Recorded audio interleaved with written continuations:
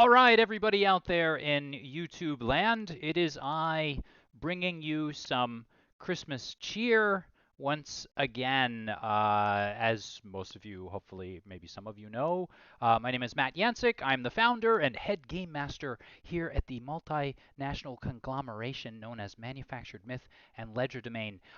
And we are going to be running tonight for your viewing pleasure the 2022 Manufactured Myth and Legerdemain Holiday Special. But before we get to that, I just wanted everybody to know that somehow, mysteriously, I don't quite understand what it is, but for some reason, we have been growing slowly and very incrementally, and then we go down, and then we go up, and then we go down and up, and it's like 2 steps forward, 1 step back. We've been getting bigger and better, having a lot more fun. And so, if you are interested in following us in other places, we do have we have taken up residence on several social platforms. So, if you're interested, you can check us out on our Discord, you can check us out on Facebook, and you can check us out on Twitter. I will be putting links to all three of those social platforms into the description below. But I didn't do it in time for tonight because I wasn't thinking, because I just panicked, because I was just sort of doing my shtick and my thing. Oh, hello, Pamela Jackson. Thanks for tuning in.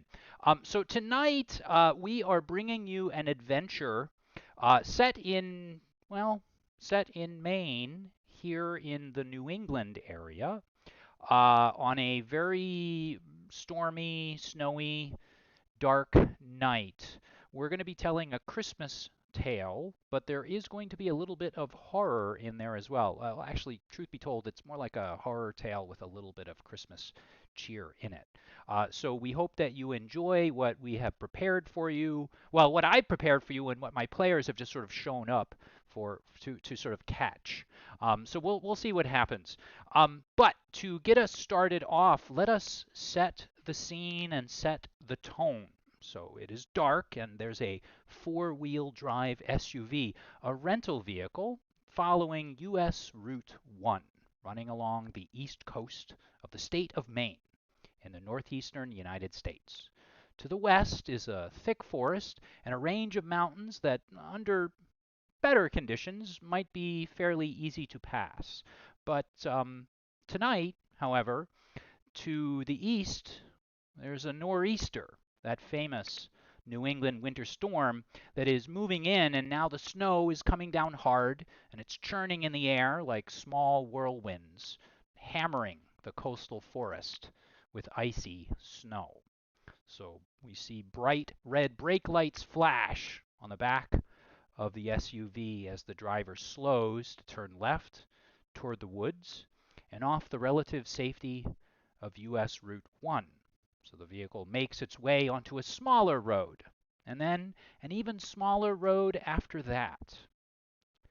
If we could hear inside the vehicle, we'd hear the chatter and the laughter of four very good high school friends who, 11 years, or 12 maybe it is, I'm not quite sure, since graduation, and each now preoccupied with their adult lives, no longer see each other more than, say, once a year, at Christmas time, this Christmas, for a very special sort of anniversary. The radio, which the four friends are only half listening to, is tuned to Christmas tunes on the local NPR affiliate. And this cheerful broadcast is interrupted occasionally for two warnings that are repeated every so often, one of which is usual for this time of year, and the other of which is not. So the first warning is from the National Weather Advisory, warning locals that the temperature is set to drop to sub-zero temperatures tonight, perhaps reaching as cold as 20 degrees below zero. Making matters worse, that nor'easter that I spoke of before, well, that nor'easter, it's a nor'easter that the likes of which has not been seen in Maine since the storm of the century in March of 1993. And it's descending upon the region, and forecasters are predicting up to 4 feet of snow to be dumped tonight. Now, that second warning is actually more like an alert. 9-year-old Ricky Waterhouse and his young sister Wendy Waterhouse of nearby Woodfell, Maine, have gone missing. The two seem to have simply disappeared from their home about 10 miles just outside of the mountain range. Local officials from Woodfell and the surrounding towns are on the lookout. Residents are asked to keep a lookout for the brother and the sister. Police report that their jackets, their boots, their hats, mittens are all gone, so they believe the two might have left home on purpose. But why? No one knows. Back to the outside of the vehicle, and we see that those red brake lights flash again, and the vehicle slows to cross over a narrow, wooded bridge, providing only one lane of traffic. On the other side, the woods begin to clear, and through the snowfall, there appears to be a single two-story home several hundred feet away. That hard snow churns through the air. And then suddenly, a herd of deer bolt in front of the SUV as it's about to leave the bridge. And so, let's meet the people inside the vehicle. The four friends plus one who we'll meet a little bit later. So, four friends, let me ask you this. On this snowy, cold, I guess it's a Christmas Eve, but maybe it's a Christmas Eve, who is driving the SUV? Who would most likely be the person in charge? Well, I would say that I kind of keep the group together through in between meetings. I text, I email. I'm the most like social.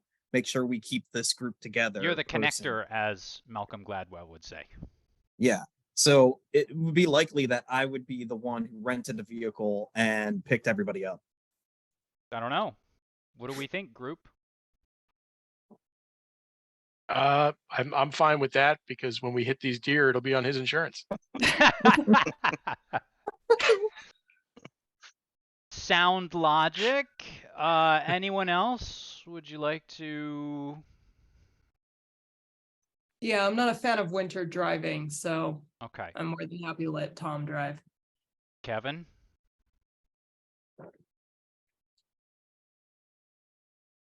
Kevin? No objection, Kevin?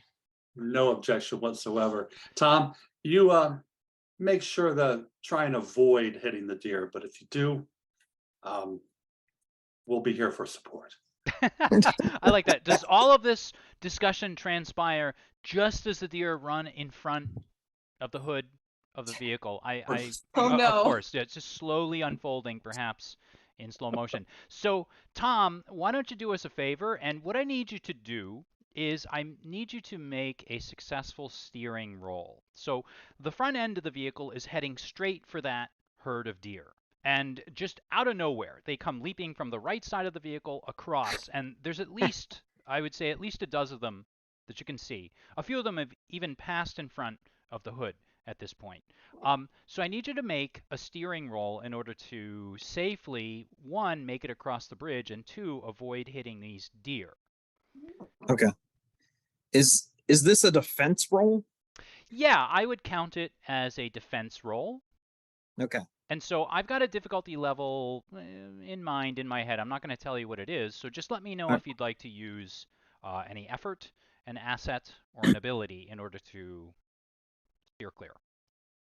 Well, I'm trained in defense. Mm-hmm. Automatic. And yeah. And yeah, I think I'll use some effort. Okay. And I'll use one effort. All right. So this is going to cost me 2 speed points, huh? Well, yeah, you're going to have to cash, right. You're going to have to spend some points out of your speed pool. Or we can call it, I mean, yeah, you know what? I would call it speed. All right. Then I roll an 18.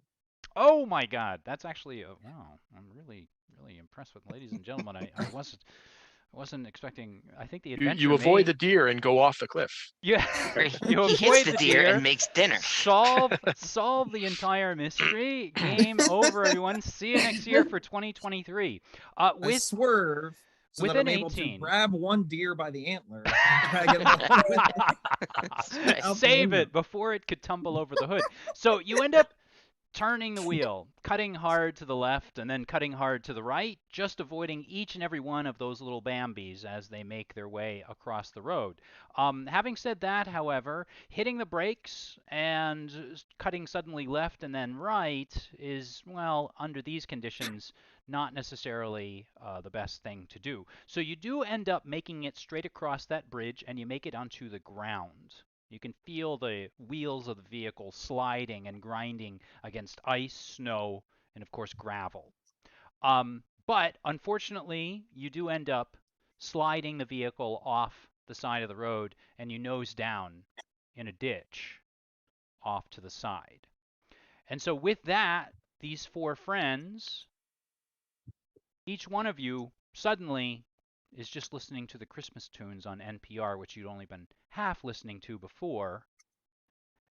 And all four of you have braced and jarred yourselves against something, the A-pillars, the dashboard, the seats in front of you. And looking through the window on that frosted glass, what you can see are deer as they trample the snow in front of the vehicle, passing by and through in that ghostly light of the headlights. And so who is it that's in the vehicle right now? So we have Tom, who is driving.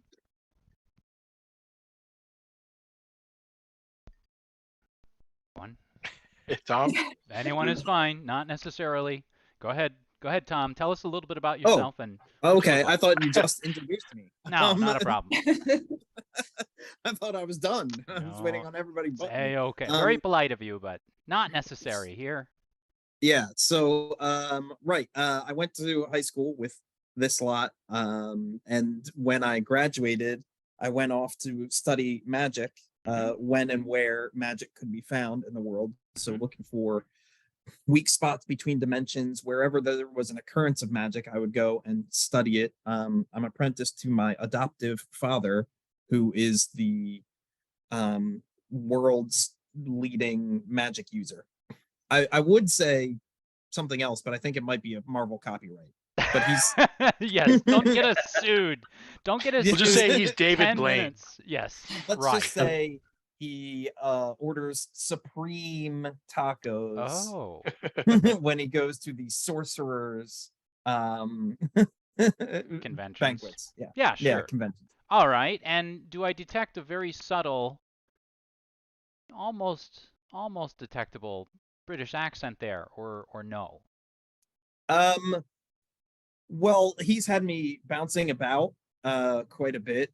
I was actually born in Mississippi, but he had me move to Maine for my high school years, and in between, I've been to Britain about a total of 10 years here and there. 3 years in my childhood, 7 more years as an adult. So I tend to slip in and out of accents. Sometimes I sound Southern because that's where I was raised until the age of 5, but mostly I sound like I'm from New England. Perfect. All right, then let's keep going around and talk to you, Ruya. Can you tell us a little bit about who you are and maybe what you were doing at the time that Tom cut the wheel left and right? Let's see. As far as what Tom was doing and what I was doing, I was probably freaking out, but Boris is telling me in my head, it's okay, you're gonna be fine. So I calmed down. So with that, a little bit of background on me. My parents were scientists from the former Soviet Union who were brought to the East Coast on a work visa by a prominent East Coast university, who then backed out of the deal thanks to political pressure from various people involved. And so my parents were left without work visas and had to basically be illegal immigrants in the country. And so their status went from way up high to basically under the radar, trying to stay hidden while still continuing their craft. They taught at lower ranking universities, and we lived out in the middle of this idyllic Maine town. And so I kind of grew up resentful of everything that had happened and had fewer prospects as an adult. So as an adult now, I'm, in my doctoral stage of education. I'm trying to work on a thesis, and I've kind of stumbled upon this ability to sort of summon dark matter. And unfortunately, that has kind of left a few screws a little bit unhinged. So yeah, our dead friend Boris is now talking to me, and this is fine. Which I was going to say the Game Master will happily exploit at later points in our adventure tonight. And I'm also glad that you brought up Boris being a voice in your head. We may talk about that, or we will most certainly discuss that a little bit later. Kevin, how about yourself? I assume now this means that you were in the back seat, because I feel like I'm going from front to the back, but maybe not. But anyways. I was in the back seat and unfortunately struck my forehead directly on the little headrest in front of me. I cursed a little bit. I'm Kevin Streichholz of the estimable Streichholzes of Bangor. I was born with a silver spoon in my mouth, and I have grown up in the aristocracy, and things have come easy for me for most of my life. And that's only most of my life, because once I met Tom Talisman, and while I consider him a friend, his ability to manipulate magic has always frustrated me, because I could never find the same sort of control. And when we separated and he went about his ways on finding his interdimensional destiny, I found a few shady paths to try and learn to, rival my friend Tom, let's say. I happened across a man named Miles who took me under his wing, a crazy old man, and while he wasn't able to assist me in controlling magic, I've become sort of a conduit of it. And it's a bizarre conduit because it primarily manifests itself through my croquet mallet. Yes. Interesting. Being of the Bangor Streichholz, as you know, that we would have a garden party from time to time, and it turns out that the croquet mallet assists me in my channeling. I also have several croquet balls that act as a sort of a flash grenade, if you will, from afar, and I have I've come to terms with how I channel magic. And currently, Maine is full of monsters. I aim to dispatch most of them, if not all. Well, I'm really glad you brought up your croquet mallet, and I'm sure the opportunity to use this mallet will come up later on in our game. Let's continue and talk to our fourth and final passenger. Adrian, tell us a little bit about yourself. I assume you're beside Kevin there in the back seat, and yes, and I had my face buried into my tablet, which I manufactured myself from the latest Silicon Valley parts, and didn't even notice the deer, and so I yelled out "merde" when he crashed the car, but that's okay. So I'm Adrian Levesque. I am of the famous Levesque family of marten trappers from northern Quebec. But unlike them, I had no interest whatsoever in pursuing the family business or even being outside. I found my calling in books and computers, and so I left Quebec to come to Maine, which was the spot to go to high school, and then later on to Stanford, where I excelled in my studies, gaining 2 master's degrees in 3 years in computer engineering and software engineering.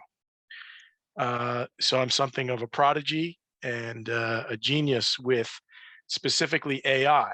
And after I graduated, I raised some VC capital and founded my own AI firm called Wing AI, and took the world by storm.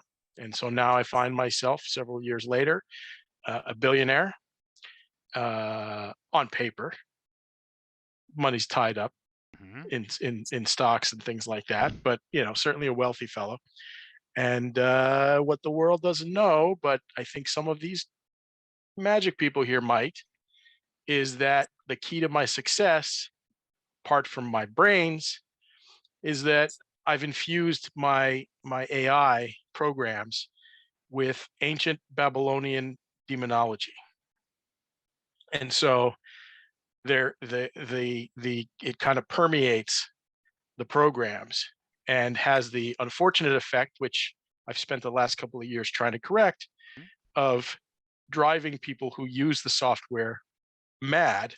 Not all of them, one in 100,000, but still statistically significant. One of my greatest fears is that some amazing detective will put it together, and my whole empire will crumble. So I'm trying to find a way to correct the flaw, and so I'm here with my friends, but I do have this dark secret. And so now, as the four of you sit in a car which is nose down in a ditch, of course, remember TBD, our other friend here, is not quite here yet. We'll get to him in just a moment. As you sit, you can hear the engine ticking, and you can hear the thumping sounds of the last of the deer as they cross away and into the woods. And so at this point, I'm going to offer our four heroes the opportunity to take control and tell me what you would like to do next. I'll immediately use my one of my abilities, which is to talk to machines, to get a readout on the vehicle. All right. Basically run a diagnostic on it. I love it. So go ahead and tell us, you're using that ability. Are you applying any effort or? No, I won't apply effort. I also have skill in repair. And I think the ability is probably machine affinity. So typically what'll happen is that you can either use an ability or a skill. I don't think you can use both. It has to be an ability or skill, an asset, and then applying effort. I'm sure that should someone be watching, they will correct me in the chat if I'm wrong. Or TBD would be happy to do that, except he's not here right now, so he's not going to correct. So let me ask you this. Is it possible that that Tom Talisman is driving a vehicle manufactured by one of your yeah, I mean, I could have provided the vehicle, sure. So then that's 2. And go ahead and make your roll. Please roll a d20. I've got an idea for a difficulty level in my head. I rolled a 7.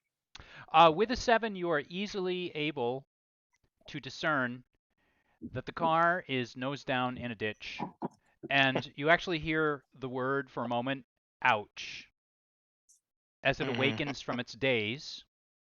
And there's almost that digital kind of blinking as the onboard electronic systems, which perhaps you had a small hand in designing, register a connection with you.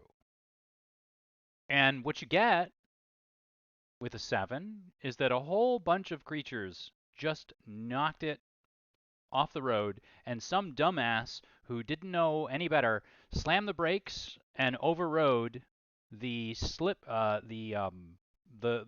what the hell is it called?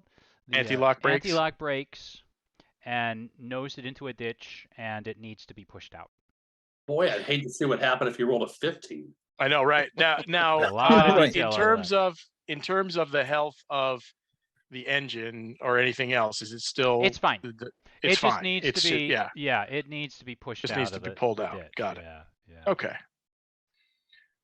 All right. So not so bad, Tom. No. You didn't break anything. I rolled an 18. I don't know what I could have done better. But we're gonna need to get this guy out of here. I do the vehicle. I do have a winch, I'm sure, on the front, but I don't know that that's going to give us much help. Well, you guys haven't gotten out to take a look at. It doesn't kind of hung up, but yeah, you haven't really taken a look. I hop out. I'm not trying to get you to get out of your vehicle or anything, but with that, Tom hops out, and you can hear your boots crunching in the snow, and they sink. It's a hard frozen snow left over from a week or so ago, and it's coated in a fresh powder from what you're getting tonight. You look up at the sky, and immediately, what you see off to your left is the tail end of that, no pun intended, of that herd of deer, kind of gazing over their shoulder and looking back at you, and you can kind of see your own breath and the breath of the deer as they look back at you. You also notice there's a full moon out, just barely visible through the swirling snow. And then taking a look, I step out and kind of look from where they ran. Does it look like they were being spooked or chased? Looking off in that direction, I'm going to say, without even you having to roll, what you hear is a very loud wailing sound. Something screeching. So now I shoulder my mallet and kind of take in the sound. Using my monster lore, I'm trained in the names, habits, suspected lairs, and related topics regarding the monsters of your world. I'm going to attempt to discern what this is in the distance. Any effort? Or just use... Wonder if I might need it. Why would you need it? Let's put it this way. I'll use an intellect edge. How's that? Well, so you're going to use intellect effort, right? So so basically what happens is this. So when you apply effort, you ease the task by one step. So everything in and actually, you know what? I should probably just take a moment to pause and let everybody that's watching kind of know this. So in my head, I'm going to choose a difficulty somewhere between 1 and 10 for every task that my players face. And the players are able to ease that difficulty. So if the difficulty is a 4 in my head, and I don't necessarily have to tell them, they can ease it by using an ability. That brings it down to a difficulty of 3. They can also apply effort, which costs 3 points in whatever pool they draw from. So if they're drawing from the might pool, or in this case, the intellect pool, I believe you said, it takes 3 points in order to bring it down. If the player has an edge in that, then rather than costing 3 points, it only costs 2. If they have 2 edge in it, rather than costing 3 points, it only costs 1. And then finally, they can apply an asset. And an asset is usually a physical thing or someone helping them in order to ease the task. So with that in mind, you're going to use the ability, and you're going to use I have 2 edge. Yep. Oh, cool. So it only costs 1 point. So I use 1 point. Yep. And I'll go ahead and roll that. Yeah, go ahead and make a roll. And I rolled a 2. You ain't making it easy on me, are you? Go ahead, Tom Talisman. What were you about to say? I was going to say, well, I mean, if you rolled a 2, it doesn't matter. But I was going to be an asset that helped him, because I would brainstorm with him what it might be. Oh, no. Viewers at home, should I? Yes. Why not? Why not? Yes. It's a Friday night. It's Christmas Eve, except it's not. It's Christmas Eve, and we're just doing a one shot. So why don't we retcon this and we ease the task by 3? And reroll. I didn't say that. I didn't say that. Hey, I will say is, where's your Christmas spirit, Matt? Bah humbug is all I have to say to that. I should have Can't you see? I don't have like anything jolly up there. I've got Daredevil. So that's the mood I'm in tonight. So at any rate, even he brought a heart to a heart transplant patient. I will say this. With 3 easements, you don't have to roll to tell that what you're hearing is the distressed call of a large animal, and you suspect, just from what ran in front of your vehicle, you suspect it's a deer. Okay. So with that though, I don't want to neglect all of our, any of our players here. Ria, would you like to now do something? So you're sitting there, and Tom's gotten out, Kevin's gotten out, Adrian's like clicking away at his tablet, and he hasn't declared anything yet, so he's just being I'm himself. just playing Candy Crush. Yes, probably. Would you like to do anything at this point? Yeah, I mean, I guess if it's, nose down in a ditch, we shall probably get out and start trying to push or pull it out or something. Yeah. So I get out and relay this to the other gentleman I'm accompanied by. You see Tom staring off and locking eyes with a deer. You see Kevin looking off in the other direction toward where all the deer came from, and you see Adrian still playing Candy Crush. You think, or you assume, and you see him like go like this, curses, and you see a little thing that says stocks at the top, and it just does this nosedive, and then it comes right back up, and he goes like this, and then it goes back down. And he's like, oh. Stepping out of the vehicle, you take a look, and doesn't really look that bad. Looks like if a few of you got together, and maybe if Tom hit reverse and maybe you got enough weight in the back end or whatever, you could probably get that thing out of there. Adrian, do you mind hopping in the driver's seat for me to do the reverse thing? Yeah, sure. You got it. Actually, I can do it from here, and then I'll just link with the car, and take command of it, and do what he wants me to do with it. Wow. When I said build a character at 4th tier, I didn't know it would be quite so powerful, but well, it's machine affinity, right? I mean, I can control electronic devices, so I'll just I mean, I can take command of it. But if you'd rather I was in the front seat, I can do that too. That's fine. So Tom, Ruya, are you going to be maybe taking the front end and trying to give it a heave-ho? Yeah. Yes. All right. So here's what I'd like to do with that. I'm going to just say that the three of you working together is automatically an easement of the task by 3, just right off the bat.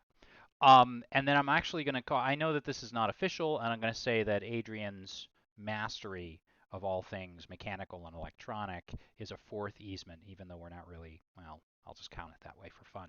And you are indeed, with the 3 of you working together, able to push the thing out. And you, Kevin, while this is happening, you're resting there with your croquet mallet, eyes focused on the forest, and you're pretty certain what you're hearing is probably the death cry of a deer.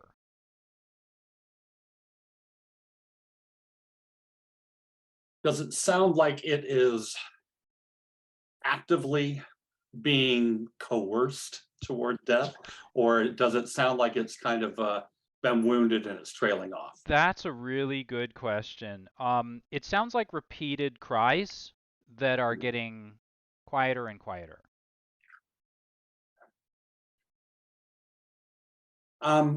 Just kind of in tune with what's going on. I don't mention this to the rest of the group, but I slowly start taking steps in that direction. Mm-hmm. All right, then. So with that, I'll say that Tom, Ruya, and Adrian are backing the vehicle back up onto the road, and now they can kind of see that, well, the front end is maybe might need a little bit of work there at the shop, but you, Adrian, don't get the feeling at all that there's any real structural damage or and no catastrophic damage, certainly. And Kevin, you keep your eyes kind of focused out in the forest, watching. With that, however, I want to remind our players, and maybe I didn't make it really clear here, but your winter home, your Christmas home, is, I don't know, 600 maybe feet up the road from where you're at. And that bridge represented the last barrier between most of the real world and your once-a-year Christmas retreat, once-a-year holiday retreat. And TBD. Hey.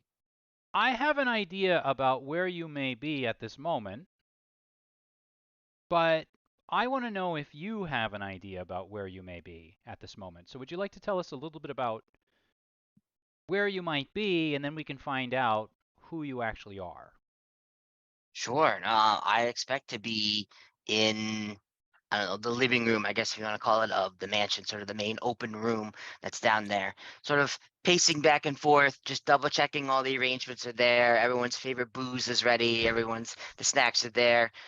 Making us all ready because this is our big day. Only once a year does everybody come back, so I That's got to right. be ready for it. So with that, however, with you in the living room, what you see off in the distance through the living room window are two small headlights as they sort of peek out through the forest every so often as you assume your four friends approach the mansion. And then you see them as they make it to the bridge. And at the same moment that you see them crossing, or at least start to cross the bridge, you do see that herd of deer as it blasts out of the forest.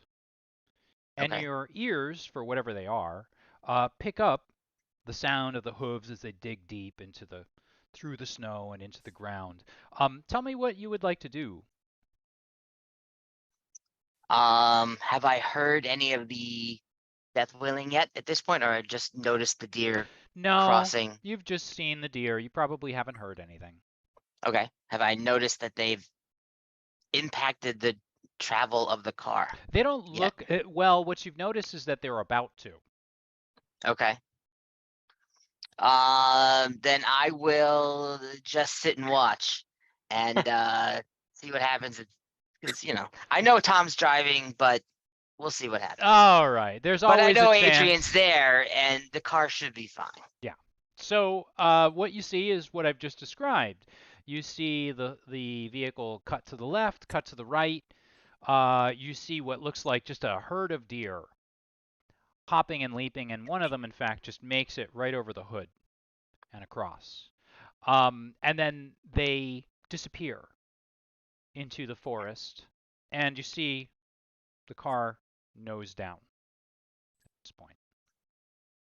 I just kind of sigh and say, I guess Adrian was playing Candy Crush again, and I'll just kind of casually walk out and go towards the car to see if they need help pushing it out. All right. So let's cut back to our four friends in the vehicle. And at this point, Kevin, what you notice is that the front door on the mansion, 500 or 600 feet down the road, opens up, and you see your old friend in quotation marks, TBD, as he, is it fair to say lumbers? Lumber's a good word. As he lumbers out, kind of awkwardly stepping through the snow.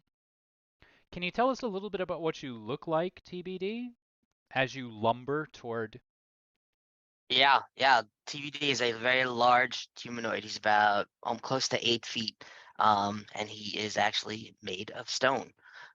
That is his where he gets TBD from the tonalite, bonanite, dunite, which is the three main minerals that form his body. And so as you lumber forward, are you in a particular hurry or just sort of, here we go again? I'm in a little bit of a hurry, but there's not really much difference between and a hurry for me. Okay. And so as you're moving forward, you do hear the cries of that deer in the forest as they slowly begin to dissipate and then eventually die out. You see the four friends get out, or three of the four friends get out, push the vehicle out of the ditch, and now they're back on the road. And I assume, can we say that everybody's, maybe except Kevin, is getting back into the vehicle? Absolutely.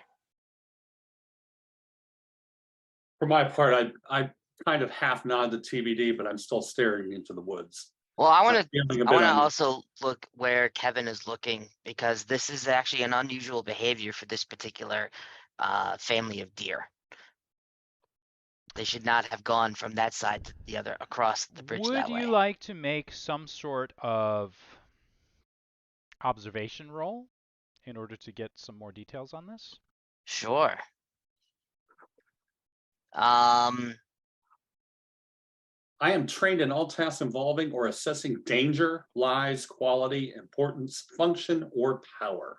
Nice. It's part of my clever skill. So that's what I'm doing. I'm just trying to take in all of the noises, all of the, I don't know, smells, sights, anything to try and assess what's going on.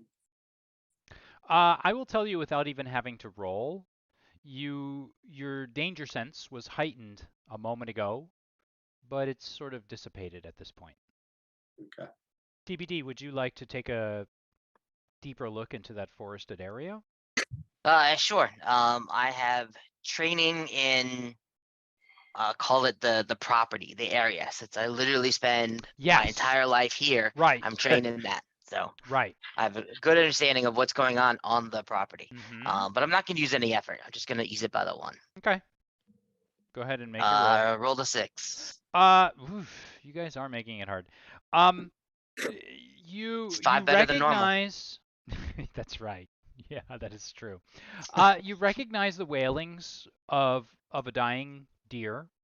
That is something that you every so often do hear, being essentially the groundskeeper of this area. But whether or not there's anything connected with this or there's any reason for this, that's something you're not really sure of. Okay. Right? I'm intrigued by Kevin and TBD investigating this, and because I'm a mystical adept who solves mysteries, I have bestiary knowledge. Okay. Which is, sorry, just a second. You are trained in the lore of flesh-eating non-humanoid creatures, recognizing them, knowing their weaknesses, and knowing their habits and behaviors. Okay. Yeah. And I'm also specialized in identify and understand the supernatural. Okay. So, we didn't clarify before, but is the car you're driving sort of a green and orange van? Are we a bunch of meddling kids? Is that what's happening? It's old But man it's Carruthers. obviously an EV because, It's the EV version of the mystery machine. And yeah, I think I'll apply effort, and because I have an intellect edge of 3, so it's not going to cost me anything. Okay. And how many Yeah, okay, no problem. All right, go ahead. Cool. So I'll roll, and I hope it's a 6. Oh my goodness. Ladies and gentlemen, I gotta say, like, even for these guys, they are making it really tough on me. These, you know, it's I rolled an 18, but you wouldn't allow it, so I don't know. At any rate, so with that, you know what? A lot of supernatural creatures will kill and hunt down animals in the dark at night. However, you do have a particular connection to this area, and can you tell us a little bit about your connection at this point, Tom? You and of course all of your friends. What do you know about this region, and what sort of dangerous creatures or creature once roamed it?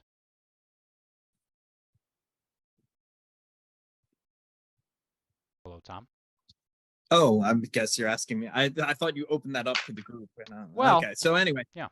Well, we had an incident that brings us back here every Christmas. Our when was it? Was it the last year of high school? Yeah. We were like 4 months, 6 months from graduation, and we encountered an animal, a mystical supernatural beast called a Wendigo. And the 5 of us present, now that TBD has joined the group, the 5 of us plus our friend had a 6-on-1 fight, and we lost our friend as we banished the Wendigo through a hole into another dimension. And Ruya, go ahead. Ruya, who is that friend? You had actually mentioned them earlier. That would be Boris, who has summoned us all here tonight. And whose voice you've been hearing as of late. Is that correct?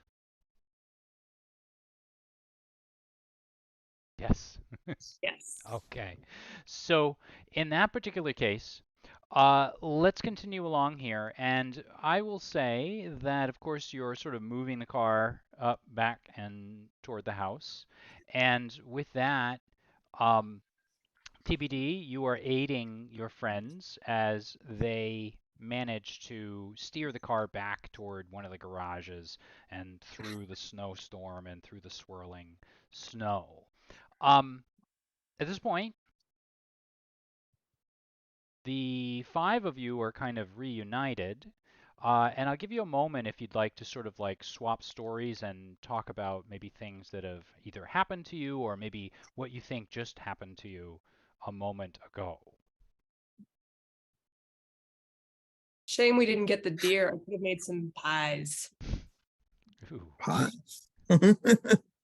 I was thinking more like jerky, but I guess deer pot pie is the thing. A little cozier.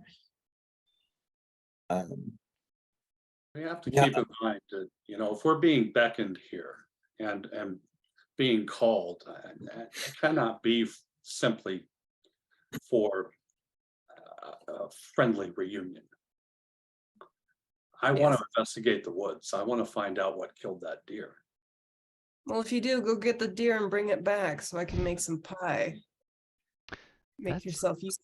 Actually, TBD, do you have any food that you keep here as our resident? Of course, we're all stocked and ready to go. All your Okay. favorite booze, and we got plenty of snacks and enough to make plenty of meals. We're all good to go. So then I tap Ruya on the shoulder and go into the kitchen and use hedge magic to prepare food, assuming that she would. It's I sort of also our. have edge magic and I assist you. No rolls necessary. You both enter into the kitchen, and immediately it's something out of Fantasia. The food begins to move and dance and sparkle and all of those nice Disney-like things as it slowly disassembles itself and then reassembles itself into sandwiches and drinks and all kinds of and side dishes. It starts to cook itself, and a good meal should be ready within half an hour or maybe 45 minutes or so. While this is happening, we have Kevin and Adrian. Would you like to, either one of you, get up to anything at this point? Yeah, I'm going to retrieve from the back of the SUV my my Touring, which is a tracked vehicle about the size of a riding lawnmower. So I'm just going to bring it out. It's got a turret on it, but it's basically my machine companion, and I'm just going to bring it in to show it because I just built it, and I'm going to show it to TBD and say, look at my latest creation, TBD. Ah, it's amazing as ever. What can it do? It launches slugs from the turret. It's completely radio controlled. You can see the track system. They've got a system of hydraulic shocks, so it can traverse any rough terrain, snowy terrain. It's pretty amazing, if I do say so myself. We're trying to bring it to market. I just have to find a proper manufacturing plant somewhere in the world to make it happen. But one of the many side projects, I suppose. Well, if you want some extensive testing, you could leave one here for the year. Good. I could use a buddy and a toy. Yeah, how have you kept with your boredom this year? It's not too bad. We've had a strong increase in tourists that I've been able to scare away. So that has kept us pretty Excellent. busy. Yes. Excellent. But the portal has remained closed. There hasn't been any unusual activity at the portal site. And Hey, Adrian, what's that thing you brought in? And I make him explain the whole thing all over again, because this is what happens at holiday gatherings. If you tell one story to one family This is member true. or friend, then someone else comes up, you got to re-explain the whole thing. And there's got to be an uncle with a very different political view that everyone argues with or ignores. Some aunt who insists you have to start having children now or you'll be too old. That's Right. right. That's so true. And once he's done explaining, I say, "Hey, Adrian, does it have any storage compartments?" Sure, it does. And then I pop open like a little hatch in the back that would, be kind of like a saddlebag on a Harley, kind of thing. Camera. Oh, okay, cool. Burb, which is my stupid way of saying BRB, which is a stupid way of saying be right back. And I run to the I run to the vehicle and grab a whole bunch of IV packs full of blood. They're like 5 or 6. Oh my God. Wait, All right, that took a turn. Hold Yeah. on. Let's stop Yeah. the stream for just a moment. We're having technical difficulties. What is going on here? You have bags of blood in IV bags filled with blood? Ladies and Yes. gentlemen, this is not something I saw. I can assure you, I did not see this on his character sheet. I do not necessarily endorse it, nor does this reflect my own personal beliefs. How do you have bags of blood? You wrote this. We're supposed to perform a ritual, That's true. and I can't just have a tiny little vial It's true. in my pocket What come from? Is it in order to make yours? the size pentagram. Ladies that and you told gentlemen, me I would that have. And is- now we know what happened to that 9-year-old boy and his Ladies and gentlemen, this is true. I did send them a sheet on a ritual that they will be performing later tonight. This is a ritual that they perform every year, and I had completely forgotten that is true. But when you said IV, I picture like human. This is a little bit different than that. No, I had to steal empty IV bags Okay. from a hospital Right. and fill them with virgin pig blood so that we can perform this ritual that you made up. This is not True. Am I going to carry this tiny True. little vial? Ladies make and it gentlemen, stretch this open? is What very did you do with the true. bacon? Pig's still alive. Yeah. It gets an IV. It goes to the Red Cross. I do believe in treating animals right. So in this actual play, no animals will be harmed. No Right. role play animals will be harmed. Except for that deer that just got Except for the mutilated, deer. but that's Oh okay. wait, Right. you Except for didn't the go to deer. investigate, and we have not yet gone back to Kevin to find out what he has found. All right.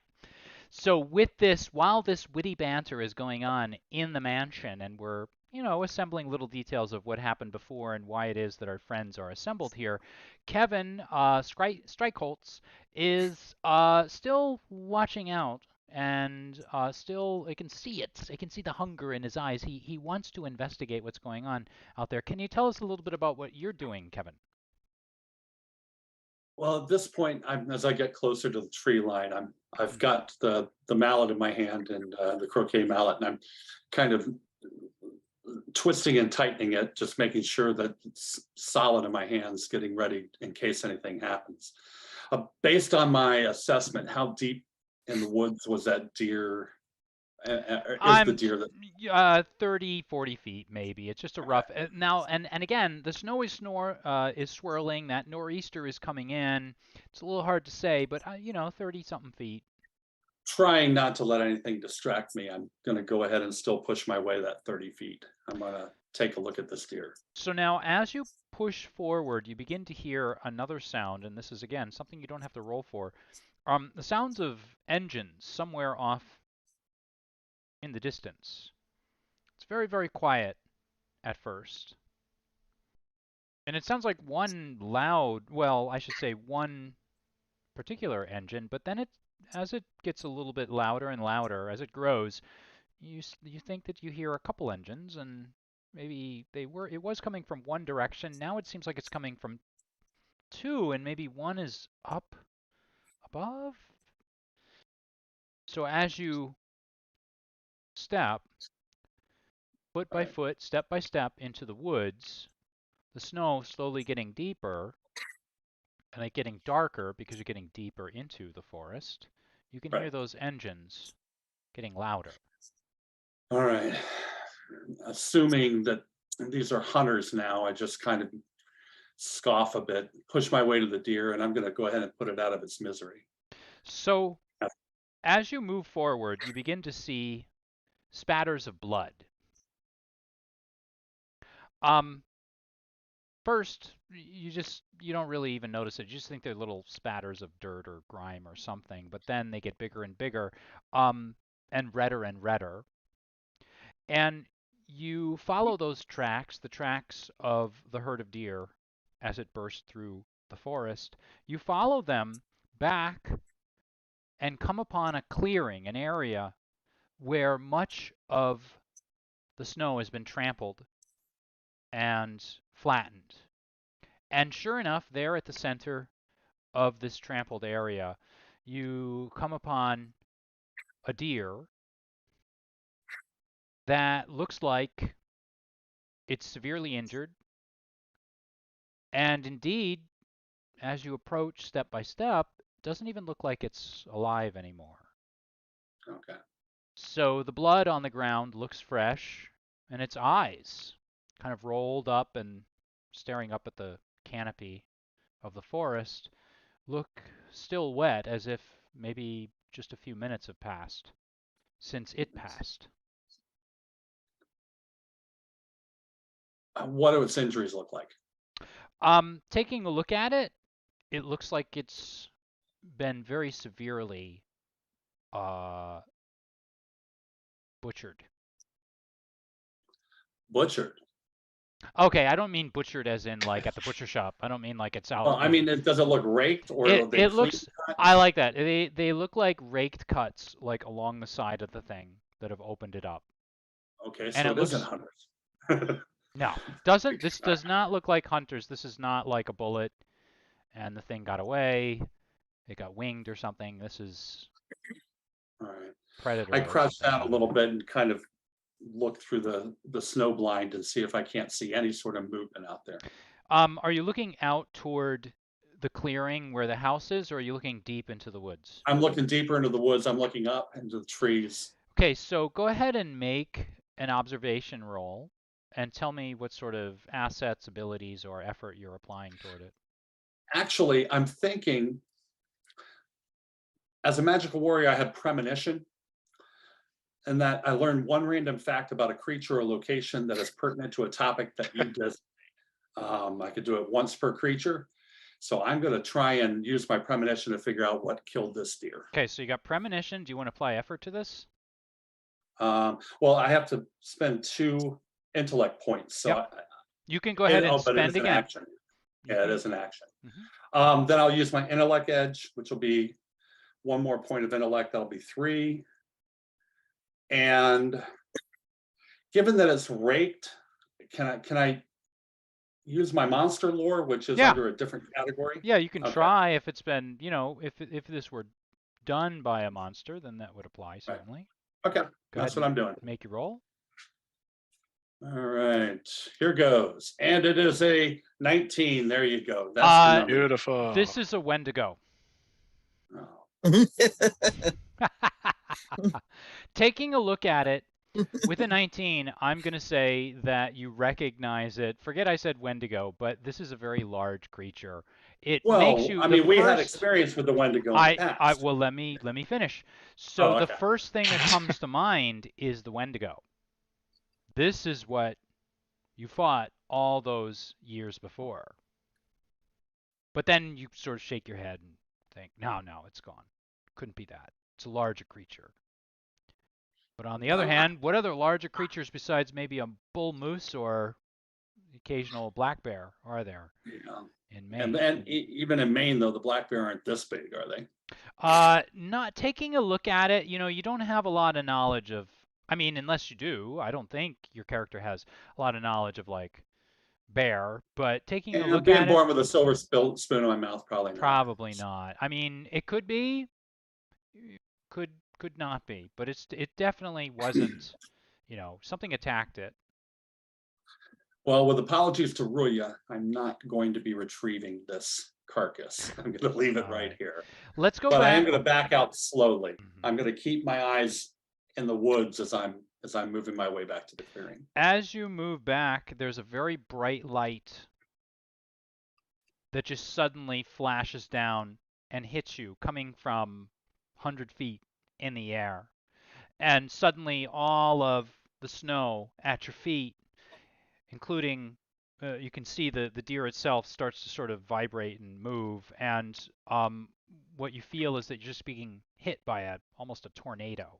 But with that, let's cut back to Tom, Ruya, Adrian, and TBD back in the house. As you're using your hedge magic, Tom, to prepare, well, how about this? What are you guys up to now that you're sitting down to eat? Anything in particular, or? I guess other than catching up and eating like a cheese ball single-handedly, not much. Those Yeah. port wine cheese balls with townhouse crackers. Yes. Get the crackers. It's just the cheese ball. Adrian and TBD, are you two up to anything? Well, I don't have to eat. So I'm actually still kind of scanning the security measures that are on the property, trying to find out what Kevin is up to. So I'll tell you. Okay, Adrian, what are you doing? I'm eating whatever these two culinary wizards cooked up here. Sounds good. All right, so I know with this. So as a game master, what I like to do is know what everyone's doing first, and then I decide what order we're going to address it. But if it seems like Tom, Ruya, and Adrian are all eating, I'm going, now that we've established that, I've established kind of a small moment where they can eat for 5 or 10 minutes while TBD does something like scan the security. And while we're eating, Oh. I'm going to quiz Tom on the nature of his insurance and whether he has no fault or accident coverage or, you know. Sounds good. Sounds fair. TBD, tell us what the security setup in the mansion kind of is made up of. I don't know. Adrian set it up with a lot of different remote cameras and motion sensors. It's got night vision, maybe some heat vision as well, and just ways to sort of track movements on the property. All right, so you could probably conceivably go back, take a look at recordings, and get a live update of what's going on, and find out what's been going on in the last half hour or so. So we'll Okay. count the security system as an asset. Do you have an ability, or do you want to apply effort? I do not have an ability, but I will actually apply one level of effort. Yeah. I rolled a 15. So taking a look at the security videos, which are set up all along the property, you kind of recreate what's been going on for the last half hour. And looking at infrared and night vision and the limited camera angles that there are of the property, what you recreate is the inevitable collision between the car that your 4 friends took to get here and the deer.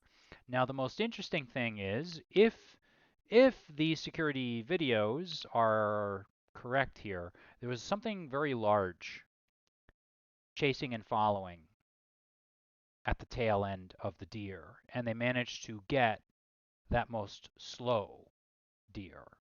I won't say it's the one that Kevin saw necessarily, but perhaps in a few minutes when the two of you get together, you'll be able to sort of draw that conclusion on your own. The other thing that you notice is taking a look at motion sensors. There are at least 3, no, I'll say 2 vehicles approaching very quickly from the far side, the side that the deer went through, approaching from that direction. And up above, there's what appears to be a helicopter that's coming in fast Whoa. from the other side. Okay. And you can kind of see that, and you can kind of deduce this is not the best weather to be flying in at all. And it's moving quickly, and they're kind of on I want to say a collision course, but that implies that they're going to hit each other. They're not. They're like in a pincer movement. They're moving in basically on the mansion itself. All right. Seeing this, I'll immediately sort of transfer the feed over to the screens in the kitchen. And I'll walk in there and give everyone an update, make sure they're aware. So Ruya looks up from a giant cheese ball with cheese like dripping down like her chin, and says, what's on the screen? And Tom, who's like sitting there like he's in an apron, like moving back and forth like this, like from one side to the other, is like whistling "Whistle While You Work," and all of the food is dancing around and reassembling. And Adrian is Adrian, what were you doing? You were Scarf and deviled eggs. Yeah, I was eating, and yeah, that was it. You all look up, and on the numerous displays, you catch the feed that TBD is sending to all of you, like the good guardian of this property that he is. Any reactions? Yeah, I'm gonna step out onto the front porch. And my concern is I don't like the group being split up. I don't like anyone being off on their own. Being all alone is the most dangerous situation. So I'm going to take Far Step out to Kevin. Oh, nice. Wow. Tell us about Far Step. We want to know everything. So Far Step is or don't. Sorry. It's okay. It No, allows no, you to no. go very fast, ladies and gentlemen. Yeah. Far Step is you leap through the air and land some distance away. You can jump up, down, or across to anywhere you choose within long range. If you have a clear and unobstructed path to that location, you land safely. Can we count the house as an obstruction? No, I step outside. Oh, okay. I'm sorry. I said I stand step corrected, outside ladies and and take gentlemen. Far Step. It's on video too. It's recorded. Yes. So you can go back and check that. I did say check the I feed. step outside. I think and John then Madden will actually be doing that later. He's going to be drawing like things on the screen. Boom. The GM obviously wasn't paying attention. So you do no. without even consulting with your friends, you do your thing and you step out and you far step out toward Kevin. And Yeah. you at this point hear those engines. And the first thing you see is a very bright light, spotlight being shone down into the woods where the deer came from. And you immediately think, first of all, holy cow, it's dangerous for what must be a helicopter to be out because there's a tornado of snow beneath it. But before we go any further with that, Ruya and Adrian, are you two up to anything at this point? You've just seen Tom disappear out the door without rudely not saying anything. Well, Yeah, go ahead. I'm gonna put on a coat and just start making my way out the door. And it says, yeah, something must be going on, Maria. This is gonna be a thing, isn't it? So I grab as many snacks as I can put in my cheese balls in your pockets. And I put my balaclava on and I'm like, all right, let's go. So we go outside and I scan just to see if I can see anything. All right. So Tom is far stepping. So he does this thing. What does far step look like when you use it? Are you just moving really quickly? Do you turn into a blur? What happens, Tom? What does Ruya see? And you know, in the Matrix, when Morpheus tries to teach Neo how to jump from one skyscraper to the next, that's what it looks like. Cool. I like that. Without the falling into. Without the falling. Yeah, it's the Morpheus right. version, not Neo when he not jumps the Neo off. version. Right. It's when Morpheus makes it look cool. That's what it looks like. Okay. So Adrian and Ruya, you see that. TBD, are you going to remain behind or are you going to head out? No, I'm definitely going with him. Okay. Going out, absolutely. Same thing. So the three of you see Tom as he kind of blurs and becomes a bit of a rainbow as he cuts in an arc through the snow, and there's a wake of swirling snowflakes behind him. And for a moment, Tom, you actually get a little nervous because maybe you far stepped a little bit too far, and you realize as you far step up into the air, you're now at the altitude of that helicopter. And there's a moment where whoever it is that's in the chopper does one of these. and then blurs, and then you are a blurry haze as you impact with the snow, and you're sort of standing outside the forest, just maybe 15, 20 feet from Kevin, who is about to exit the forest. And Kevin, we are now back to you, and you recognize what is most certainly a helicopter as it sort of moves, as it hovers left and right. And it actually stops, like I said, for that moment, and just that light down on top of you, and it continues over you and heads toward a clearing. And as you watch it land, you can see the two other snowmobiles, which you recognize now as snowmobiles, as they come out from the path that the four of you just came down.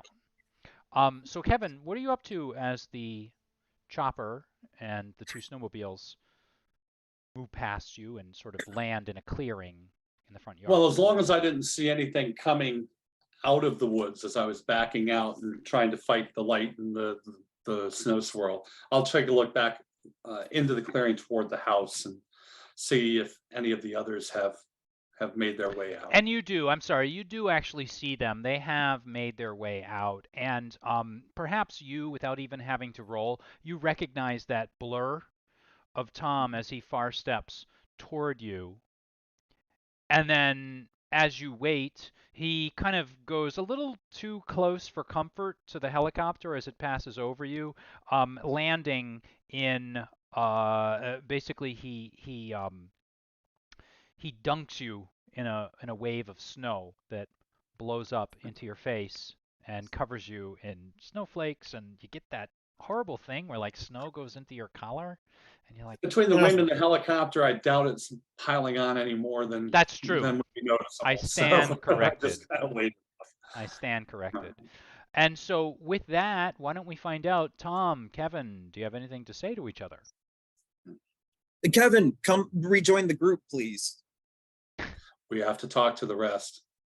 We got to talk to the rest, man. All right. Well, I want to know what you saw. So you It's both back. You're heading back toward. Yeah, toward the group. Okay, cool. So TBD, Adrian, and Ruya, as I was just sort of explaining, what you see is that chopper as it makes its way over Kevin, and Tom as he lands, spraying snow all across Kevin. And then two snowmobiles come out of the darkness down the road that you were just following. And the chopper looks for a moment. You can sort of see the wind blows, and the chopper lists a bit.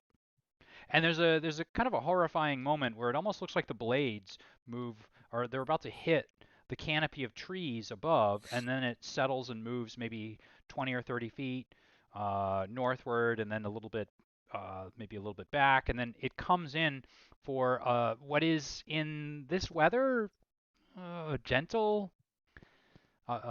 landing, and then the rotors begin to spin down,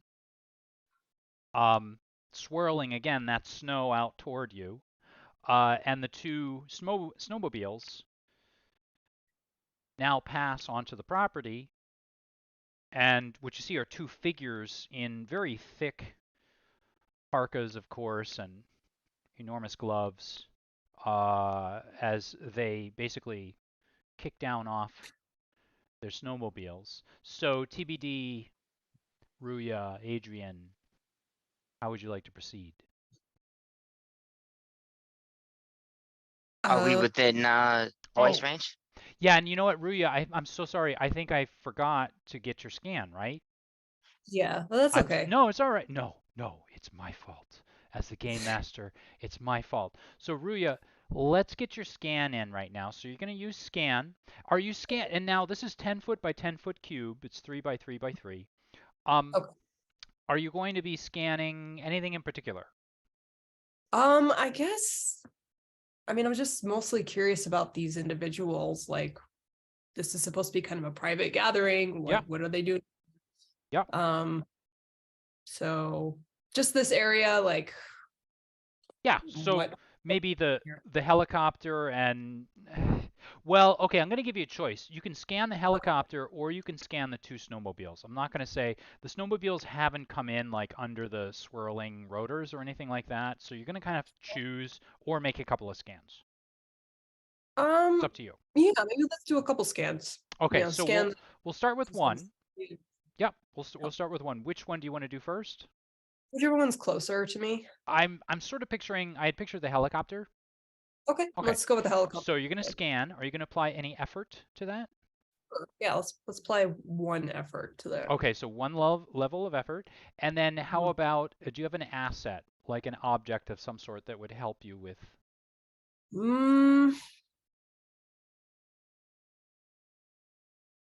No, not for this one. Go ahead, make your scan. Okay. Okay, I got a 19. 19. So with the scan, first of all, as the helicopter lands, it was kind of odd when you'd seen it land. Ordinarily, you would see some sort of livery on the side, sort of declaring what it would be, and all you really saw was a tail number on it, a registration number on the back end.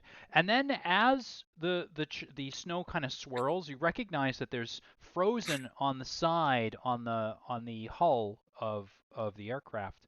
As it hits, there's a vibration that passes through the chopper and some frozen ice, which is never good in this sort of weather, cracks and starts to fall off. And what looked like just some sort of old designs that had, been essentially just something painted on there that wasn't kept very well, now suddenly looks like the logo for the Woodfell Sheriff's Department. The other thing that you notice is that this is because I'm obligated I am, as a representative of Monte Cook Games unofficially through using the Cypher system, I am duly designated. I am obligated to give you the level of the vehicle. This is a level 6 helicopter. Okay. And you get that there are 2 people on board, a pilot, which was very definitely kind of like controlling it, and then somebody else in the passenger seat. This is before, just as it lands and just as it like hits. So let's go back to TBD Adrian, who have now approached and run into Tom and Kevin. Would you like to talk? Yeah, what's going on out there, Kevin? Well, I knew that we were called for a reason. I knew it. It's I channeled some magic, and it's that damn Wendigo again. It's a Wendigo, and it's here in the woods tonight. I don't know what the helicopter's about. I don't know what the snow machine's about, but Wendigo's back, man. Oh, great. So to escape the portal?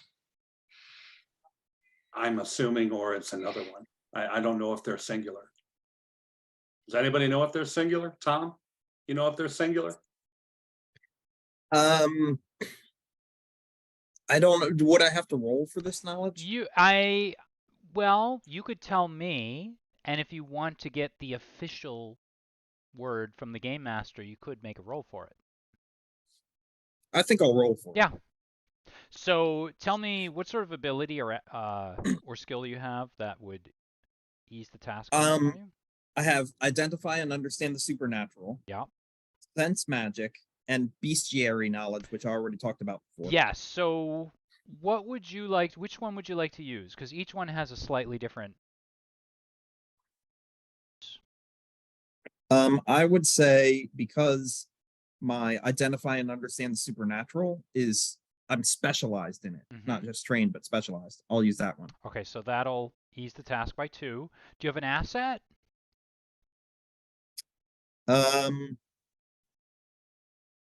Not one that I put on my character sheet. I could say I'm carrying around. You can. So this is the way I do it, ladies and gentlemen, just so you kind of know. Like, you do have access to, I think, like 2 expensive items, 2 2 moderate price items, and 4 inexpensive. Oh, my so, expensive item is a smartphone, so I can Google it. I like this. However, I'm gonna say you're not getting very good internet right now. That is not just a GM kind of like. That's no, it this makes is a sense. snowstorm. Mhm. It's cutting in and out. We'll say Well, that. plus Well, it's so remote, like, So if I it's already not have a on- database downloaded, for example, if I've already downloaded Adrian's spell It's already check on the database, app. Well, wait, did you get the 256 gig model? Because otherwise you I know. trouble. Ladies I and have gentlemen. I have child controls on my Wi-Fi in the cabin. Can I? so- You know what? I just want to say something. I have seen Seth Skorkowski's episode on the bummer and the difficulties of having players that have player characters with smartphones. Yeah, And Just gonna find players without smartphones. despite being a great fan of Seth Skorkowski's, despite having interviewed him on the channel, and had like he actually said to me this sort of thing. Despite that, I have not come prepared for this. However, I'm going to say this: if you want to use your smartphone, I'm going to raise the difficulty of the task by 1, which will no, I'm not gonna use counteract you lowering the difficulty by 1. Well, I'm assuming he's probably wearing gloves because it's really cold, so that makes sense. Yeah. Trying to manipulate a smartphone in the cold is it. not Well, an actually, easy task. I don't have to wear gloves because one of my powers is adaptation, so I don't get cold. Okay, I'm delaying the roll too much. So first of all, you've got your ability. Second of all, you're going to use your smartphone. And third, Mr. Smarty Pants, do you want to use any effort or anything? Yes, I'm gonna drain 1 point from my might pool to increase my Do you intellect have an edge pool. of 2 in might? No, So- I have investigator because I solves mysteries. Oh, okay. Well, I can like I pull said, from any pool you I can want. only use 1 ability or skill. You can't use multiple.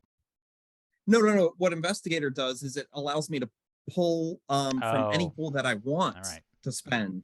Yeah, I so I'm will- not going to spend intellect points. I'm Is- going to spend something else. Go ahead. Just make All right. make your damn roll. 6 again. After all that, are you serious? Yes. Well done. With a 6, so essentially, Wait, can we use the task more than 3? Because I have 5 effort. So can I like use effort twice or something? Yes, you can use the 5 efforts then. ladies and gentlemen, do you see the type of players I have to deal with? They've I don't made their know. roles. We've never done a level 4 smartphones, character. the other. Oh my gosh! I'm gonna And say. quite frankly, as an aside, I was just putting Tom on the spot. It's not really that important of a question. So because ultimately it's out there, right? So Yeah. Right, that's true. I think I'm just more curious about the game mechanics. at Tom? this point. Sometimes they I rolled a 6. they have been known to mate, and when they mate for life. Okay. That's what you get for a 6, and that I think is generous. Okay. So, I cannot even remember what system we're playing right now, what game we're playing. Does someone want to remind me where we are? We're in Most of air. us Yeah, are talking. Kevin just told us it's a self-service. Wendigo, but we don't know if it's our Wendigo or a family member of our Wendigo. Right. But it is possible that there's more than one Wendigo Yes. in existence at a time. Yeah. because What's of the, the wives' plural tale of you remember. Wendigo? When the guy. Wendigoxen? That's right. They call it Wendigo. the Wendigo then. Why? I don't know. Anyway, let us continue at this point. Let us keep the stream moving here a little bit. Let's keep going. So at this point, the 2. Would you like, Ruya? I will allow you, unless someone else wants to go. I'll allow you to make your second scan. Yeah, let's go with that. Does someone else want to just kind of go around the circles? Everybody's okay? Well, I Well- just want a clarification. The helicopter has landed. Yeah, it just hit the ground.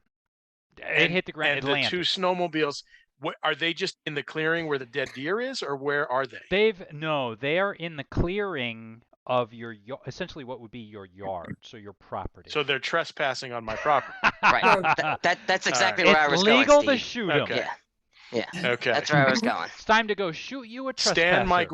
Stand my ground law. That's There we right. go. And right. this is Maine, so Speaking And- of legal to shoot, will they be able to shoot back is the question. yeah. Are they slinging any rifles or anything over their shoulders? I have Uh, a shotgun She's gonna buckshot. scan. We'll answer that in just a moment. Ruya, as you turn your gaze to do your second scan to the two parka-wearing individuals, you do notice that one of them has a rifle slung over their shoulder. The other does not. Go ahead and make. You've got scan. Do you want to apply effort to the scan or use? Yeah, let's put some effort to it. Okay. And then how about an asset? No asset other than a shotgun, which probably would not be an asset. That at it's this got to be an asset that applies to what you're doing. So, I guess you can like Like- fire at them and frighten them and put them off their guard, so that then you can Yeah, scan especially them if more it's thoroughly. possibly law But let's not do enforcement, that. Probably not. Go ahead and with an easement Okay. of 2, go ahead and make your scan. Oh, it went off the table for a 3. A 3. My goodness, ladies and gentlemen. For a 3. We have not rolled in double digits yet. No, I did once. No, somebody. yeah, it's a You got a couple, nice. yeah. I also Ruya went got to a I had an 19. 18 on driving Yeah, the truck, and that yeah. still won't put us in a deuce. For a so. 3, what you get, I'll tell you this. One is actually the one. First of all, it's the two individuals are both male. The one with the rifle slung over their shoulder is a level 3. The one without is a level 2. And now they both kick or flick their snowmobiles off and hop off with the practice precision of people that have been riding these things their whole lives, and getting out of the helicopter now, only on the passenger side, not on the pilot's side, is another person who reaches into their helicopter and into the helicopter, and then as if they were kind of like putting something away or putting something back, and then they step out onto one of the skids and then walk around. And now the 3 of them kind of come together and they begin to they're kind of talking now to each other, and you can see the breath in the light cast by their snowmobiles, cast by the lights on the property, cast by the spotlight, which is now kind of like facing upward but sort of bathing the entire area in light. You can see the 3 of them, their breath, as they step forward to meet the 3 of you, or I should say the 5 of you. So TBD, at this point, I'm not sure what you want to do. If you want to expose yourself as a rock creature, or if you want to kind of stay back. Don't expose yourself. We're not ready for Yeah, that. whatever happens. No, I was actually gonna step forward, and just sort of bellow out to them, gentlemen, you're on private property. Please state your business before we escort you out. One of Okay. them. Is that what you do? Yep. And Adrian, do you have anything to say? I mean, I'm not trying to influence anyone, but I'm assuming you sort of have control over TBD, or you don't? I don't know. No, I mean, I'm okay with him saying that, and then I'll chime in. I'll say, this is my property. At least identify yourselves, please.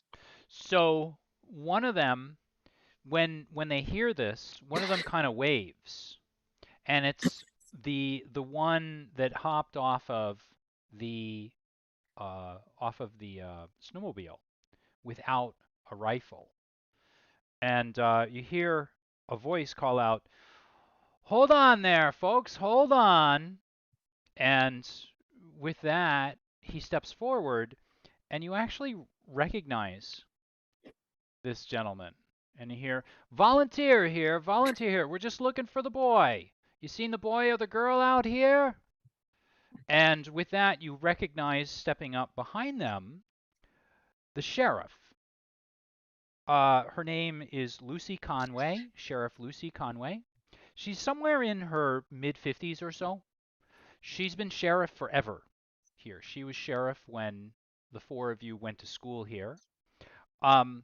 You don't recognize what is now the young deputy. The young deputy is the one with, he's kind of like hiking along behind, like pulling that rifle over his shoulder to keep it on and, firmly on there. And he looks like he's trying to keep warm too. And Lucy is to the side of an older gentleman who just sort of pulls off his knit cap. And you can see he's got to be late 60s, maybe early 70s. And he's the one waving his hand, his mittened hand to you. Hold on there, folks. Hold on. You seen the boy or the girl around?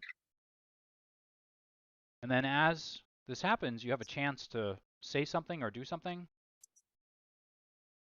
I No. would say, wait, no. This is quite a search party. Where did they go missing?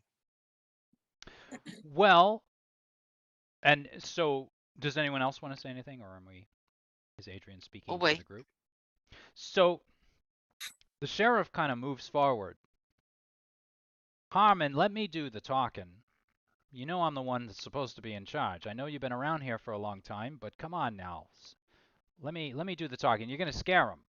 And when they step forward, again, you recognize this as Sheriff Lucy Conway. She's someone that's been around forever, or at least as long as you've been in there.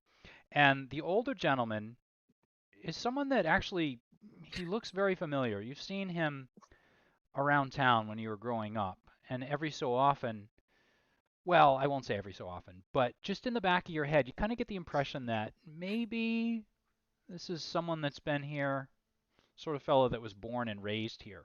And hanging back behind the two of them is the deputy, who still hasn't identified himself, but you can kind of clearly see as they approach, you can see that there is the Woodfell Sheriff's Department logo on there, and then of course there's the Woodfell Sheriff's Department helicopter that is like spinning down behind you, and you're not really sure, but you assume those are maybe Woodfell Sheriff's Department snowmobiles that I they're don't think riding on standard as well. ground laws apply in this case, right? No. Probably not.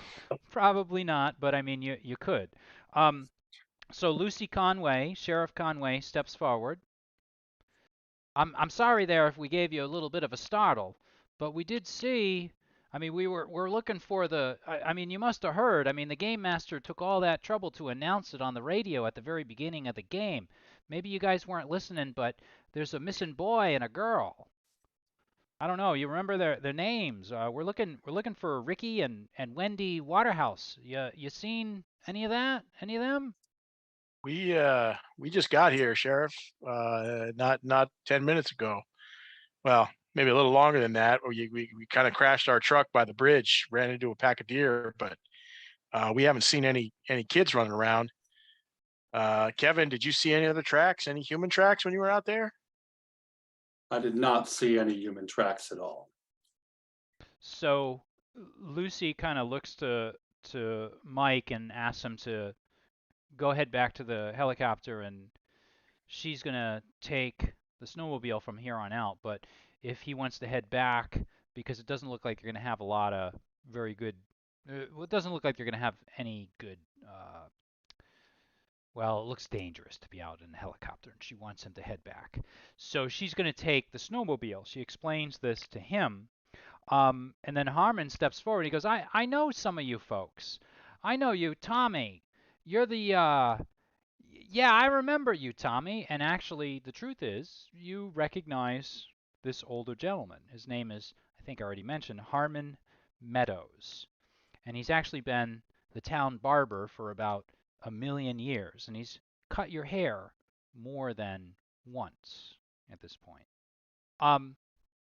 We're looking for the kids. You haven't seen the kids. Kevin, I recognize, I've seen you around too. I mean, not lately. You fellas, Ruya, is that you? And he's now calling off each and every one of your names. He looks back. I don't know if I recognize that big fellow there back in the, is that, wait a minute, is that Frankie? Frankie, you were the, I remember you were the, you played for the Woodfell no, not the Wendigos, that would be too silly. The Woodfell Warriors. That final game there 10 years, we're still talking about that game. Oh my goodness. Sheriff Conway looks at Harmon. Harmon, please. Harmon. We're not trying to disturb you here. We're just trying to find out if you saw anything on the ride in. We got 2 lost kids here. I'm very sorry. I did happen to see your car. We saw it coming up from where we are up in the air. And we saw it coming in. We were kind of worried about, well, we saw what happened to the car too. We saw it slide off there. So we figured we'd come take a look. You folks are okay though. We're not trying to cause a problem here. We're fine, Sheriff. You need some help finding these kids. Maybe we could do something to help you. We got volunteers, not many of them tonight. I mean, we got that nor'easter coming in. There's a few of them out there, so we're real sorry to come here on your property. We do know that it belongs to you. You know, boy, Adrian, what you've done with your companies and all that, that's pretty impressive. Really, like I'm a big admirer and a big fan. I don't know if I like that tweeter thing you got going, and I know you took it over recently. I know there's been a little controversy around that, but it has been good to see a local boy make good like yourself. But yeah, if you want to keep your eyes open, that'd be great. I mean, we don't need you to go out into the forest or anything, but if you happen to see anything, if you could let us know, would you be willing to do that? When's the last time the kids were seen? We saw him last. Well, the parents put him down to bed last night. Disappeared in the middle of the night when they woke up. We've been looking for him all day. We were worried about this storm, but it's about time now, maybe to send old Woodfell 1 back to the hangar there. It's a little dangerous. And as she kind of says this, she hooks her thumb, and Deputy Mangold, who's the one that she was talking to before, is like kind of getting up inside, and you can kind of see the rotors spinning up, and they're about to take it back to the hangar. And the storm is, as you look up in the sky, is getting rougher.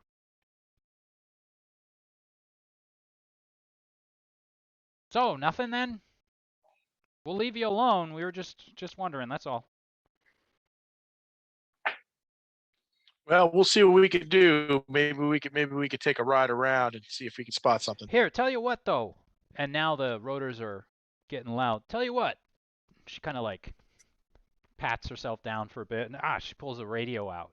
She hands over a radio to you, and she says, here, hold on. If you hear anything, if you see anything, you don't hesitate to contact us and let us know. Just be careful. It's getting mighty cold out there, and that thing, they're saying this is the worst since '93, storm of the century. So you just stay put. If you're in a position to help, go ahead, but you be careful, all right? Hold on, I got one more thing. She's patting herself down. Here's a tracker, too.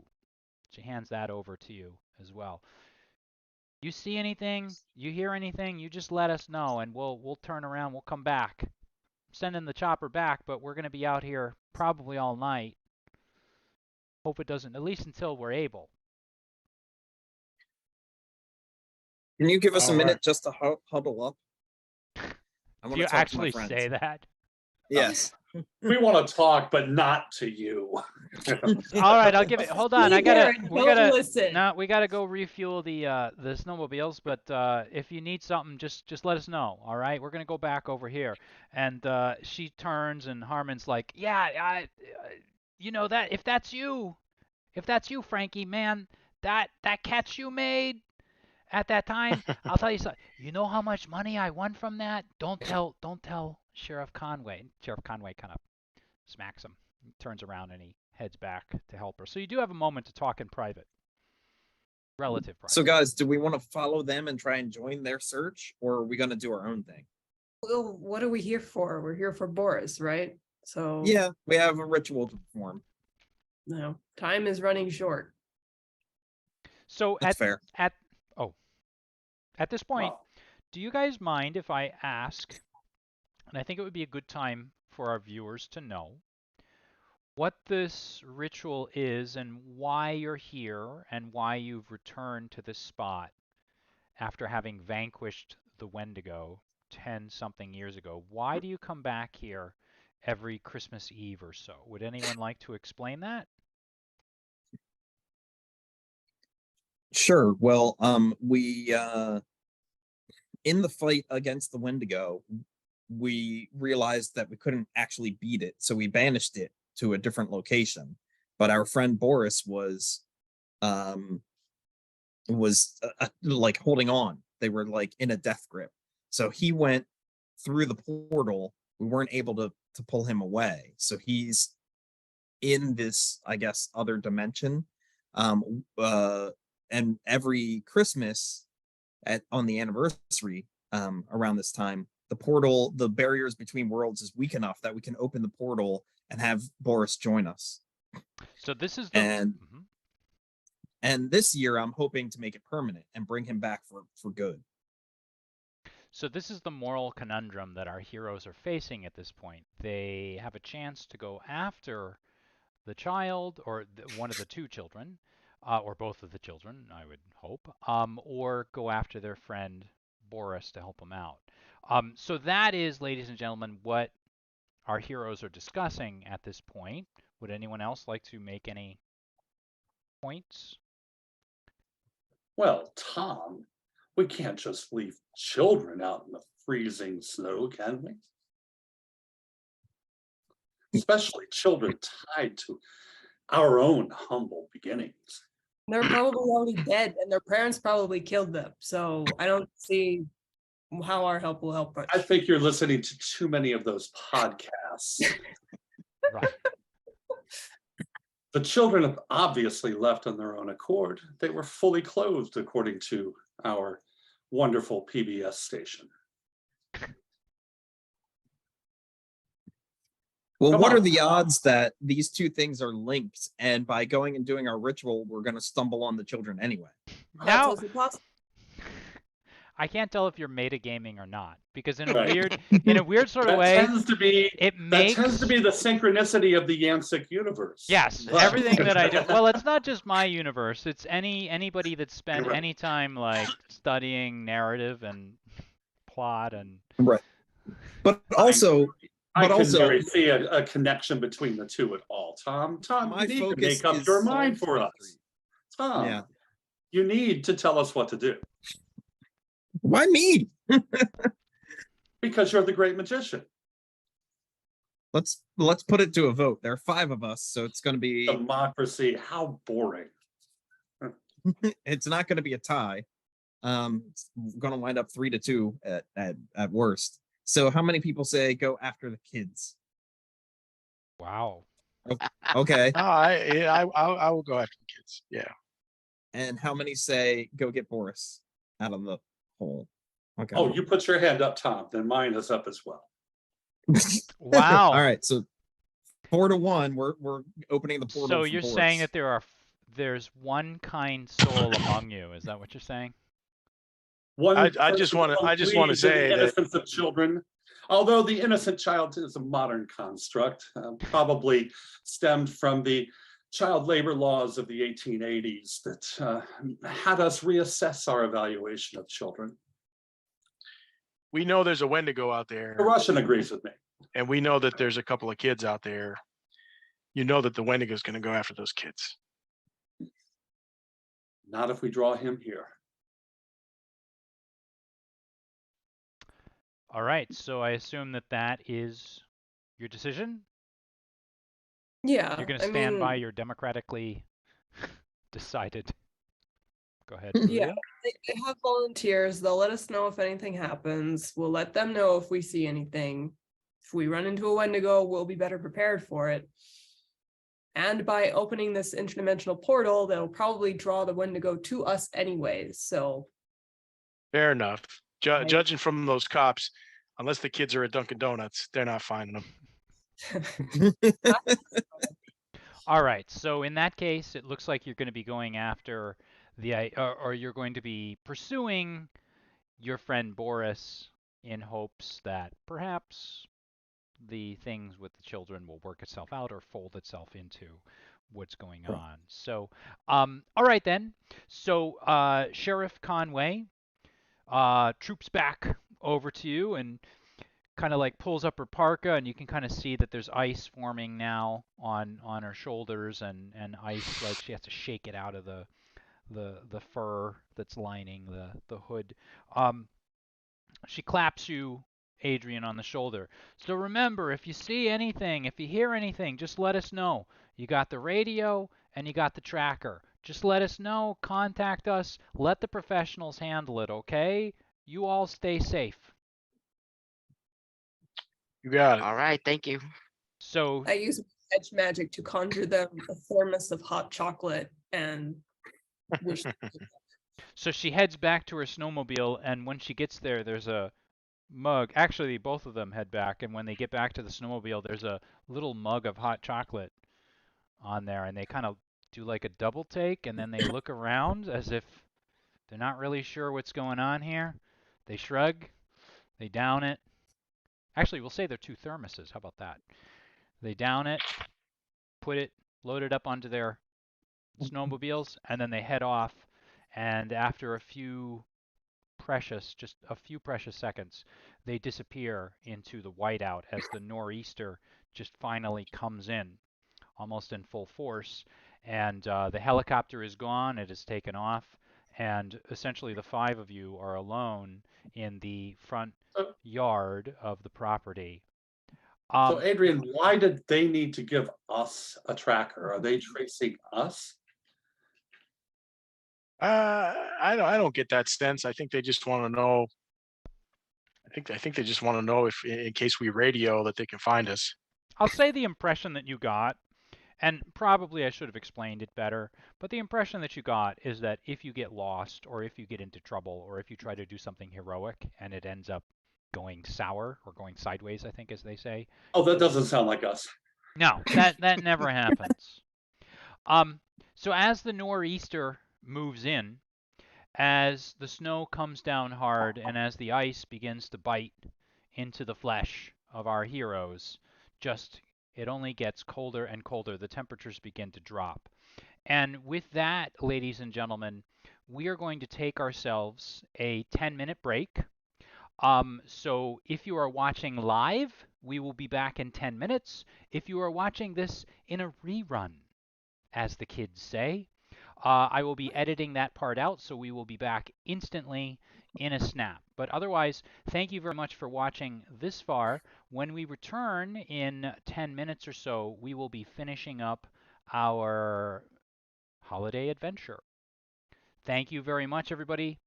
We'll see you in 10 minutes.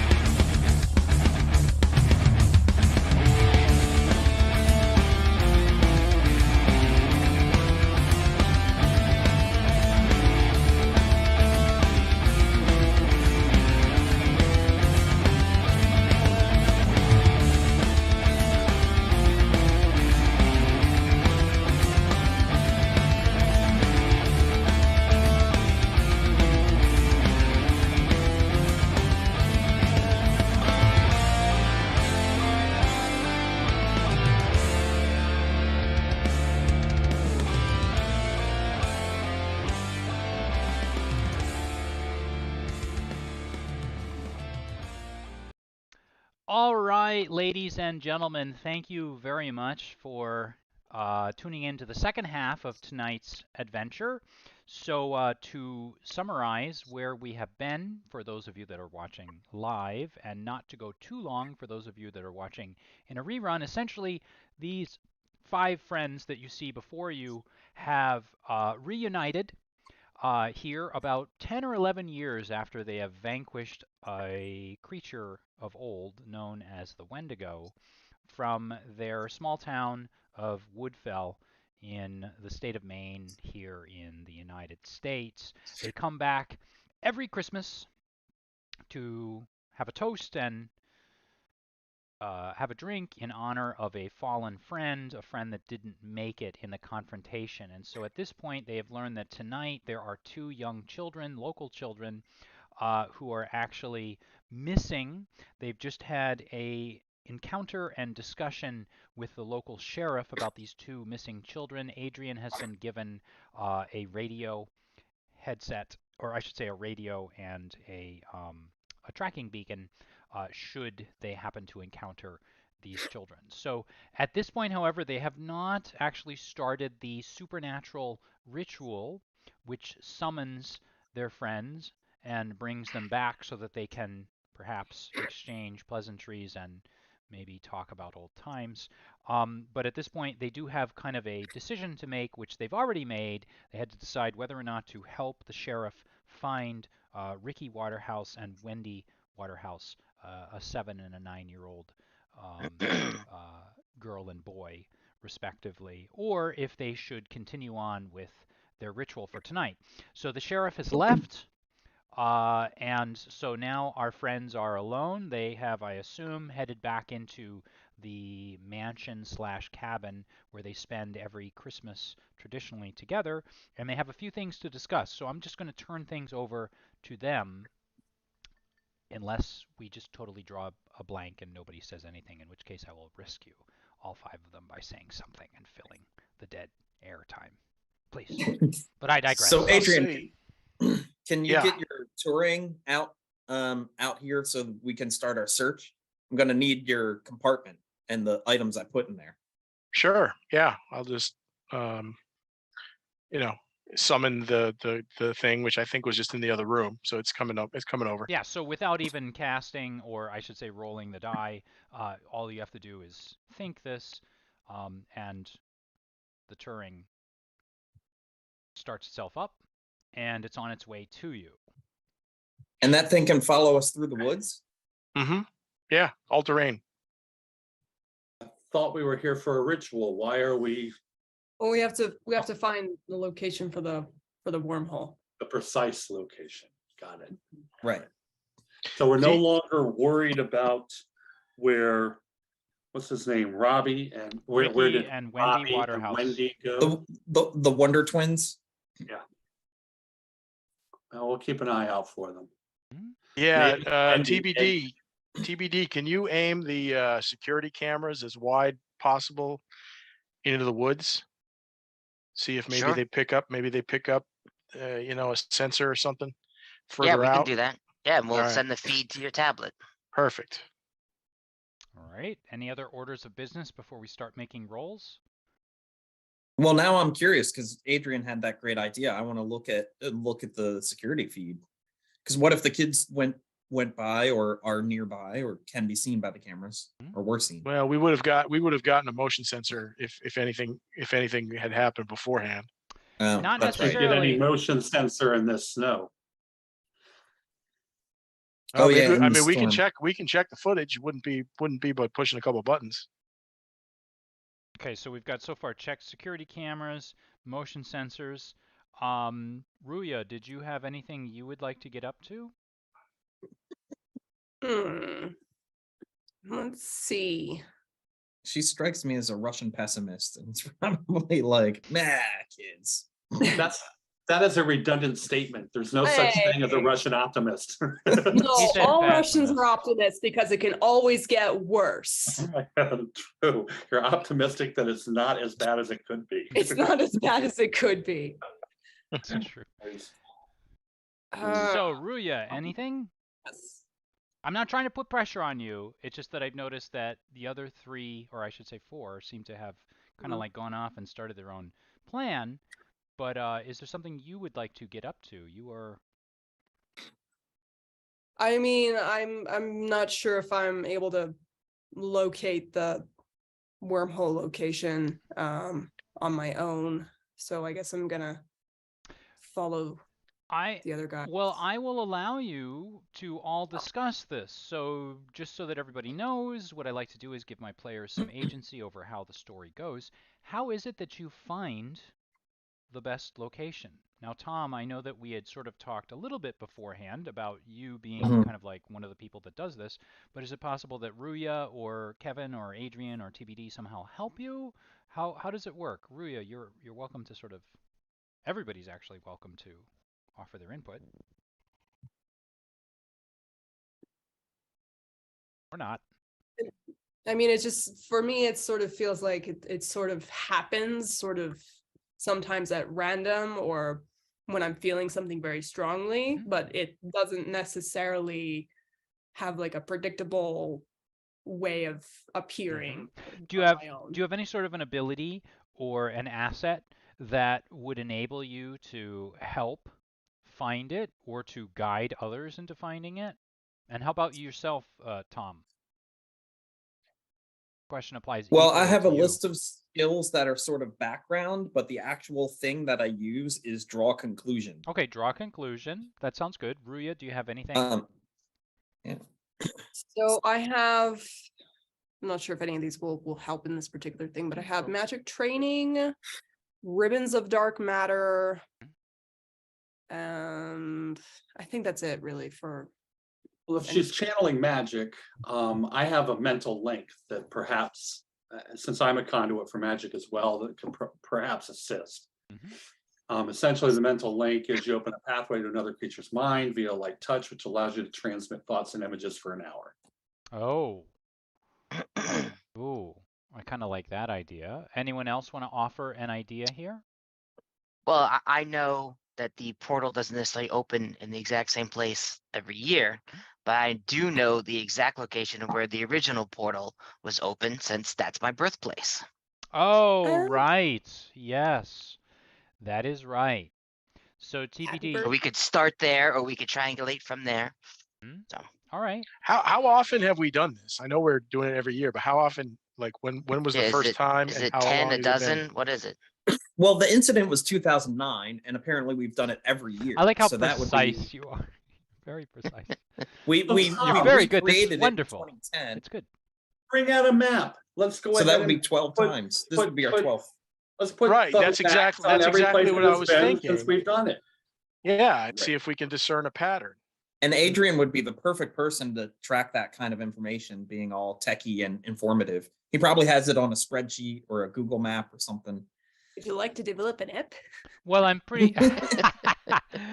Well, if all else fails, I'm sure there's a young person on the Tweeter app that has been revealing his location in Where is Adrian every 6 to 12 hours. So we could always fall back on that, unless Adrian has booted that user off of the service. I don't know. No, I didn't have to boot them. I had them killed. That's right. With a submarine underwater. Like it's Are we gonna get sued? No, but I'll probably get kicked off of Twitter. I don't think we'll get sued. I don't think I'm big enough to sue. But you'll get a movie deal out of it, so it's all good. Oh, that would be so, in a book. That would be wonderful. Yeah. So yeah, let's keep making these references and just make sure that I get myself sued. And well, I like the idea that we always start at TBD's birthplace, and Adrian keeps track electronically of where each of the last 11 portals have opened. Right. And so we kind of know where the 12th one would be. And almost. And for Ruya, my idea was that Ruya, you had, and I think I sent you a message about this beforehand, but Ruya, you were able to open the portal, correct, to move from one location to the next. I don't know. She's the portal opener. Yes. Yeah. That little ritual that you wrote out for us. I Yes. find it and I set it up, and then she actually starts the thing opening. Yeah. Yeah. So if you take a look, Ruya, at your character sheet, and I'm almost afraid to Mhm. open it right now because I forgot to open it beforehand. I feel like it's going to That's pop up okay, I right have in it. front of the Zoom window, and everyone's just going to see your character sheet, which isn't bad, but it's just embarrassing and unprofessional. Yeah. But if you take a look, you do have an ability to open portals, if you recall, and you had sort of mentioned how you could open in one side and then walk through it and then pop out in another, correct? I mean, I remember we talked about that, but I think I went with Oh, invisibility instead. oh, okay. Well, then not a problem. But for this, at any rate, you are the one that had been opening the portal. So why Yes. don't we use you as the source of Mhm. all of this? So Mhm. we can have you be the one that makes the roll, and Tom Talisman will assist, of course, because he has his knack or hunch based on, Mhm. so that's the assist, based on TBD and Adrian's teaming up with them, their knowledge of the tech and all of that that had tracked what's going on the grounds. Kevin, anything from you, or I'm going to allow another assist here just because this is You a gonna link the team minds? effort. You're going to Yeah, link. the mind Yeah. link. Yeah, the mind link. Channel Cool. magic. Yeah. Okay, so searching everyone's, like crowdsourcing this to 5 different brains as opposed to just one of them. So just, Well, my mental link is only me with one other oh, creature. So that oh, would be me assisting with the magic, kind of helping the channel. okay, sounds good. So why don't we ease the task by 4? And this is a tough task. So if this is the moment that you would like to find the best spot, please go ahead and roll, Ruya. Am Right. I rolling to find the spot, and then she's going to roll separately to open it, or what? Well, I had thought we were using your knack, so it's up to you guys. Oh, It's up to you no, guys. Whoever wants to actually do the roll, you're either Let going to Ruya do it. you're going to get the glory or you're going to get the Yeah. grief. That's it. You know what I mean? Let Ruya Yeah. do it. There's no pressure Let for her either one of do you. it. Yeah. Oh, there's a lot of pressure. Yeah, if they actually, fail. I got to be honest. There Yeah. is a lot. There is, but I'm just trying to put everyone at ease. You know, that's the game master's Hey, job. don't worry. If we roll poorly, we can always go after the kids. So, Yeah, why Yeah. not? That's true. Then you can You roll just Consolation poorly and prize. trying to find them. All right. I say, Ruya, go for it. Yeah. Ruya? Okay, Ruya Yep. it is. All right. Oh, I got an 11. 11. All right. So tell us what it looks like, Ruya. How is it that you sort of like, so you've done this, is this the 12th time? So you've done this 11 times before. This will be our 12th time. Your 12th Mhm. time. How does it look when you kind of extend your mind outward?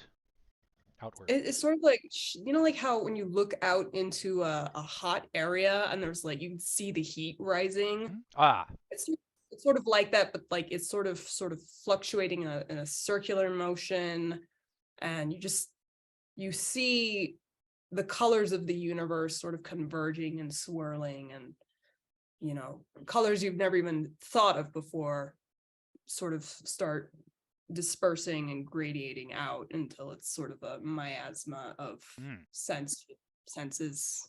nice. And as you look about, you move your hand around, casting that. I imagine something that looks like sunlight reflecting off of tarmac, the way that you get that like heat, kind of that wavy heat rising off of it. And all of you can actually, for a moment, you're kind of confused. You can almost see through the walls and the ceiling, and even the floor beneath you, as you look. And what you get ordinarily, every time that you've done this before, the portal has needed to be opened off in the forest. But actually, this time, you're getting a signal from a shed that Adrian usually keeps stocked with snowmobiles and equipment that TBD uses to keep the grounds in proper order. you kind of do a second scan just because you're kind of thinking, wait a minute, that's never gotten something on the interior before. But nevertheless, that is what you get. And it appears that it's coming from a shed, or I call it a shed, but it's more like a large structure, a large barn that's off on the other side of the mansion that you have. So that's what your reading tells you.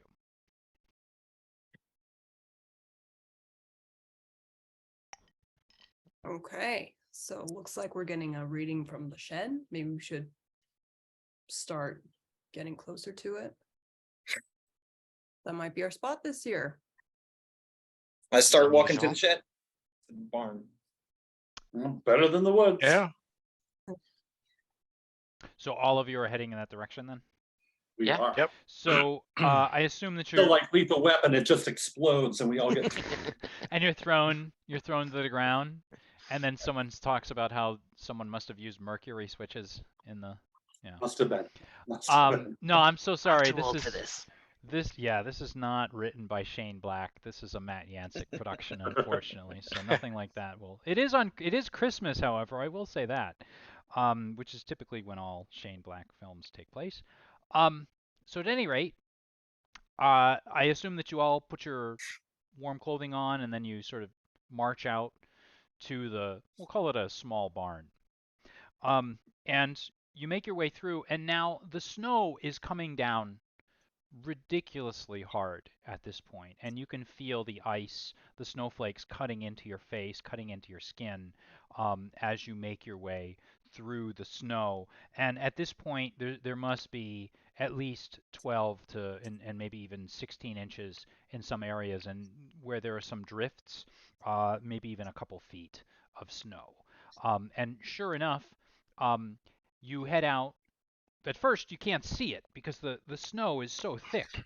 But as you make your way closer and you approach the barn, sure enough, you do see those large double doors. And when I say barn, I'm not talking about a red barn with like the white crosses on or the white X's on each door. This is a rather modern, contemporary-looking building. And at this point, there's a little.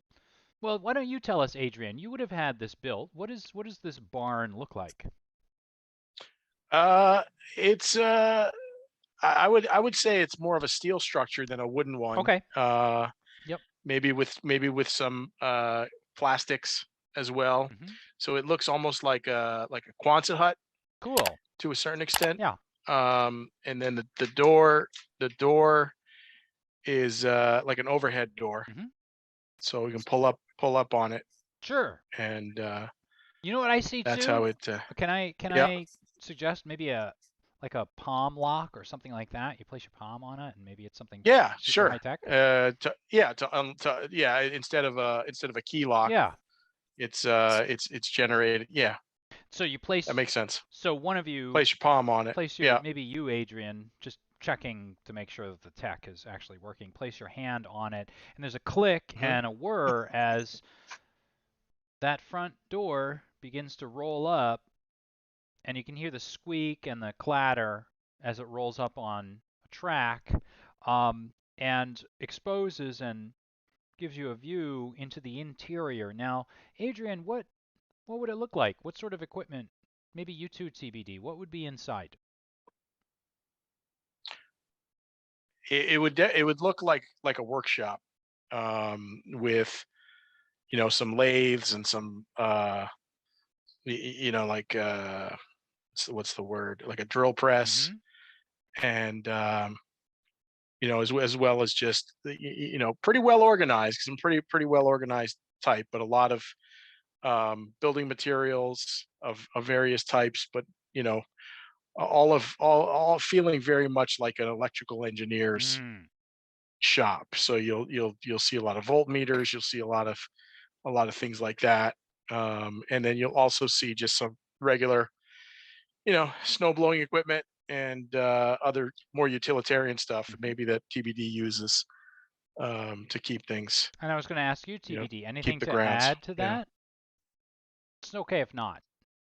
No, that sounds about right. All Right, right. it's a mixture of a workspace for him, but also a tool shed. So the large door just like locks into place above, and some fluorescent lights start to snap on, and they flicker for a moment, and then they come on, and it goes back. And you can kind of hear the clicking of the electricity and then the hum of a heater that starts up on the inside.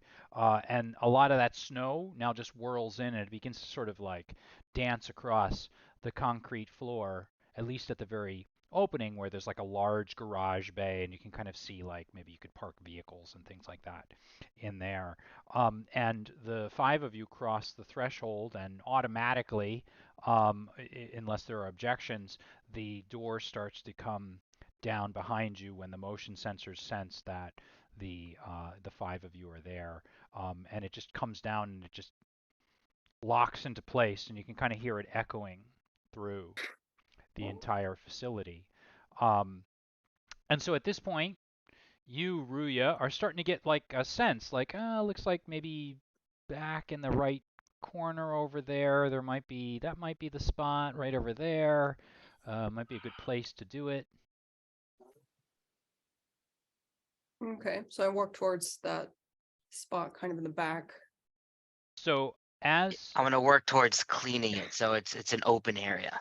okay, so you start to set things around. Move the gear out. Yeah. So first of all, TBD, you notice as you start moving through it, things are not in the places where you left them before. You've been maintaining this thing for like a year, but things are not where you left them. Then I will make sure to point that out. And as a to matter of everybody. fact, you even noticed like some candy bar wrappers and other things. There's actually, most telling of all, there's a teddy bear left on the floor. Ricky, Wendy, you can come out now. I will say Tom, I nothing. thought we weren't going to be looking for the kids. What? What's going on We here? voted and everything, It's man. as Very if strange two direction. different narratives converged. I don't understand. It's like a guy that studies mythology and Joseph Campbell, and it's as if, Glad we didn't go out in the woods to look for them. yeah. This is to the Police's great album Synchronicity. Mhm. Yep. Ladies and gentlemen, you're seeing how the sausage is made, a little bit behind the scenes. Ideas or thoughts, anyone? Did you actually say that out loud to the kids? I did. Nothing. Alright, There's so nothing. We'll wait. Nothing. Interesting. Then I'm gonna continue clearing equipment out of the way of where we are, and maybe we'll find both at the same time. I'm popping open the storage compartment on Adrian's it's called touring, and getting out the pig's blood that I'll need for the pentagram. Yeah, because if the Come on, kids are kids, here, we we got want to see blood. them get that. Yeah, that'll put their minds at ease. So to remind everyone, I don't know if everybody actually looked at my document for the procedure that I sent. Is there anyone that did and would like to tell us the steps for summoning? You can kind of tell that I at least read my thought part. you did. I thought you did. Go right ahead, Eric. Or I'm sorry, Tom. Tell us. Well, my part is just using, your part. Yeah, right. I don't know what comes after this, but I use my ability to sense magic to figure out where the portal is, and then I set up a pentagram with, and this was weird to me, I don't know why it has to be a virgin pig, but the blood of a virgin pig. I was channeling Very specific. Jamie Delano Hellblazer from Vertigo Comics years and years and years Oh, ago, okay. and it seemed like the sort of thing that I would read in that. Take a detailed sexual history at a pig farm. That's like a fun afternoon. How did you test for that? And then once I Let's not paint go the there. pentagram on the ground, I paint this pentagram in blood on the ground. Yeah. And then Step Ruya two. uses Step her two is music. one-time wormhole power. She's getting there, but step 2 is music Thank first. you, TBD. I Okay, know that thank at you. least 2 people have read the procedure now. So step 1 is to find the proper spot. And originally I'd said, well, teaming up. It was Eric and Ruya and actually all of you. Step 2 is the music. Now the music was supposed to be what, TBD? Do you remember? Yeah, it was an old phonograph. Something on an old phonograph. And it would have been one of Boris's favorite tunes that you have to play. Step 3 is, do you remember this? Is it? Go ahead. No, I was gonna say, is the tune "Running Up the Hill" by Kate Bush? Don't say that. No Stranger Things references in my games. Intellectual property reasons restrict references to other games that or other shows I'm copying. I thought number 3 was that's when Kevin and I get set. Yep. For defense. Step 4, of course, is when Ruya steps in and actually opens the portal itself. Step 5 is Adrian and his nanotech to actually hold the portal open. Step 6 is when both, essentially, this is when both Kevin and TBD pull your friend Boris through the portal. And then step 7 is dealing with any issues or any problems that arise. Does this sound about right to everybody? Yep. Okay. So would you all like to begin at this point, or is there anything you'd like to do before you begin? Well, is the phonograph in the barn or is it at the house? Hopefully it's something we can say that one of you has brought along. We don't necessarily have Okay. to have you go back to the house, but We started with the Okay. blood. We're fine. yeah, Yeah, we're good. maybe Tom brought it. It was in the back tail Yeah. of the Turing that you had, Adrian. I would like to just scan real quick, just Yeah. to See if you can find them. anybody in the Yeah, room. there you go. I That was my suggestion. I like where There you this is go. going. There you go. Know, but it wouldn't be one of our games if someone just didn't start a ritual recklessly. So this feels very inauthentic to the normal games we usually play. But Ruya, you're just too darn smart for us. Where would you like to scan? We could do a few I if guess you want. the area sort of anywhere that there could be small children hiding. Mhm. So my guess is generally in the vicinity of where the candy bars and the teddy bear were. Yeah, sure. So why don't you go ahead? You've got the scan. Do you want to apply any effort? Yeah, let's apply a little bit of effort to that. Okay, 1 level or 2. You can do multiple if you recall, if you want to spend Yeah, let's do 2. 2. Okay, so I believe that'll cost you 5 points. I forget what your intellect edge is, but I think it's. And she needs an asset, so I hand her my flashlight. Yeah, I have an edge of 3. oh, Yay, okay. thank- So in that case, the first level is free, and it's only 2 points that you have to deduct. So and then with the Hooray. flashlight, we'll call it an asset. That's a little bit, but that's fine. So go ahead and make your roll. All right. Really? All right, I got a 6. With a 6, what you get is this. The portal has been opened before this spot within the last 12 something hours. Interesting. You also get the impression that this is a very big time. This is like a heavy duty, difficult thing to do. So whoever did it, they really know what they're doing. The other thing you get is the residue of 3 or maybe 4 creatures. It's sort of difficult to tell that were here. Okay, but they're not here anymore. It's just residue kind of floating in the air. Guys, I'm getting the sense that the kids got sucked into the portal. Or they're the ones that opened it. Or they're the ones that were forced through it. All right. Put my hands together. I'm going to premonition this bitch. Oh Uh, boy. Go ahead. Also, I- Ruya just raised her finger, and when someone Okay. raises their finger, that makes me think they've got something important to say. Thank you. I would like to also, whenever convenient, know if my doctoral knowledge on local history and folklore might help in discovering It what caused could. residue. So what we can say is that you can think about this at the same time as Kevin is also going to No, premonition. because we've got a mind link. I have a feeling that we Oh. have to do it one at a time. Otherwise, I'm going to get confused. So, Yeah, you can go ahead, Kevin. Okay, sure. no, we have the mind link. Go ahead.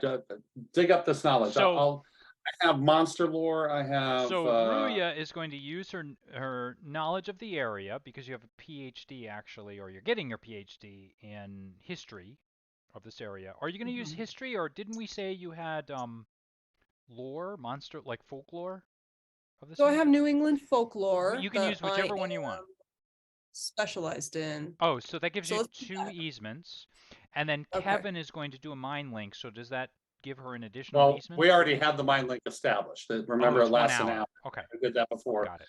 But yeah, monster lore. My monster lore will be able to help, perhaps. Okay. So we'll call this 4. Now, do you want to expend any effort?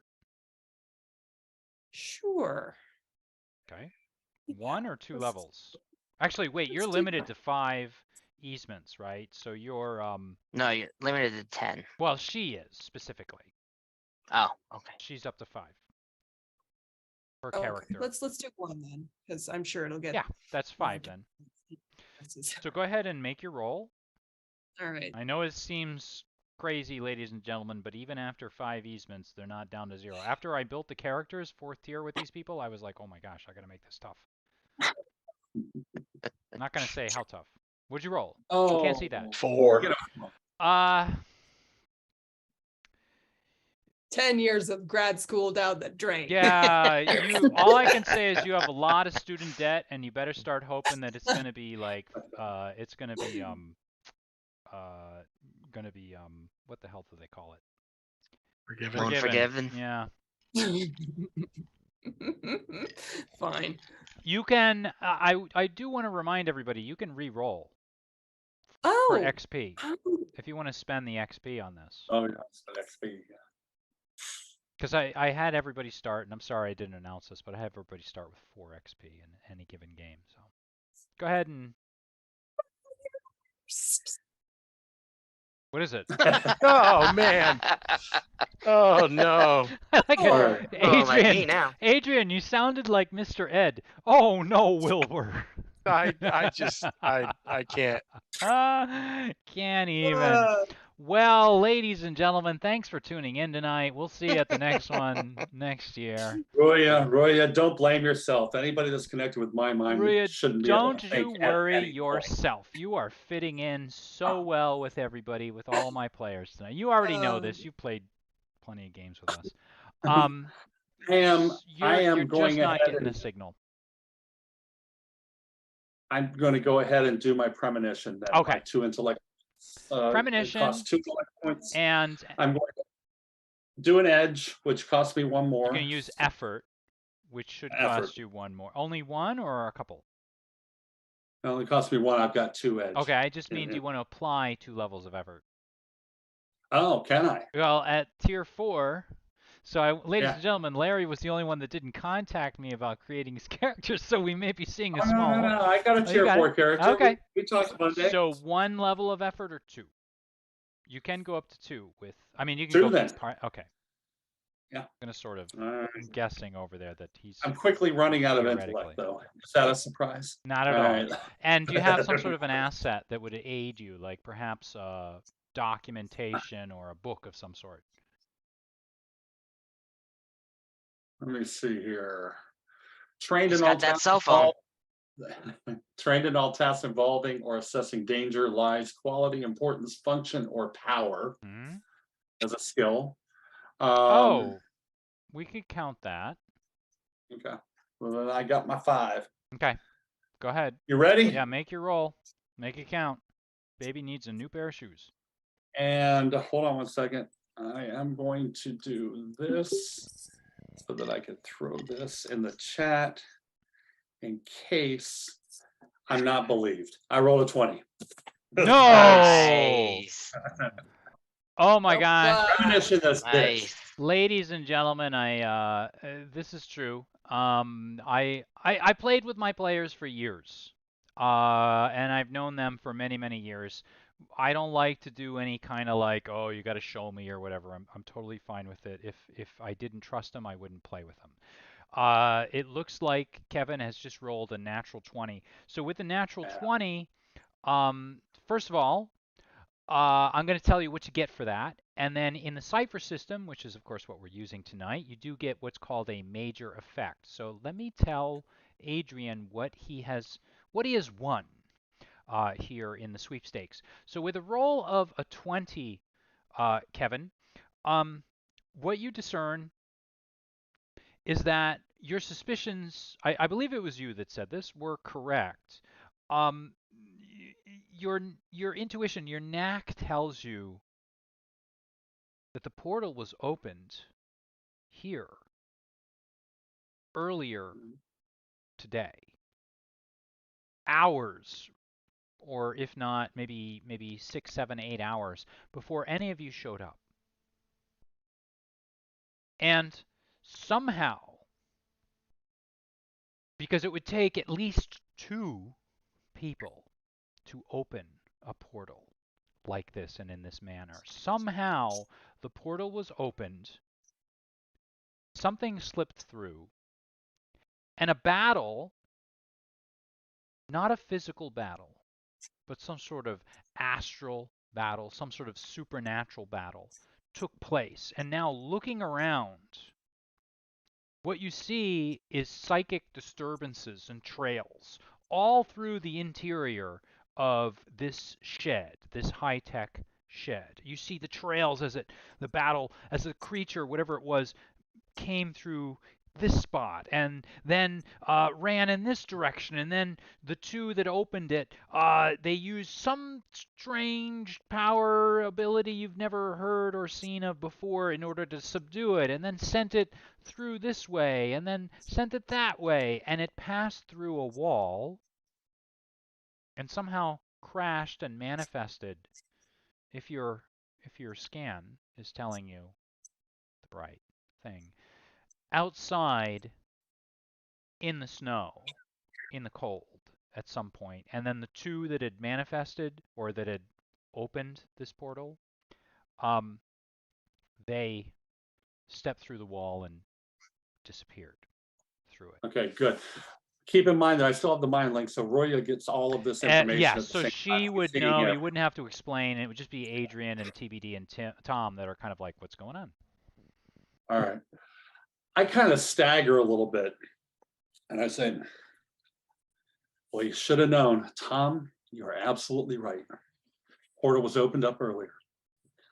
And I think that Wendigo is the one that we trapped. Roya, would you agree? It's possible. Who do you think opened it? Now, let me just interject here for one moment. I still have not given a major effect, and what I like to do is give the option of the major effect to the player to sort of tell me, and we can negotiate whether or not I think it's fair. Kevin, would you like some sort of major effect I mean, I'm sure you would. Tell me what it would be. I mean, yeah, being able to identify those that open the gate would be the thing I would like to focus on as my major effect, kind of just channeling all of this power to try and pull a face or 2 out of that those 2 mysterious figures. All right, then. You get the memories of a young boy about 9 years old and a young girl about 7 as they talk back and forth between each other. Ricky, look out! Wendy, duck! Get it over there! Move it! Stop! Look out! Send it through there! as your friends watch you, Kevin, as you kind of go into this almost trance, and only Ruya, who is linked to your mind at this moment, can kind of figure out what you're seeing.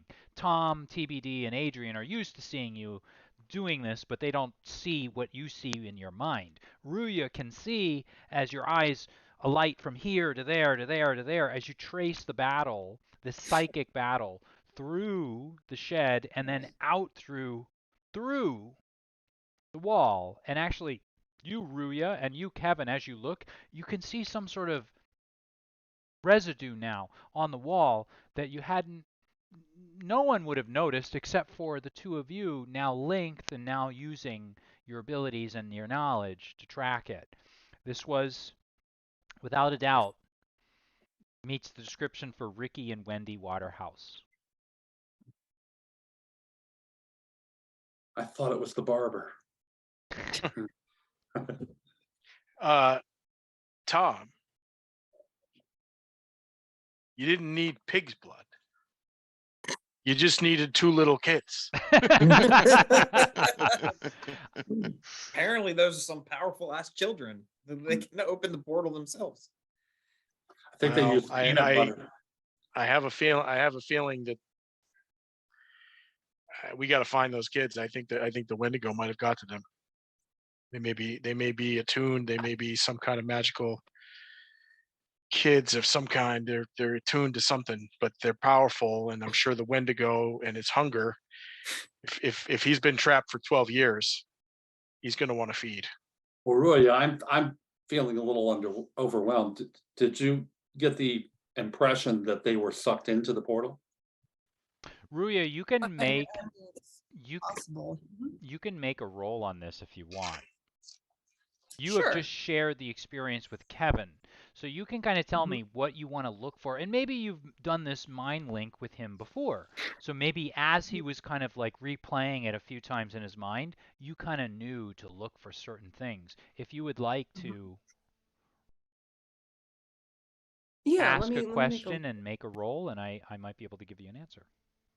Yeah, I mean, does it look like that they generated this portal, and did they go into it? Okay. Go ahead and make your roll. Oh, go ahead. Question. So do you want to, so you'll use your mind link. We'll say that the link with Kevin, so you're kind of like equally sharing it now. Do you have an asset or an ability, or I'm sorry, an asset, or do you want to apply effort to ease this?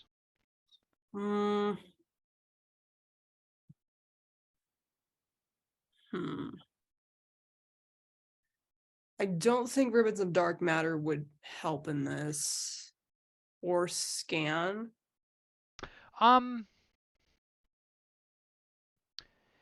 But yeah, I mean, scan might. Why not? What you could also do is use your ability, your knowledge of folklore, or your knowledge of, I don't want to tell you what to do, but I'm just saying, like, I'm going to give you as a freebie, I'm giving you the link with Kevin, so I'm just going to automatically make that easy. But you can go ahead and use another ability, and it's up to you.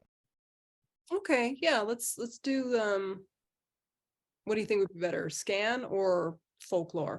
I don't want to tell you. I don't want to have a decision for that. You can consult with your other players there, and they might. If you're thinking about it, I think back scan. I mean, maybe you can see a path that they took after they had cast the portal. Okay, sounds good. Okay, so you're going to use scan of the area. Okay, so any effort? Yes. Okay, so I'm giving you the freebie of the link. I'm giving you the scan, and I'm going to use effort, or I'm going to give you effort. One level or like a couple? Let's do one, because I feel like there's worse things ahead. Yeah. And go ahead. I think that's. Go ahead and roll. That's great. No. Yes. Yes, you're playing with us tonight. A 3? Unreal. Another 3. Unreal. You know, you follow along the path, and you can kind of see, and the things that Kevin kind of showed you or he didn't show you. The things that you read as he was following it, you kind of get with some clarity. But once those two kids once the creature and those two kids pass through the wall, all you can really see is that residue of supernatural, like space-time warpedness that's like oozing along the wall, and that's kind of it. This is too tough for us. Tom, tell us what to do. What's happening? Well, I'm going to try to draw a conclusion Okay. by looking at this area. So draw a conclusion, Matt, is on page 131. Excellent. Now this is a player, ladies and gentlemen. This is a player. After careful observation and investigation, parentheses, searching an area, lasting a few minutes, you can learn a pertinent fact. This ability is a difficulty 3 intellect task, which each additional time you use this ability, the task is hindered by an additional step. Okay. So this comes from my Solves Mysteries focus. Okay. Got it. So do you want to apply effort to this? Yes, Okay. but I don't want to burn my intellect points. I'm going to burn from might because I have the capacity to use might, speed, or intellect. However, I want to in place of intellect. Okay. That's called Investigator. Here's a little plug from Monte Cook and how good the Cypher system is.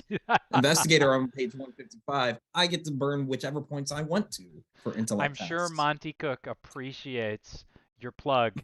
I'm sure that my channel with 391 subscribers, it's going to go to who all subscribe to me just because I play Cypher system. I'm sure they're going to go out and buy a second book. No, I'm sure. So, or a third in some cases, because I have like 2. Anyway. So for draw conclusion, my roll is 15. Oh! Finally. Nice. Okay. So with I believe you. I believe you. With a 15, you know that the 2 children were in here. You can now see the path very clearly, not just the one that Ruya and Kevin have described to you because they said, oh, he went this way, then that way. You can actually notice that small little things, it's like grains of sand that have been sort of blown in the direction of whatever creatures, the 3, we presume, the 2 children and the 1 Wendigo, were moving through, and you can see the path very, very clearly. And the conclusion that you see from looking at this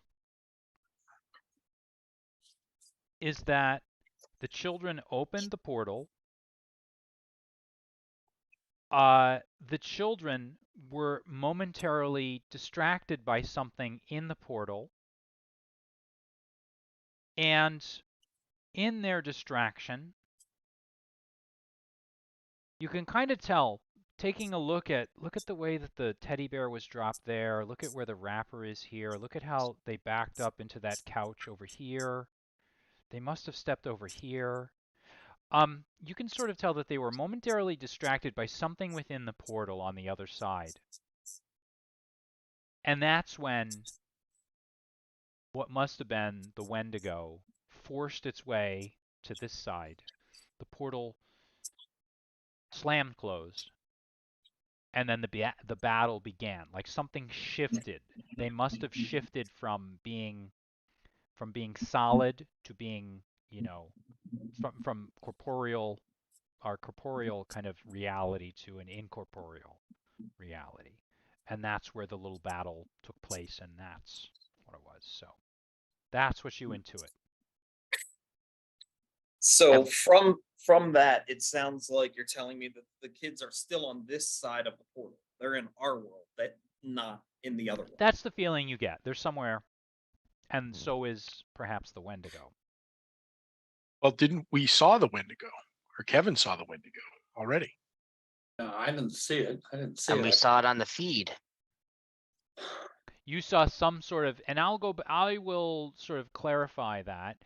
What you saw was some sort of large infrared monstrous creature that was in pursuit behind the deer.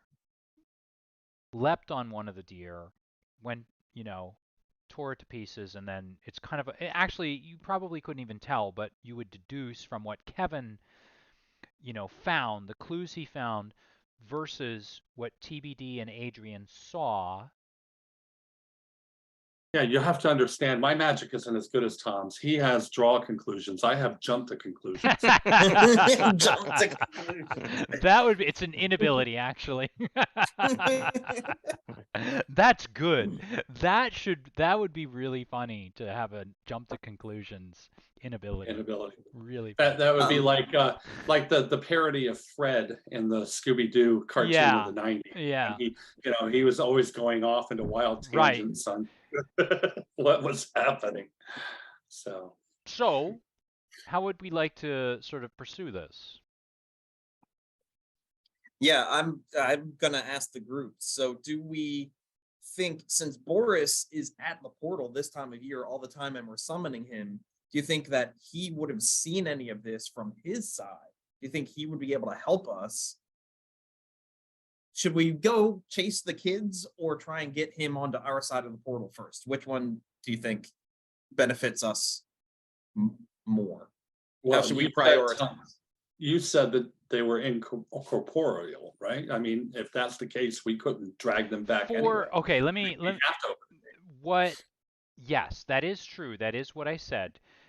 They were incorporeal. That doesn't necessarily mean that they're still in that state.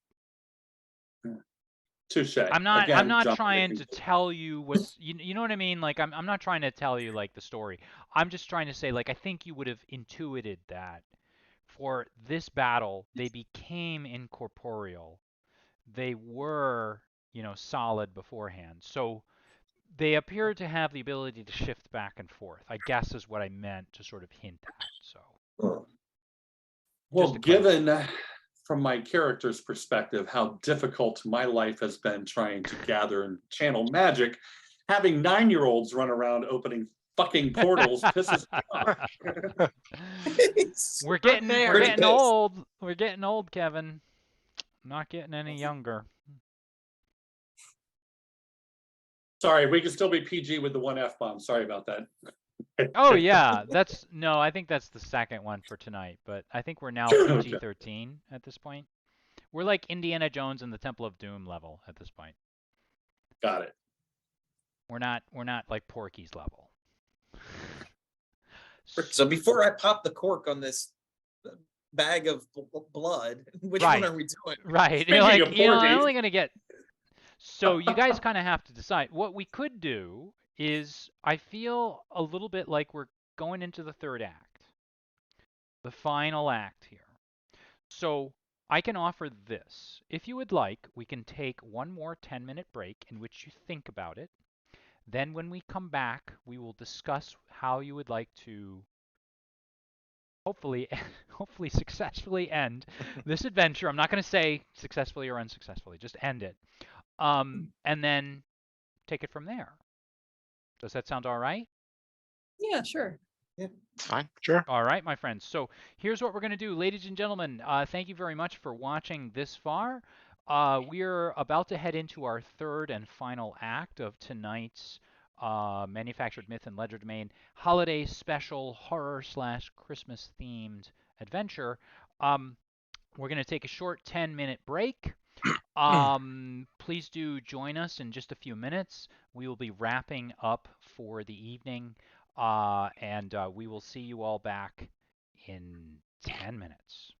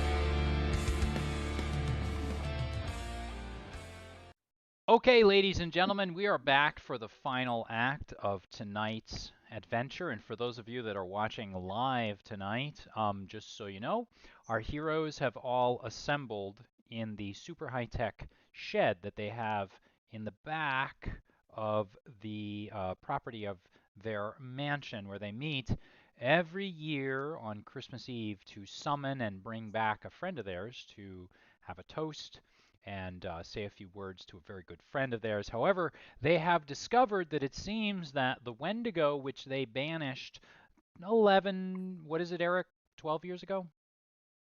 12 years ago. 12 years ago, the Wendigo that they banished 12 years ago may or may not have actually been pulled back through their interdimensional portal by two children which have gone lost tonight as a nor'easter descends on Woodfell, Maine.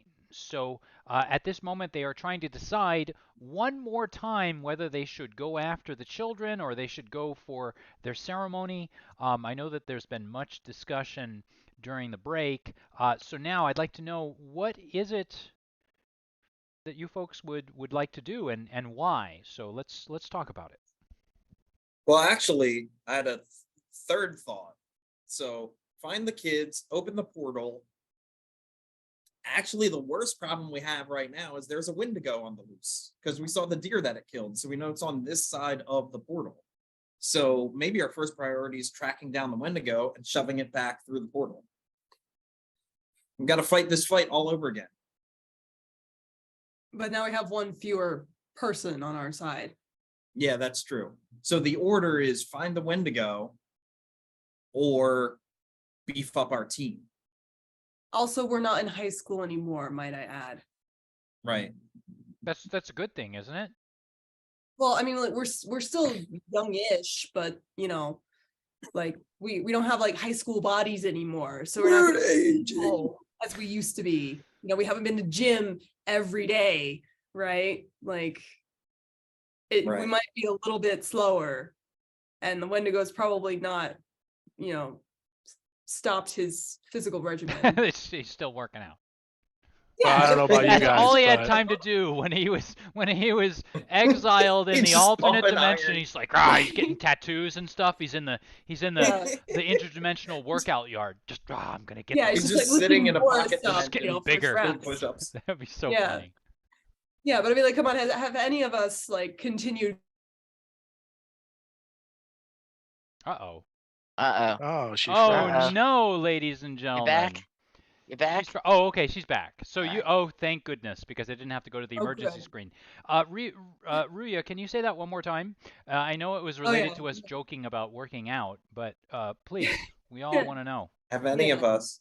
Sure. So, I mean, I'm just saying, I don't know about you guys, but I haven't kept up with like a daily exercise routine since graduating high school. I've been eating, So, what was it, cheese balls? like yeah, I've been, three times a like, day shoving for the last foot 12 long years. balls in my face. And I'm not in my teen years. I'm not burning that off anymore. It's just. Well, Well, I don't know about you guys, but you obviously haven't seen my late night infomercial with my greens that you drink and nurse you back to health. But I personally am in much better shape than I was in high school. Mhm. But for only $12.99 a month. can't cancel ever. I don't know Does about. it come right to our door? Yes. but Of course. But order now because supplies will not last. So I'd say what's the verdict here, or what's the debate? What would you like to do in this particular case? I That storm's suggest, not getting any. right. better. I suggest we proceed with the ritual, try to see if we can bring back Boris. So that way, at the very least, we'll have another set of hands and powers to help defeat this Wendigo and find these children. And he also And the might portal will already be open. And the When portal we will bring them be open. back, exactly. I think all signs point to we got to open this thing. Okay. All right, popping the cork. Get the pig blood out. So Anyone else have Spread any straight line of suggestions? blood here. is and pig's blood is this way. how you're proceeding now? else? So you're going to simply start the procedure, correct? Anyone else Yes. have any more thoughts?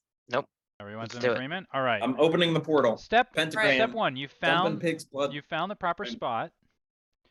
And so you have made the pentagram, is that correct, Eric?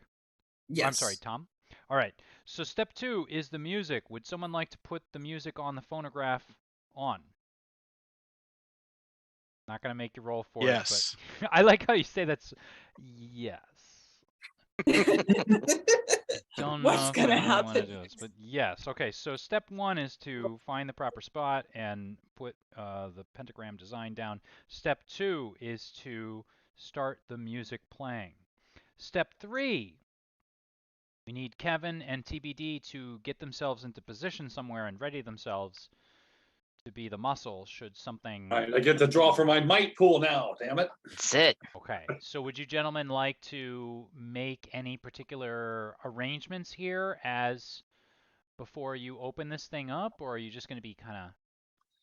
Yes, as a matter of fact, while the blood's being drawn or whatever, I'm going to be Mhm. grabbing miscellaneous screwdrivers, taking a battery pack, throwing it in a skill saw, putting all of those on a table near me, Yeah, just to have as many weapons as possible. okay.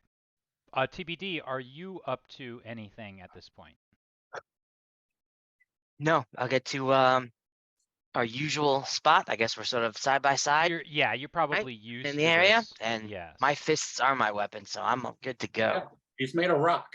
I'm All like, what right. do you have for it? That's it. So next up, His nemesis though is a rock collector. A rock No, it's tumbler. How paper. about that? My Rock nemesis tumbler. is paper. That's paper. right. That's right. Anything made out Nemesis of paper. paper. That is That's actually pretty good. I wish I had thought about that before I prepped the game. We can consider this a beta test, so I'm going to add that when I eventually publish this. Wendigo is just made of paper. Right, a That's right. creature, like it's just Wendigo 1,000 paper. creatures made out of paper come out of the portal. It's just a bunch of bureaucrats. That's right. Sign this, sir. Sign this, Mr. Rockmaster. So next up, Michelle uses her invisibility ability because I wrote it down as a wormhole. I was incorrect on that. So what you're essentially going to do is distort time and space. Now, this is going to be our first roll of the procedure. Everything else up until this point is actually just been something kind of technical, like you lay something on the ground, you put something here, you get into the place there. This is our first roll of the procedure. So, Michelle, you're using your invisibility to distort and warp space here. So we'll count that as 1 easement of the task. Would you like to apply effort or use an asset? Let me see if I have any assets that can help. You could always use one of your friends. A friend does count as an asset if you cannot. Like establishing, I mean, Kevin, we'll say that your mind link is still in place, right? Does it need to be focused on in order to happen, or does it just happen automatically? No, it maintains its connection for an hour. I can actually spend effort to extend it. All right, so we'll say that first of all, you have the ability. Second of all, you have the mind link. But again, I'm still sort of left with the question: do you have some sort of an asset? Do you want an assist? Well, it's tough to assist through all these Russian tears that have been welling up in my eyes along the way. But yeah, what she's just opening up the gate, right? I mean, again, I mean, I see myself more as a conduit of magic, so I'll just kind of allow, the magic, assistive magic to kind of flow through me. Okay, so we'll count that, and then applying any effort, Ruya. Yes. 1 or 2 levels, because you can go up to 5. Or I'm sorry, you can go up to 5 easements of the task, so that means you could apply 2 levels of effort. Okay. Yeah, let's apply 2 since this is kind of a big deal. Okay, so we're up to 5. That's it. That's your cap for your particular character. So we're up to 5. So I want to remind Adrian that he's going to be using his AI tech in order to keep that wormhole or keep that portal open. So you need to be ready to go once this is opened up. So Gotcha. Adrian, you ready? I am. All right. So Michelle, go ahead, or I'm sorry, Ruya, go ahead and make your roll with 5 more easements than I've ever used. I'm gonna switch over to Google Dice Roller for Oh, this one. all boy. right. Particular dice is a Oh, little boy. bit All like, right, you're making a serious roll here. Serious. well, yeah, because this one's been like this particular Dicey. Yeah, the been analog un- dice have been like, dicey. it's been unstable. Yeah. Roll D20. And all that for a 5. Okay, we have a 5. Well, it's better than a 3 or a better. 4. With And then a 3. with a 5, you get a sputtering of the portal. So there's a brief moment where you see like a spark, and you get that sort of image of the heat radiating off tarmac on the runway, or maybe when you're pumping gas, and you kind of see it start to begin. And then there's a spark, and it's like that spark that you get on a gas stove when the burner won't quite ignite. And there's a moment where everybody gets a little nervous, and maybe Adrian sort of grabs his chest because he's like, oh my gosh, here we go, I got to be ready with my AI, demonic AI. And then the ripples smooth out. All right. So I want to try something here, and I know that she can't try again, right? She You can can't try again. It's just going to cost her. Right. But what I'm thinking is Mhm. I have a ability called erase memories. And so with her permission, I want to reach into her mind and erase the failure, the last failure, so that she's going into it with confidence again. Interesting. Mm. It's up to Ruya. All right. Okay. So for me to do it, I just need to make it's an intelligent. Here's what I'm going to say. Yeah. You two have known each other for over a decade, and you went to school together. You've met repeatedly every year on the same eve and done the same thing. I'm going to say that you don't even have to roll, assuming, because Ruya, you are not going to resist this. You're just allowing Adrian to sort of give you that confidence. Is that correct? Yeah. Okay. So why don't we say this? Adrian, you're able to do that without a roll. Okay. And And you then- also forget your parents. That's right. Where am I? What's going Yeah. on? Where are the And you cheese forget- balls? I erased all the memory of the passwords for all your social media accounts. Oh no, that's a fate. That's really the worst. That's getting dark. That already happens to me. So Yeah, I know, that's true. I have to try. That's why I have Face ID on my iPhone, just so I just stick it in my face. I'm like, I don't know my passwords. What are you talking about? Just scan my face. But the next time you get that nose job, you're screwed. That's right. Next time. So I'd like to bust ahead. out my Cypher for yeah. Ruya's benefit. Ooh. this is very I- strange, ladies and gentlemen. We're playing Cypher system. We haven't used a single Cypher all night. But Yeah, I have a Cypher called Best Tool, and of all the equipment that we have pig's blood and phonographs and all that. So I'm sure this is a task that requires a tool. Best Tool provides an additional asset for any one task using a tool, even if that means exceeding the normal limit of 2 assets. nice. Can Okay. that tool be a 20-sided die with only 20s? That is a little meta. That's exactly what it is. That's what I hand to her, and as long as she's holding it, Yeah, it's a good luck charm. Why not? it's a good luck charm. Yeah, why not? You guys might have played role-playing games. Maybe that's what you get together and do, and you guys play one more game together. So, Ruya, you are feeling so. The clock is rewound just a few bare seconds, and maybe this is something that Adrian has maybe helped you with before at a certain point in your life, and maybe there's that little jump, and for a moment you kind of feel like you're displaced a bit, but then Adrian just nods, and you realize he's helped you out with something right now.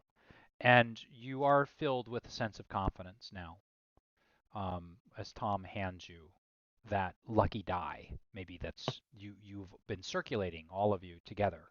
And you take a look at it, you turn it over, and every side is a 20. So you hold on to that.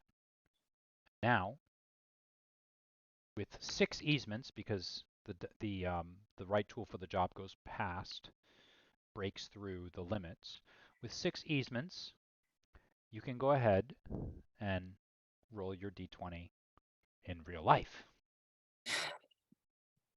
All right, kids, here we go. Oh my God, it's a natural 20. Is See? it? Yes! There we go. It's the tool for the power That's of it. friendship, everyone. That's pretty Right nice. tool for the job. Ladies and gentlemen, it's a Christmas miracle. It is a not only is it a Christmas miracle within the game, it's a Christmas miracle for our particular group of players. I am going to make basically a game master decision here. I'm going to say that a single tear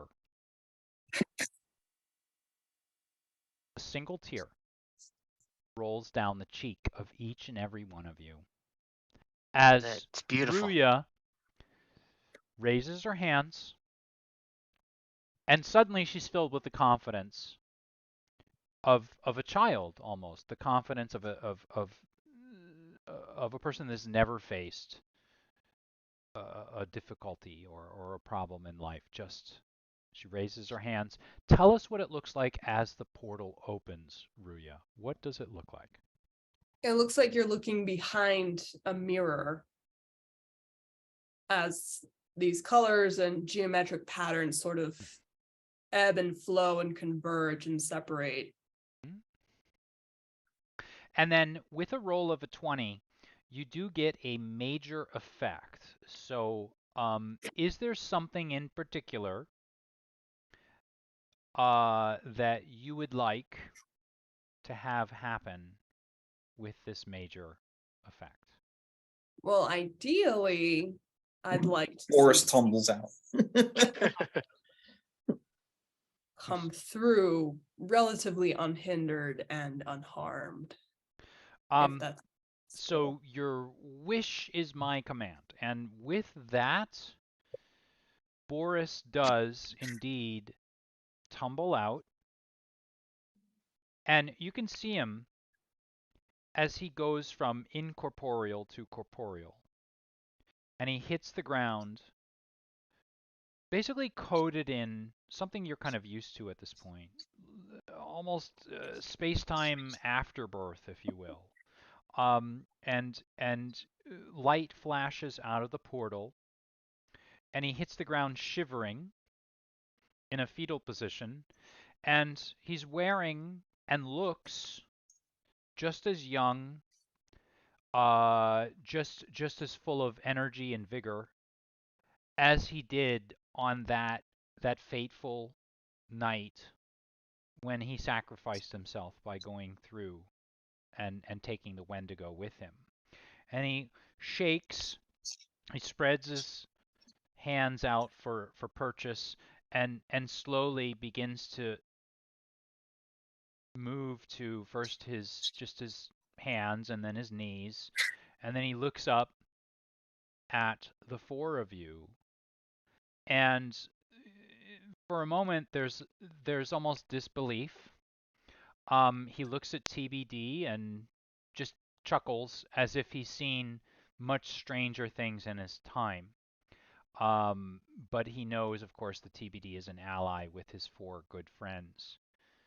And he croaks something that you can't quite make out, and which is quite normal for having passed through the portal.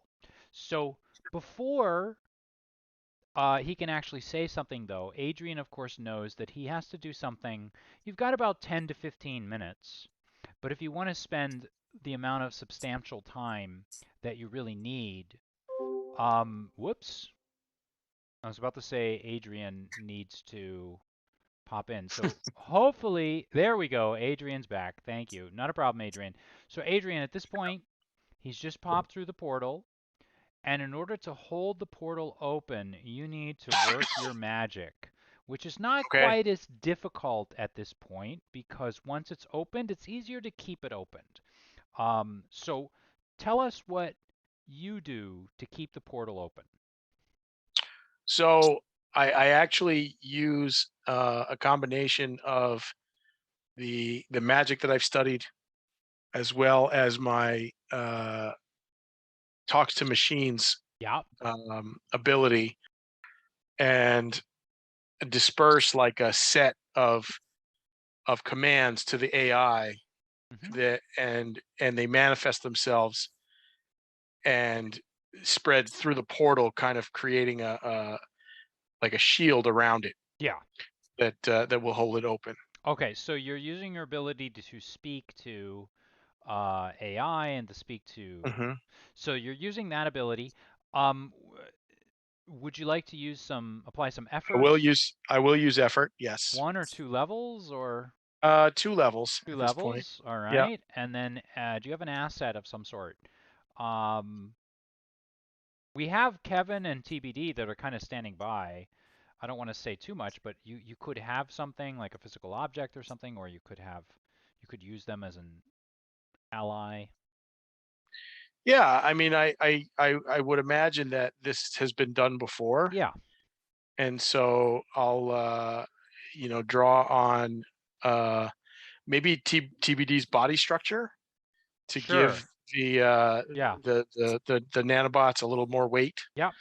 And yeah, so All I right. will make my roll, So why don't you go ahead and that is right in the middle. That's a 10. a 10. So that is enough, at least for now, to keep it open. And you've bought yourself an extra 15 or 20 minutes of time in addition to the 10 or 15 that you can keep the thing open. And with that, you tell us what it kind of looks like when you make this happen. So if you could picture the gate being like a circular uh like energy disk of some Yeah. kind, Yeah. like a sorcerer supreme Yeah. thing. What happens is the nanites leave my device or whatever, and they affix themselves around the perimeter, Oh, cool. and then start extending it out like a web. Oh, I love that. Yeah. That's great. And so it's basically it's like as if something physical in our own dimension like jammed itself in the space-time, the fabric of space and time, Right. and actually physically like held the thing Yeah. somehow. Think of it like a scaffolding surrounding Nice. the wire. Yeah. So Or that at clockwork orange thing holding the eyelids open. yes, Yeah. Right. or like that. Oh my God, that's not okay. Well, anyway, ladies and gentlemen, let's keep going with that imagery. But very good. Yeah, very very apt. I like that, or very astute. So with that, our good friend Boris looks up, and like I said, he looks the same. He sounds the same as he did that fateful day 11 or 12 something years, that fateful night 11 or 12 something years ago. And there's a moment of disbelief. He smiles when he sees TBD in all of his odd glory, rocky glory, standing before you. And then he smiles. Ah, my friends, it's good to see you once again. It's been far too long. I knew you would return. I was starting to worry, but A tad understated, don't you think, Boris? Get behind us. Is anything else coming out of there? he looks over his shoulder. And actually, that's something that I had sort of failed to mention here. As you look behind him, he sort of stumbles to his feet, and maybe 1 or 2 of you give him some help to stand up. And he's covered in that gooey ectoplasmic space-time goo afterbirth that he comes through with every time. What you see is something dark and frightening. So dark and frightening on the other side, I really hesitate to describe it both as a game master and just as a human being, but horrible terrors and just you sense anguish and pain. Um, and you look one more time at Boris and you realize what he's been going through for what, maybe a year, maybe a few minutes. You don't know if time moves the same way. And he just simply smiles as if to say he's doing this for friendship. And then he steps onto the other side and he says, It's, it came through though. Escaped. What, where is it? I was ready to fight it, but it is not here. Where is it? And so at this point, you have a chance while the portal is open for, I think you have almost 25 to 30 minutes to talk to Boris and ask him some questions about what may or may not have been going on. Do you know how it came out? Do you know how the portal was opened? I thought that you opened it. It seemed like a few minutes ago, and I don't know. The portal opened, and I felt the calling. I went to the light, as I always do every year on this date, my friends, and it was not you, though. I was filled with sadness when I saw that it was someone different, but two children, a boy and a girl. I could not believe it. It had powers unlike any that we possess. They opened it, and then the creature snuck through.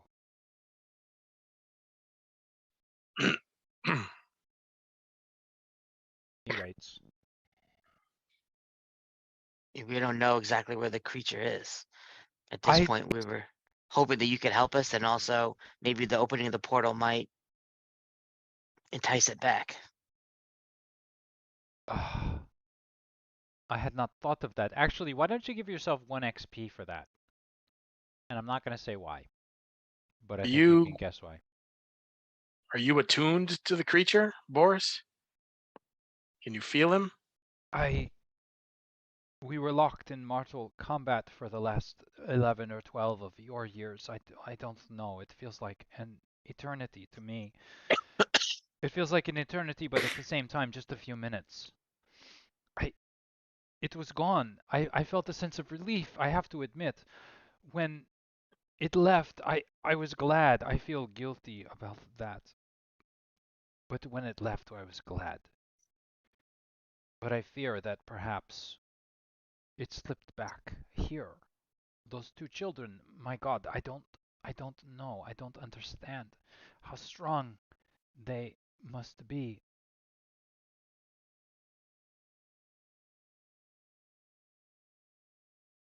Well, we don't have a lot of time. We got to find those kids, and we got to find the Wendigo. And either kill it or push it back through the portal. Did someone say they thought they had a way to make this more permanent? Should we try that? Oh, keeping Boris on this side? Yeah. Well, I mean, the plan for that is really simple. Close the portal while he's still here. But we got to get the Wendigo through and then close it and hope that he doesn't get sucked back in. Why is that going to work this year and it hasn't worked in past years? Because I'm going to use a cipher called Attractor to pull Boris as the portal's closing. It's going to be sucking him in, but I'm going to use my cipher to be sucking him towards me. I have a really good question for everybody, though. Tom, I don't know if it'll work. No. Is the Wendigo the only thing we're going to end up killing? Depends on whether the children are evil or not. That's what Boris looks up at that. If they're children of the corn. We are heroes, my friends. We cannot kill children. Even if they are the cause of this, surely they are innocent. They don't know what they do. I don't know if they are the ones that caused this to happen. For some reason, they opened the portal. I don't know why. Well, Boris, the world's changed since you were here last, and children now are the root of all evil in society. Well, if that is the case. I'm serious, gents, lady. They should not be able to do this. You They're think the either kids are being somehow controlled or supernatural? they're not what they're presenting as. Mm. Well, regardless, let's find them. Yes. I'd say our priority is the Wendigo, but we got to find something to shove through this portal. Is there like a rusty chainsaw that you could do without, Adrian? Yeah, I mean, it's not rusty, but if you want a chainsaw, here you go. All right, we could try shoving that and doing a little exchange. See if we can close this portal down and See if one Boris is worth one old chainsaw. I don't know. Something. Worth a try. Boris looks to you all. You have a plan to keep me here? We're gonna try it. We don't know if it'll work, but it's better than nothing. But Probably won't. Don't get your hopes up. if the Wendigo is back, I cannot stay here. Yeah, we got to get this Wendigo, guys. We must take it back. We must carry it back. I have been gone for. He looks around as if he's trying to figure out how long he's been gone. For a decade, for so long. It would have all been for naught if that monster must go back. And he kind of stands up and he's a little shaky now and he looks like he wants to get going. Let's go get that thing. Let's go find it. Okay. Let's work together like we used to work together. All right, I'm gonna click on the radio and say Captain Hoffman, or yeah, Lucy Kaufman. Tons of static. And then as soon as you click it on, all right, go ahead, say again. What's your position, Lucy? Identify yourself. This is Adrian. You gave me this. Adrian Levesque? Yes. Of course, there wouldn't be any other Adrians. Sure. This is Sheriff Conway. Come back.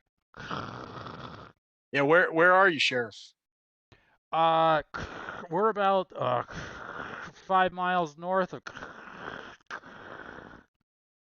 Have you seen the kids?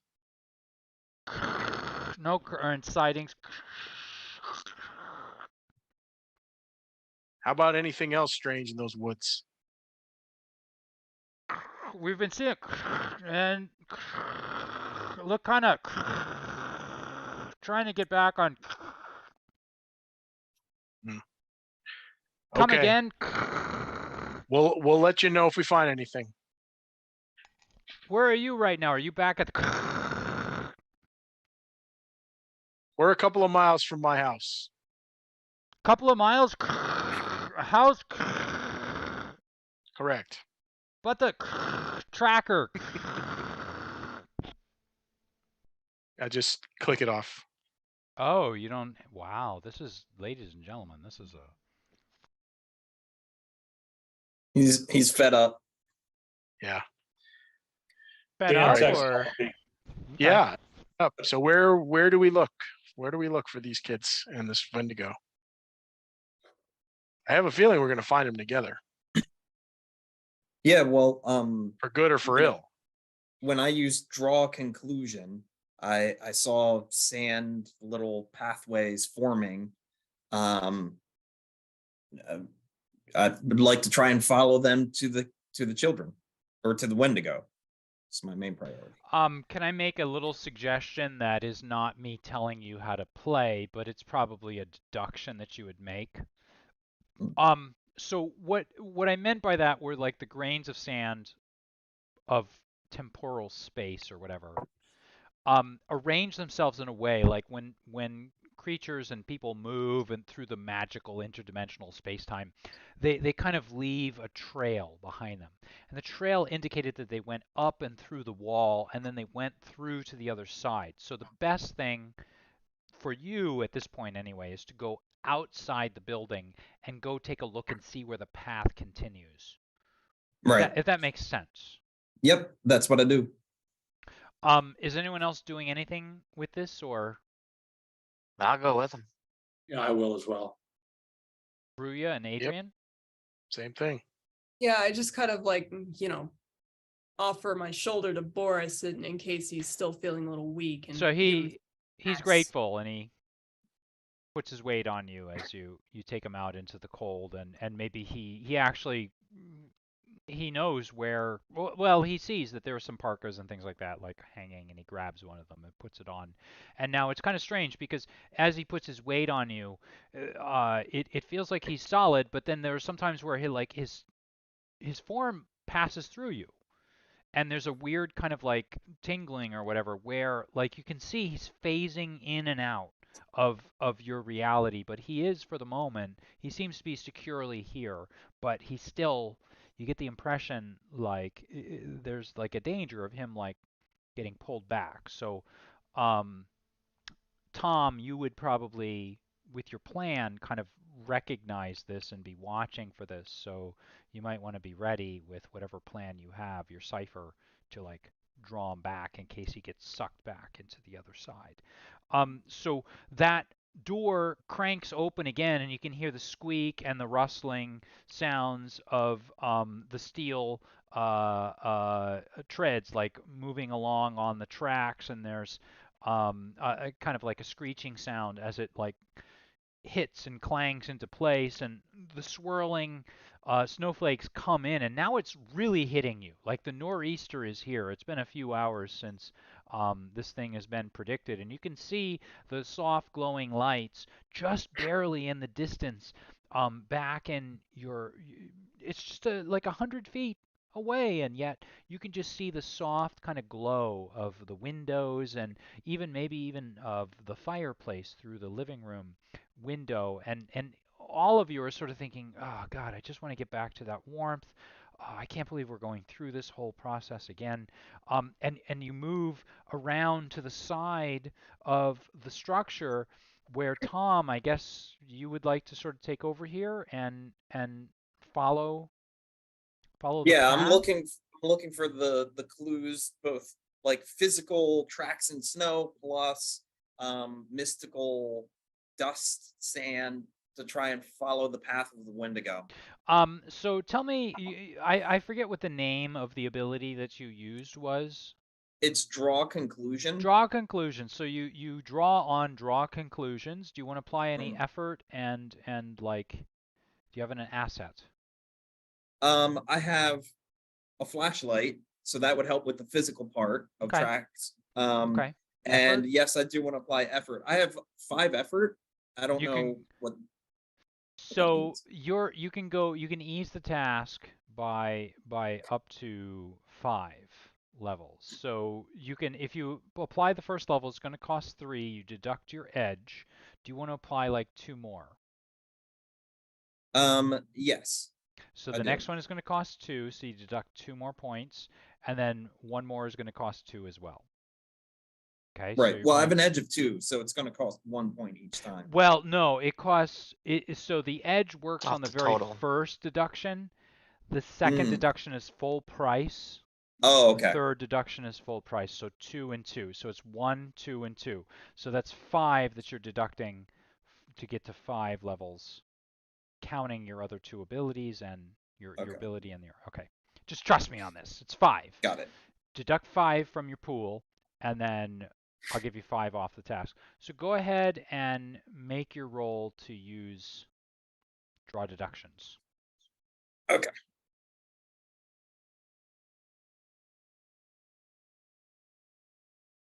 One. All right, Matt, let's see that creativity, buddy. Ladies and gentlemen, as a duly designated representative of Monte Cook while running the Cypher system, of course, this is not an official game. However, I like to run things officially in order to stay, basically to stay in line and within the parameters of the way in which the game is run, as well as the way in the spirit of the game, because I respect Monte Cook. It is now time for me to make a GM intrusion. Now, with a GM intrusion, you cannot pay any XP to deny it. You must take it, and you must like it. So with that, The Wendigo kills me. Yes, that's right. No. No, you've forgotten to eat the whole game, and so you die of starvation. At that very moment, several things collide. There is a loud and ear-shattering screech in the sky, and suddenly there's a blinding flash of light as what you recognize almost immediately as the helicopter from before, which could not make it back to camp because of the massive amount of turbulence in the area. You see it listing back and forth, and there's suddenly a searchlight, a spotlight, that is just cutting across and cutting through the darkness and the light, the ironic darkness of a nor'easter in full force. There's a spotlight that moves to and fro across. It first hits your mansion, then it hits the forest, then it hits your feet, then it goes out to the storage area. And this is not because they're tracking something. This is because the helicopter is out of control. In addition to that, you hear a screech, not the helicopter rotor nor the dynamo that's running the engines, or powering the engines, I should say, of that helicopter. You hear a screech, a very loud one, coming from the forest not far off in the distance. And with that screech, the rest of you, Ruya and Kevin and Adrian and TBD, what you see are several trees as they are smashed down. Just smash down. They splinter and explode. And for a moment, you're not sure if you're looking at the nor'easter just doing its thing, or the massive shadowy creature that is exploding out of the forest and barreling toward all of you. And you, TBD, who made that little inference earlier on saying, oh boy, I hope this thing is not attracted.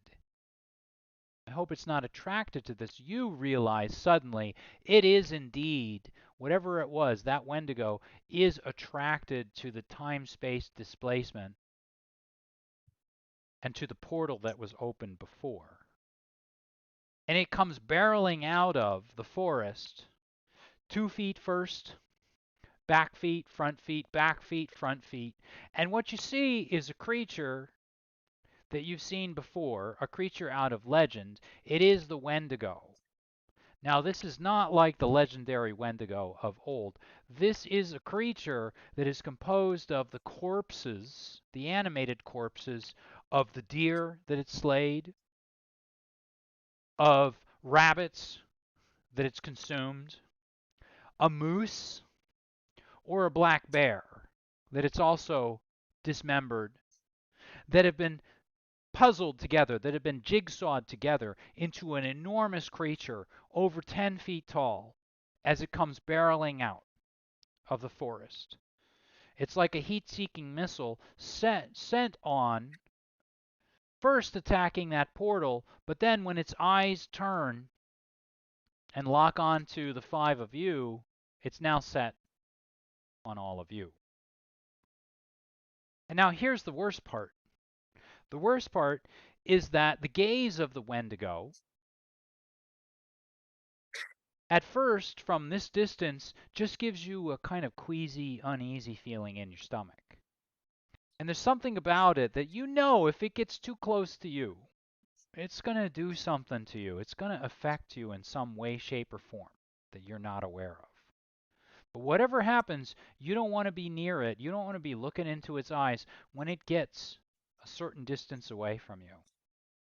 And that thing is powering through the forest, and meanwhile, that spotlight is spinning around, and that helicopter is just listing back and forth, ready to fall.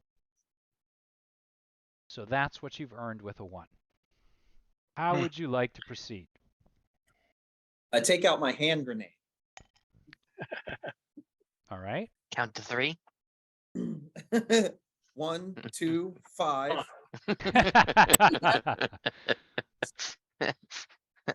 Uh-huh. No one's saying 3, sir. I did. Oh, you did. Okay. 3. And then I have careful aim. This is for your benefit, Matt. It's on page 118. That's fine. Trained with all Thank you very attacks. much. Careful aim, and I throw my hand grenade at the Wendigo. Okay, so you have careful aim. Give me any effort. Yes, I'm going 1 to use or effort. 2. Is this speed or might? We'll say it's speed because it's like a speed generally in Cypher system counts as agility. Okay. So the first. So I have an edge of 2 in speed. Okay, so the first level is going to cost you 1. The second level in that case is going to cost you 2. Okay, because the first Right. one actually costs 3, but edge takes the 2 off the 3, so it's 1. The second one's going to cost you 2. Now, do you have you got the grenade? Oh wait, and you said you have the ability to throw, right? The ability careful aim. Okay, so 4. So And, go ahead. and then 2 levels of effort. Yep. Oh. So that eases the task by 4. I'm going to give this to you as a freebie, and then we're going to roll for initiative. I really shouldn't do this because you rolled a 1, but just for the sake of drama. 13. With the 13, you hurl that thing and you lob it in an arc. And you can kind of see it as it's arcing. The rotor blades, the downwash, just like causes it to list a little bit to the left and to the right, back and forth, and it's slowly moving toward your Wendigo target. Now with that, I would like everybody to roll for initiative. Please roll a d20. I want to hear what the highest roll was. Now I have training in initiative. So what does that give It me? eases the task by 1, so just add 3 to whatever you roll. Okay. 18. So I have a 18. 17. 17. So 18's the highest. Anyone else? 2. Okay, so And a 0. 2, 0. who rolled Yeah, a right. 0? What kind of dice are you? I like these No, dice. Tell me more No, he about meant these 20. 21-sided die that you have. All right, so I'm not going to say but too much, but I'm just going to say that our heroes get to go first, and that grenade is flying through the air. The helicopter is lobbing back and forth. The thing is getting closer, and I want to remind you of the feeling of dread and nausea in the pits of each one of your stomachs as the thing approaches, and the glowing gaze of this creature as it barrels towards you like a bullet out of a rifle barrel. You all have the chance to go first. I'd like to try something. Yep. I'm going to run out ahead of everybody into the path of the creature. Yep. And I'm gonna yell, "Come at me, bro!" Yep. And I'm gonna wait until he's right on top of me. Yep. And then I'm gonna activate my Cypher, which is a 4-screen projector. Yep. And I'm gonna put the barrier right in front of me as he's barreling into it. Okay, I got it. So you're baiting him into coming towards Hitting you. the brick wall. Correct. Okay. So go ahead and roll. First of all, we'll say that you're activating your Cypher. So that'll be an easement. And Yep, then I'll use a speed effort. And a second effort, or just one? Just one. Okay. And then I don't know if this one will apply. I have something called quick wits, but I think that's more like social interaction. You charm it. Let's see. Oh, well, you don't say. Quick wits. While performing a task that would normally require spending points for intellect, you can spend points from your speed instead. Oh, No, it just so that's seems not to a problem. shift where the points Yeah, come it just from. yeah. So just those two. That's fine. That's fine. What's a Wendigo doing out here? So just the 2. You're shifting it by 2. I'm shifting it by 2, Yep. and I rolled an 11. And you have actually it's 3, right? Because you do have oh wait, it was just related to initiative, right? So okay. Right, Got it. right. Got Yeah. it. With 2, you do your best. Tell us what it looks like, and you completely miss.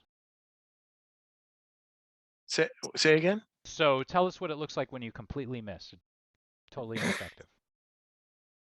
Well, I guess the shield projector doesn't go up, and this thing barrels into me.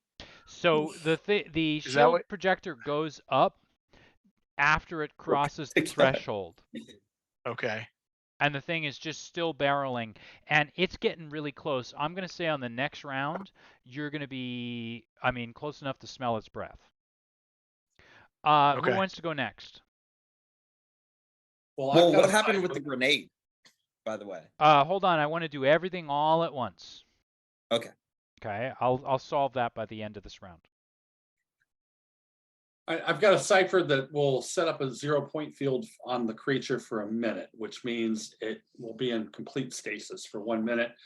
Or I could do my force at a distance, where I bend the fundamental laws of gravity around a creature or object up to twice my mass within short range. And then that will, it will be able to act, but it just won't be able to move. Okay. Which one do you want to use? Well, the force at distance is very, very expensive. And I am running low on intellect points. Up to you. But that's what I'm going to do. I'm going to do force at distance. I've got, it costs me 4 intellect points. Force and distance. Do you want to apply any effort? Yeah, I'll do 1 effort, which will be 1 point since I have a 2 edge. Okay. That brings up to 5. And then how about,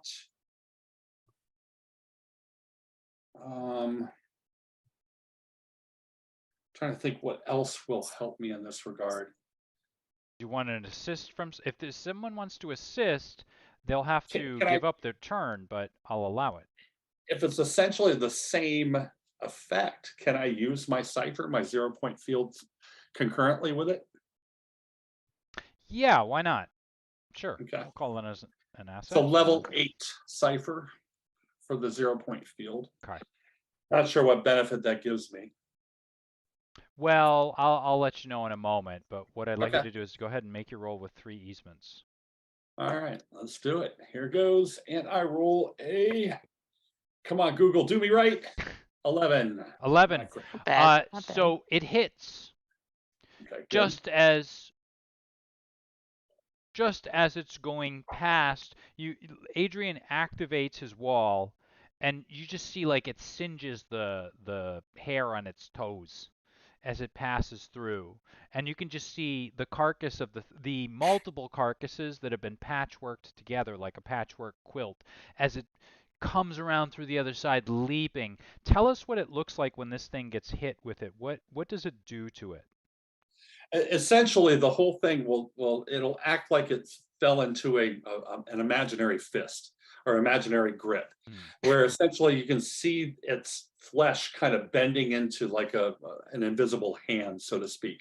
The hand will grasp around it, and you can see the little indentations of this massive force hand. So the thing hits against this force field, and it's odd for you, Adrian, because you were just like terrified for just you had a moment to feel it in you.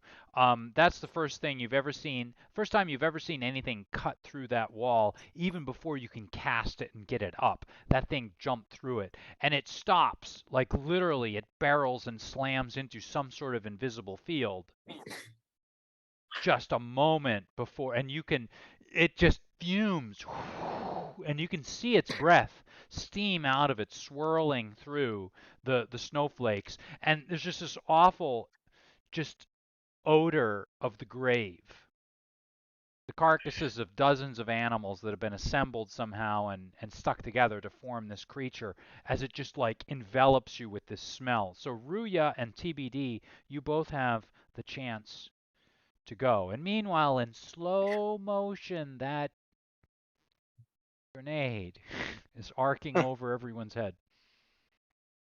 Go ahead. Ruya? Okay. So I would like to do a physical attack from onslaught, aided by targeting eye. You gonna do Nice. the physical or the cerebral version of this? Physical, so I Okay, can. it's 4 points, right? Mhm. Okay. So go ahead. You got an onslaught, aided by the eye. Mhm. Any effort? Yes, please. Okay. Yeah, I'll give it to you as long as you got the points. Okay. You don't have to I request think- it. You can just tell me. Okay. 1 level or 2? Up. 1 level or 2? We lost you again. Me? 2. You There lost you go. me or you lost her? No, we got her. Okay. She froze, but she came back. Oh, so Ruya, would you like to apply 1 level of effort or 2? 2. Two, Okay, got please. it. Sorry, I wasn't looking at the. Yeah, got it. Oh no, it's okay. So that's going to be 4 easements. Okay. Why don't you go ahead and make your roll? Right. And for 5. It's a 5. A 5 is not For quite. 5's sake. Anyway, A 5 Wow. is not quite enough, and you see it as if it were about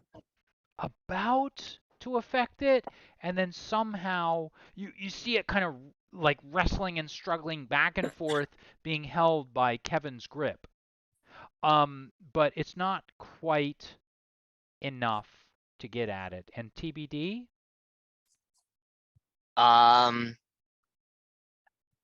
Okay. I'm going to run up to it and engage in with a physical attack. Okay. As I'm rushing up to it, I'm going to pull out of my pocket basically a triangle-shaped piece of tinfoil, Asset? which I'm. Go ahead. Well, hang on, which I'm then going to open and put on my head, and it's basically a reskinned enduring shield, It's a which tinfoil will now. hat. Yep, tinfoil hat. It's going to give me an asset on my intelligence defense rolls Okay, for the rest of the day. okay. All right, for the rest of the night. Um, Got it. Yep. So my attack is I'm just gonna rush up and do a crushing blow on Crushing this blows. thing. So the what we're talking about right now is you just have a asset on defense rolls. So this is not applicable That was a toward what you're separate, doing. right? That was not applicable Right. to the attack. Got it. Right. Okay, so you Right. got the tinfoil hat, but you're making a Yep. crushing blow. Are you gonna apply Yep. any effort? Yeah, I'm gonna apply 3 levels of effort. Why did I know that TBD would be like, yeah, I'll apply effort, in which I essentially just don't even have to roll almost. Because it's clobbering time. It's It's clobbering clobbering time. time. Eric, you remember what we used to say? Eschew, what was it? Yeah. Flame on, it's clobbering time, and eschew obfuscation. That's right. That's what Mr. Fantastic would say. So at any rate, go ahead. You've got 4 easements of this task. Go ahead and roll. So that was a 15.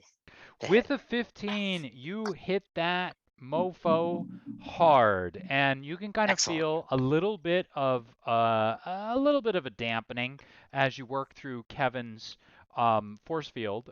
Kevin's I forget what it's called, but his ability. But Yep. that doesn't affect you've worked with this guy before, and you know him. Maybe this is similar to something you did before, and you deliver like a full blow to it. How many points of damage is this? Well, the crushing blow gives me a free level of effort on the damage. Of course it does. Can I also apply other effort on the damage? I'm hoping to spend 3 levels of effort on the damage, which would make the damage 17 points. Help course me, you Monte can. Cook. You're my only hope. And plus, doesn't he get a bonus? Because, I mean, essentially the creature's I being think he held. gets a bonus just because he's Jarod. I haven't even gotten to the grenade yet. I'll give you 2 levels. All right. So what's the that's total on that? It's 14. 14 All then. right. Nice. Carry the 1.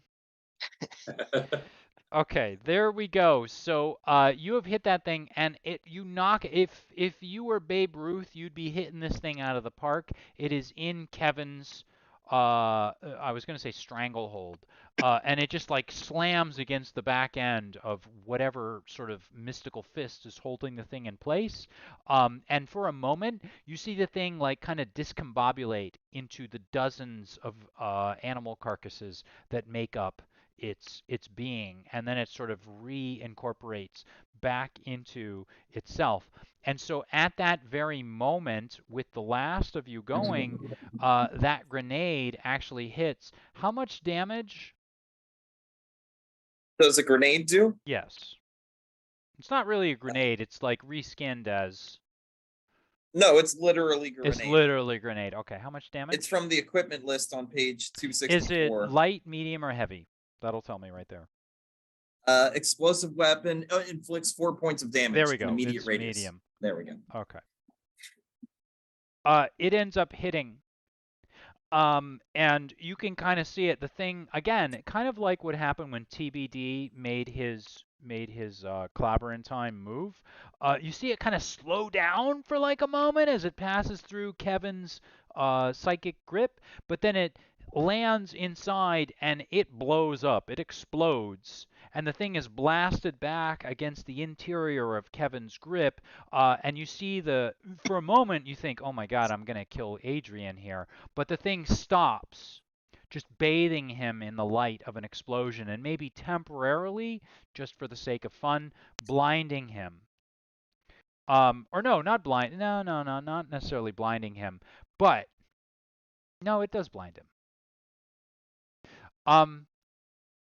Adrian, here's the problem. Mm-hmm. You were right in front of this thing at that moment, and you had, it was brief, it was a few seconds here, but unfortunately, the moment your eyes locked onto its eyes, you have this sudden urge and this hunger that you can't quite identify.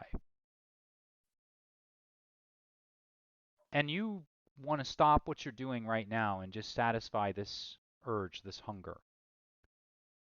And you realize suddenly you have the hunger for flesh. Human flesh. Human flesh. You need to make an intellect defense roll in order to, well, in order for me not to take control of your character for a moment. Okay. Quick, grab TBD's tinfoil hat. No, it's okay. I have the ability Discerning Mind, so I have +3 armor against damaging attacks and damaging effects that target your mind and intellect. Yeah. Nice. Defense rolls make against attacks that attempt to confuse, persuade, frighten, or otherwise influence you are eased. Yeah, that's very cute, because I knew that all of you were making tier 4 characters. I've come prepared. Go ahead. Tell us about your little easement of defense rolls, and that's fine. All right, and then so you're going to ease it by 1 for that automatically. Use that. I'll use effort. Effort, 1 level. And I also have a skill that says overcoming fear and intimidation, but I don't know if that's. I don't know if that really counts. Not really it. Yeah. No, that's fine. Okay, so those 2. Oh, okay, just 2. All right. And yeah, I'm probably under your command. I got rolled an 8. You suddenly have a terrible hunger for human flesh. You stop right in your tracks where you're going, nearly fall over, and you recognize the Wendigo as your one true god. Now, in order to resist this on every subsequent roll, you are actually going to have to make a defense roll just to curb your urge. Gotcha. So we'll say that you have the urge, but you still have the intellect and the ability to like curb it. But you're going to be, until you shake this thing off, you're going to be kind of useless effectively. So the Wendigo, however, has not made its actual attack. This is something that just happens naturally when people are within close range of it. So the Wendigo is actually reaching out now to reach through. Now, tell me this, Kevin. Can it reach through the field, or is it bound somehow? Well, yeah, I mean, it depends on its magic. I mean, there really isn't any identification of it. It's just force at a distance. Okay. And I imagine that's pretty localized around what it is I'm focused upon. So, okay. You know, if it's magical, I imagine it would have an opportunity to break it. Yeah. All right. So that gives me enough information. So what I want And to it is a force of will because I have to continue to concentrate on it in order to maintain the grip, the grab. So here's what's going to happen. Steve, I need you to make a defense roll as it reaches out and through, and I'm going to compensate for the fact that Kevin has got it in his kind of like grip here, and I'm Okay. not going to tell you exactly how much I'm sort of fiddling with the roll here, but go ahead and make a defense and tell me if you So want this to is a use. physical defense roll. It's like So yeah. physically reaching through that like membrane of the time space, and it's Okay. going to try and grab you. So do you want to use any sort of abilities, effort? I mean, or... well, I mean, I imagine I can use effort, but do I Yeah. have the ability to use stuff like seeing you as I'm only under its have thrall? no, you only have the urge to eat human flesh. It doesn't necessarily affect you Oh, to defend yourself. But do I have the ability to use a Cypher in this situation? Yeah, I'll say so. Okay. So I have something called a visual displacement device. Got it. Which it's basically like in Total Recall, it creates like images. Oh, interesting. Right. Okay. So the image is, it's made to confuse attackers, giving them an asset to speed Nice. defense actions for 10 minutes. So got it. Yeah. Any effort? Yeah, I'll use two? 2 levels of speed effort. Yeah. Okay. All Anything right. else? He's also taken away the Wendigo's blue check mark. So That's right. That's right. That's right. On tweeter.com. It says Wendigo, you're not verified anymore. Not verified. It says like parody account behind it now. Yeah, right. Okay. It's a 14. With a 14, that Wendigo reaches out and you can see it push slightly through Kevin's barrier, and then you smell the odor of the grave from its breath, and its spittle even like just splatters out and hits you in the face, and you feel it's giving you a very close shave as the claw, one of its claws, just scrapes along your flesh, just enough for a little tiny, almost paper cut. And then it pulls that claw back. So with that, we're going to call this the bottom or the end of the round. We're going to go back to that helicopter, which is just precariously, now it's definitely out of control. And it's going to hit at this point. So we're back at the top of the round, and we can go in whatever order you folks want to go in. I will allow it, but that creature is barely being held in place. And I don't know, Kevin, do you need to make another roll to keep it there? I do. However, I'm also now extremely worried about the helicopter. And I'm wondering if maybe I need to shift this force to. That's why I slow down the helicopter instead. Yeah. I screamed this out to the group. I can't hold it. That's okay, Kevin. I have a plan. I'm going to shift my force a distance at the helicopter to try and stabilize it. So you're disengaging with the Wendigo, focusing on the helicopter. Right. Okay, so let's make. What's Tom doing? Tom, let me hear what you're going to do first. I think Kevin's going to go before you. I have a plan too. Go ahead. Oh, well, let's hear what all of our plans are.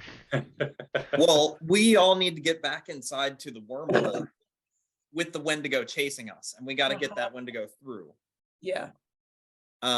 So my plan is I was going to use a cipher called Banishing to take the place of Kevin holding it. Banishing is like a perfume bottle, basically, that I throw and it shatters. And then from then on, anytime we hit it at all, it bounces and teleports. So that'll have it teleport over here, teleport over there. Yeah. Giving us enough time to retreat. That'll cover our withdrawal back to the pool. How long does that last? I think it's for the next. We don't have a lot of time to solve this problem. You couldn't really have this discussion, so I'm gonna say like let's just keep it moving. What are the other ideas? Just a minute. I'll allow the Mine next. was just Golem grip. If I hit him, I can grab onto him and prevent him from moving. Okay, Ruya or Adrian, any ideas real quick to throw out before we just start the next round? I mean, I'm all for like luring the Wendigo to this portal to try to close the portal and save Boris. I don't know if anyone has Wendigo bait or if they want to like volunteer as tribute and like start running to the portal. Well, all of Considering us. that Wendigo are created from eating human flesh, we're probably all bait. So We're all bait. We all Except go to the TBD. portal. That's Well, in that case, we could just like I don't know, like take our gloves off and just start like rubbing our faces like, hey, Put some basil, some sage Right. under the bed. I'll have a cheese ball in my pocket somewhere. All right, Adrian, All right. any We're buttering thoughts? ourselves. Yeah. So Right. I'm still not clear as to what thoughts are my own. I know I have the urge for human flesh, but does that mean I need to resist acting on Yeah, it? you're gonna or- have to roll in order to. Otherwise, I'm gonna take over your character on this next thing. I Got have a question about that. Like in the X-Men cartoon, when Sauron We're takes not- over somebody, you see like green eye things. Don't worry Did about we- it. Did the rest of us see what happened to Adrian? Did we know that I he's would been say he just mentally attacked? he's like he's. You guys are so focused on what you're doing right now, you don't even notice what's going on. We have no idea there's Yeah. something wrong with it. All right. Then I don't know who's going first, but So if- I have an idea of who should go first. I think Kevin to hold that helicopter to shift from that Okay. to the chopper. So Okay. All right, so I go ahead and the invisible force kind of loosens itself up and it gets thrown up into the air and to try and slow so down. you're that hopping from the creature, the Wendigo, to the helicopter. So go ahead, and so we've got your ability first of all.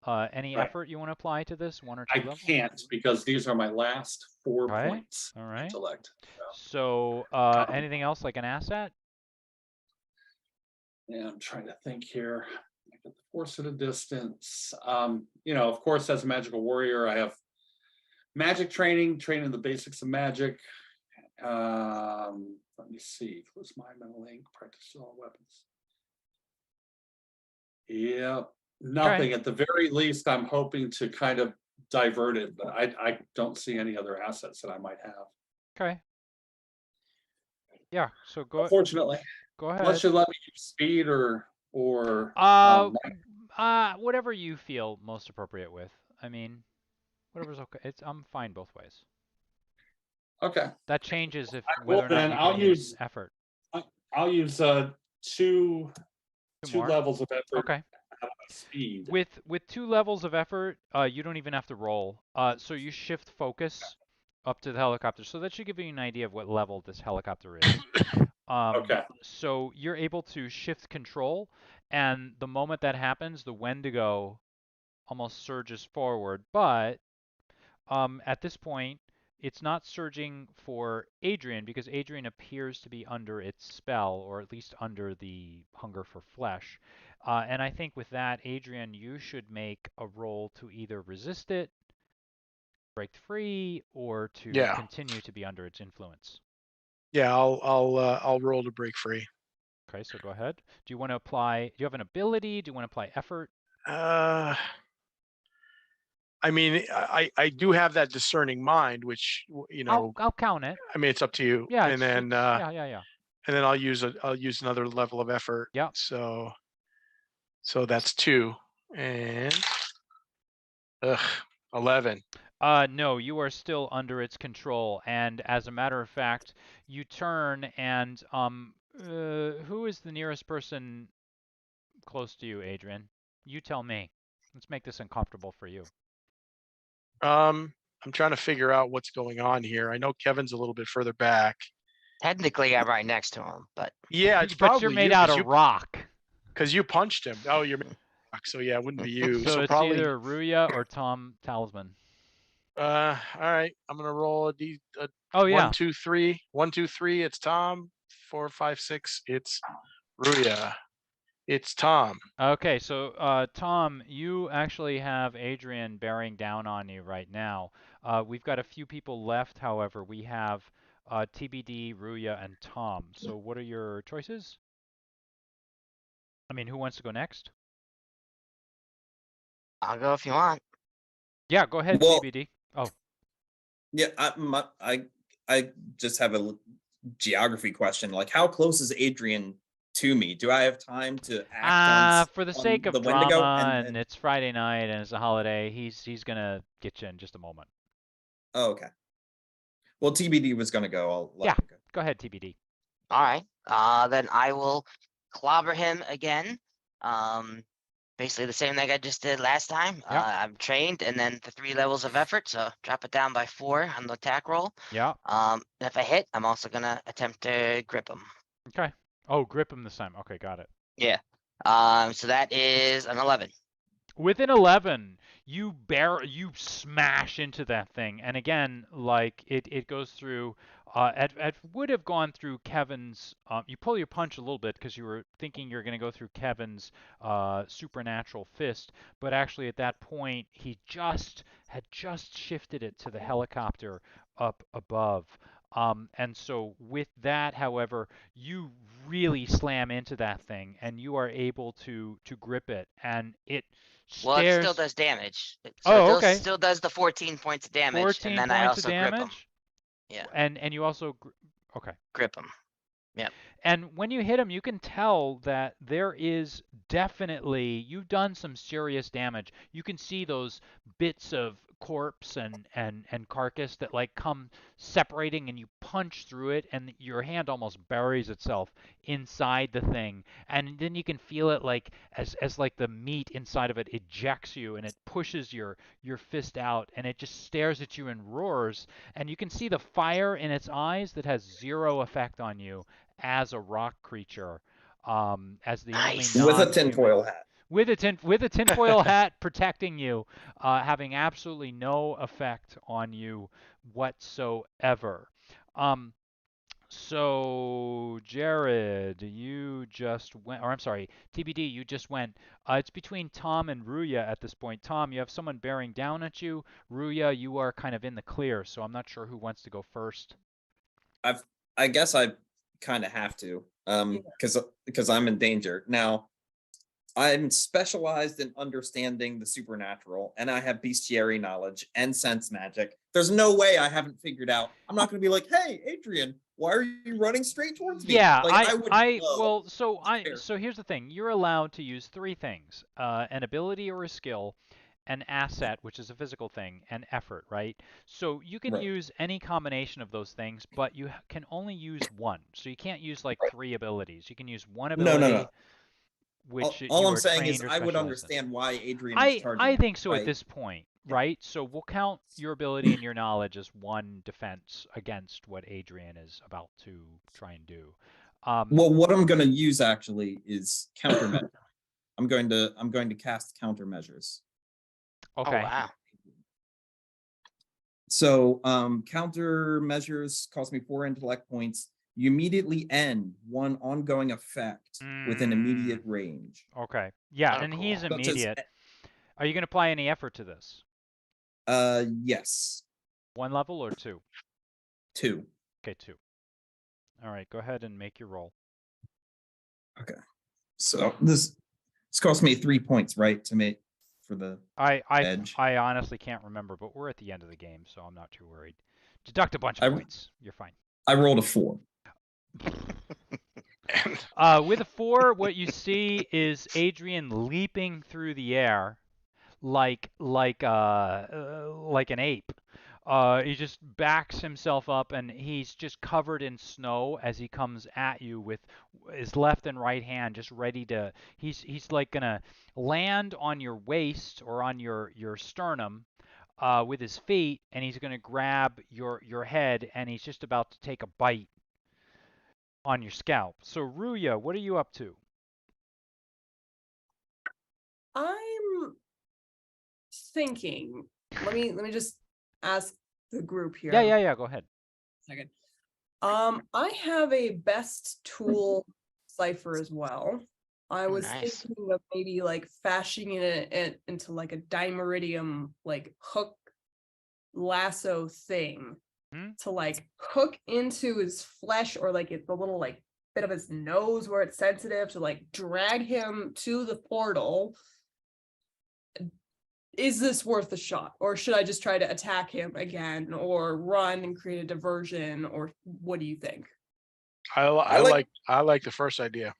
Yeah, I like the idea that your best tool is one of those like animal control, you know, Like a prod. Bring the Wendigo into Like the a man catcher or something. right, like he's some raccoon. That is that's cool. going through- Yeah, that's awesome.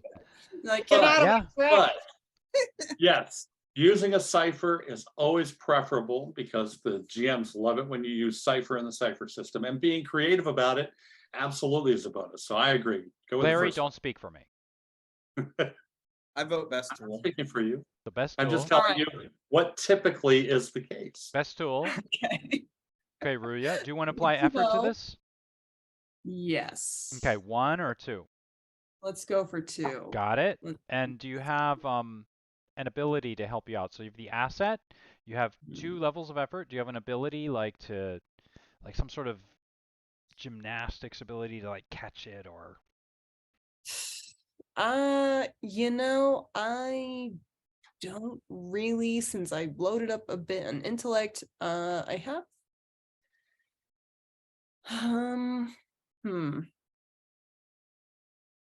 yeah, it doesn't look like okay, a help there. give it a try. It's worth a shot. Yeah. Okay.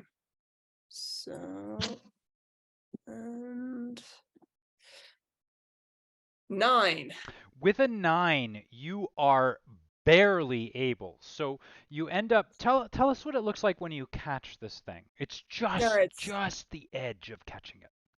Okay, well, it's sort of like meat dangling from hooks Okay. in a freezer, Okay. and it's sort of like, rotting flesh, so it's, sort of oozing and pussy, but it sort of tries to hook itself in there and yanks it. It feels like it's gonna rip apart part of the creature, but we'll see. And you end up like yanking it by the neck off to like one direction. You kind of almost hear like something snap in its neck, almost. Oh, you attacked the creature. I thought you were doing Adrian. Okay. Oh, was it Adrian? Which was it? No, it's No, the creature.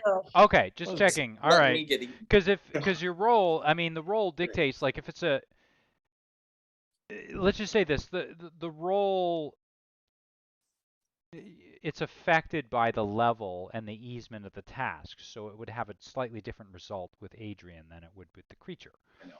You're Right. free to do either one. I don't want to. No, I was intending for the Wendigo. And you end up Yeah, yanking it, and it's like a creature. It's like the Rancor. I think the Rancor has like that big like thing in its nose, and it like gets yanked this way and that, and somehow like you just yank on that thing, and end up pulling it off, and its gaze actually heads in your direction, but you're not quite close enough to it yet. So as it looks in your direction, you get that feeling of kind of like nausea in your stomach, and you realize whatever it was that happened to Adrian, you don't want to get so close.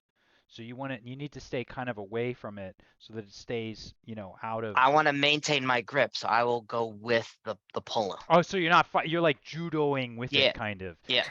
You don't even have to roll for it. Like you're staying on top of the thing and holding on Yep. to it, and it like lumbers forward with one leg and then like a second leg, as it kind of like wrestles, and it sort of roars. And when it roars, you just get this complete, like the whole body of the thing like vibrates, and you're covered in like spittle and all kinds of like goo and even blood and ichor from this creature as it takes a step in Ruya's direction, unwillingly. However, I was going to call it the Rancor. The Wendigo now has its own chance, and you are point blank on top of it. So when you're got it in its grip, it can still attack, correct? Mm-hmm. Okay, so it's just gonna it's attacking, and I'm gonna ease the task by 1 for it because you're like right on top of it. So do you want to defend? Yeah, I'll defend. I'm trained in defense, and I'll use So trained is 1 easement. and I'll use two levels of effort. 2 levels. So easing it by 3. Okay, go ahead and make your defense roll. 9. 9 is no good, and that thing like just reaches up, and it's kind of like a cat like scratching underneath its scratching underneath its neck or its chin, and it comes up with these 3 immense claws, one of which looks like it's from like the claw of a bear, the other one looks like it's like a tooth out of a moose, and then like another one that looks like almost like it's an antler or something taken from something. And the 3 of these things scrape along you, doing 6 points of damage. That's fine with my energy I resistance. I know. I'm at armor of 8. Well, ladies and gentlemen, I've just learned something that I'll have to be more careful with the tier 4 group next time. But thank you very much for telling me that, especially when I'm dealing with Jarod Riley. But okay, thank you. So 6 points of damage does nothing to my A rock man. players. Okay, It's made out of rock. back to the top of the round. So you guys can try one more round here. You have one more chance. All You right, can go in any order you want. I'm gonna try something. I'm gonna turn on the radio. So And go ahead. am I able to do that? I was going to say you still have this hunger. Oh yeah, no, that this feeds into it. Oh, okay. I'm gonna hail Sheriff Conway, and I'm gonna say, Sheriff, I hunger. Bring me 5 guys. Don't forget the Oh, French fries. should I allow Does he this? lose experience points for that? I kind of, I got to admit, I kind of like this idea. Like, I can sort of buy into this. Like, you would be half of a mind to call more flesh to you and half Right. not. So, tell you what, let's see if we can roll for this then. Let's just roll to see if you can resist and make this one action. So go ahead. All right. I'm just gonna roll it straight up. I don't need to do any no effort. adjustments. No. I rolled a 16.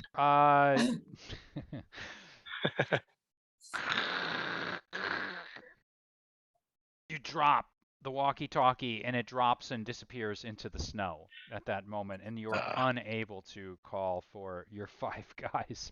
However, maybe on the next round you can call Grubhub or something like that. We can see, or HelloFresh, and you can actually make like the whole thing yourself. So Steve, thanks for wasting your turn. Let's go to our next contestant. Who would like to go next at this point? Tom Talisman. I'll go. Go right ahead. Yeah, because I was surprised that Adrian was nearly going to eat me and then fumbled his radio. So I'm going to cast countermeasures again, and I'm reminding myself, because I should have done this last time. Yeah. I can spend XP to re-roll. I rolled a 4. Yeah. I should have just re-rolled. Yeah, you can. I'm so sorry I didn't remind you guys of this, but that is true. Yeah. Every time you do a bad roll, you can go ahead and Yeah. as long as you have XP. I totally forgot that. Okay. But yes, so I'm going to do countermeasures again. Countermeasures. I'm going to apply 1 level of effort. 1 level of effort. And that's it. I don't have any assets. All right. Good luck. 17. Oh, with the 17, you were easily able. Tell us what it looks like when you do this. Well, countermeasures requires physical contact with the ongoing effect, which in this case is Adrian's head. So I, he's thrown me on the ground, and I'm on the ground, and he's on me, dropping the radio into the snow, and I grab his forehead with my hand. I palm his forehead. I like it.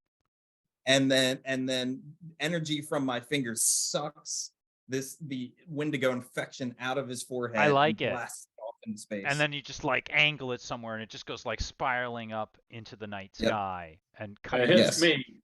it bounces off Kevin, hits pilot. Ruya, then hits TBD, then hits Adrian, just like in this vicious cycle that keeps going. All right, Tom, it looks like you have helped out Adrian. However, he already failed on his roll prior to that, but that's okay. At least he's going to be in the clear in the next one. So we have TBD, Kevin, and Ruya Next batters. Come on Kevin up. has not gone. Kevin is at the point where his mind can no longer hold this force field. I hope I did enough to slow down the machine and point it toward a soft landing place, but I just have to cross my fingers because Okay, so in that case, I can't hold the force I'm field. going to give you the last bit of the force field. Do you want to apply any effort to like sort of gently nudge it in the right direction so you don't screw it up? Yeah. And send And it I careening? guess I could use might for that if I'm kind of trying to fight Yeah, through it. yeah, absolutely. Yeah. Okay, One so or two? I'll go ahead and do 2 edges on that. 2 effort, right? 2 levels of effort. And that would be, Ladies and gentlemen, I'm terribly 4 worried that points. Larry's not interpreting this right, but that's okay. We'll keep playing. What's that? I agree Friday with you. night. Nothing. It's nothing, Larry. Keep going. Roll a 13. Oh, with a 13, easily. Actually, I should have said with 3 levels of effort. That is no problem at all because the helicopter was a level 3. You see that thing shake, rattle, and roll. It spins around for a moment. But then like the thing, like suddenly you hear a silence. The screaming as the dynamo, as the engines begin to spiral down. And you realize, if any of you have any experience, you realize that it's auto-rotating to come back down, and that the pilot is following the path in a swirl as it begins to slowly come in for what's going to be a rough landing, but maybe not as rough had it not been gently nudged in the right direction. So that was Kevin. We still have Ruya and TBD left. Would either one of you like to go next? You've got that Wendigo, which is Ruya, you're leading, and TBD, you're locked Yeah, you're onto leading it. and I got him gripped, so if you wanna go first, that's fine. Okay, so should we just keep pulling towards the Yeah, portal then? yeah. All right, let's keep pulling then. All right, so let's use your ability there. Use your asset. You've got it on that lead. Any effort? Yes. 1 or 2 or 3? Even? Why not 3? Okay, Does 3 my levels of my might. grip and assistant counts as I an will asset? count that as an assist. So if you're using 3 levels, Ruya, that will cost you 2, 4, 6. That'll cost you 6 points out of might. All right. And then TBD's assist is automatic.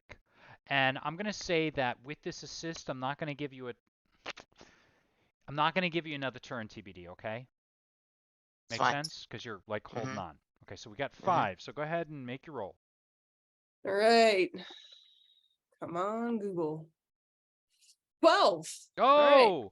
with a 12, you clearly have that thing under control, and it resists for just a moment, and then it suddenly gives. And TBD, like in conjunction with you, just like yank, like when the thing looks like it wants to go in one direction, and then TBD's like, "No way, mofo, you're going this way," and you yanks it off in one other direction. And like Nice. I said, like the Rancor, it stomps forward, and at that point, it's heading toward the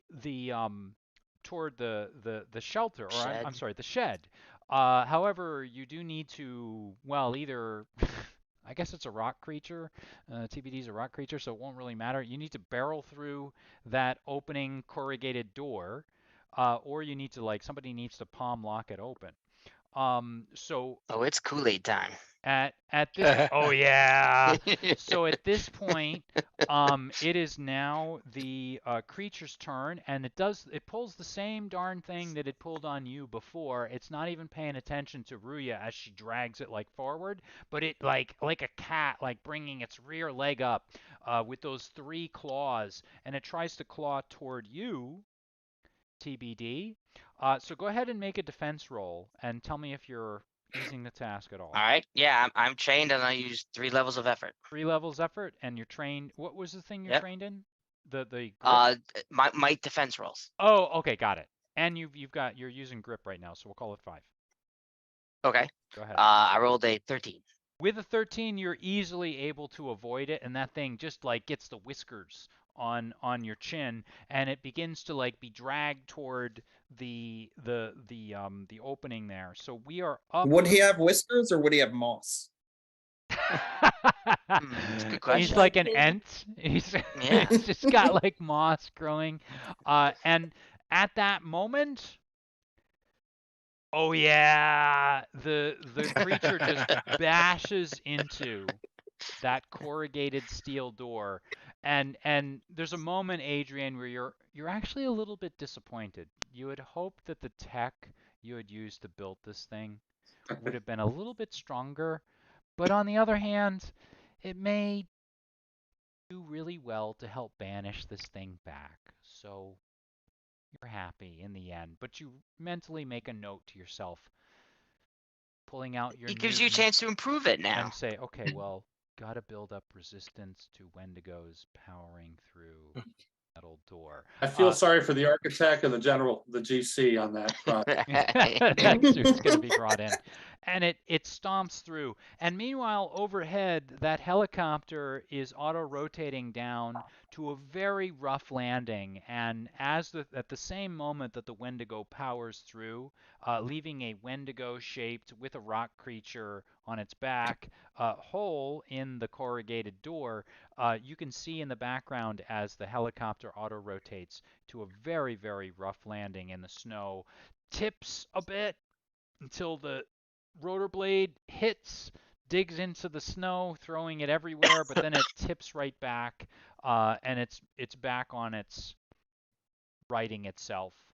And at that very moment, you hear the roar of two snowmobiles as they come out of the darkness, and you see the lights as they cross over. And now the five of you have just led this creature back into the structure. And that thing is just like waving its arms and screaming. It's back up to the top of the round.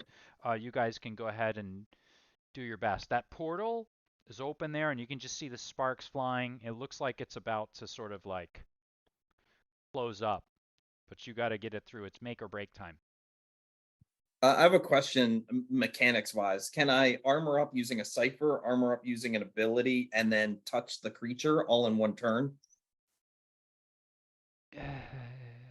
No, too much. You can do one of the. You can do touching the creature and armoring up with one of them, but Okay. like armoring up twice and then yeah, I'm gonna say like touching the creature is like a free action. Armoring up in one way or the other, you can armor up in the next turn on this for the second time. Okay, so at this point, you guys can decide. It looks like this is kind of like your moment to shine. What order are we doing this? You want to force that thing through. Well, I want to use Death Touch on it. Okay. Oh, shit. Yeah, you're going through that portal, but you ain't gonna be alive when I send you through. That's right. If you're alive at all, it's So, barely, you know. Tell us how Death Touch works. You'll be mostly I take dead. it this is the opposite of Love Touch. The song, Yeah. the theme That's a song much different from game. Legal Eagles, many years ago, starring Deborah Winger and Daryl Hannah and. Oh, that's a reference. No one will get that except for the old people. Okay, so Death Wanna know Touch your costs love touch. Okay. Death Anyway. Touch costs 6 intellect points. Okay. You gather disrupting energy in your fingertip and touch a creature. If the target is an NPC or a creature of level 3 or lower, it dies. No, it's If the not target level 3 is for sure, but if the target is a PC of any tier, they move down one step on the damage track. okay. Oh, okay. Oh, on the damage track, that is okay. Pretty good. Okay. So with that, you've got Death Touch, opposite of Love Touch. Any effort? Right. Well, I wanted to use my armor reinforcer Cypher first and then touch it. Yeah, but the armor reinforcer is more of a defensive thing. This is an attack roll, right? So what I'm picturing is something that aids in your attack.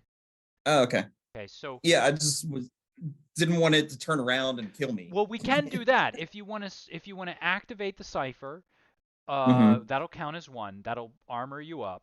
So when if the thing turns around and attacks you, you'll be armored up. You're also going to activate, or you're going to use Death Touch. And then do you want to apply effort to this? Yes. 1 level or 2? 1.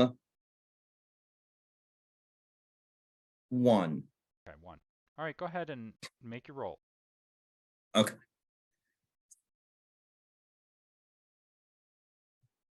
3, I'm going to use XP and roll that again. You jerk, 8. ruining our climax. With an 8. Can I use XP again?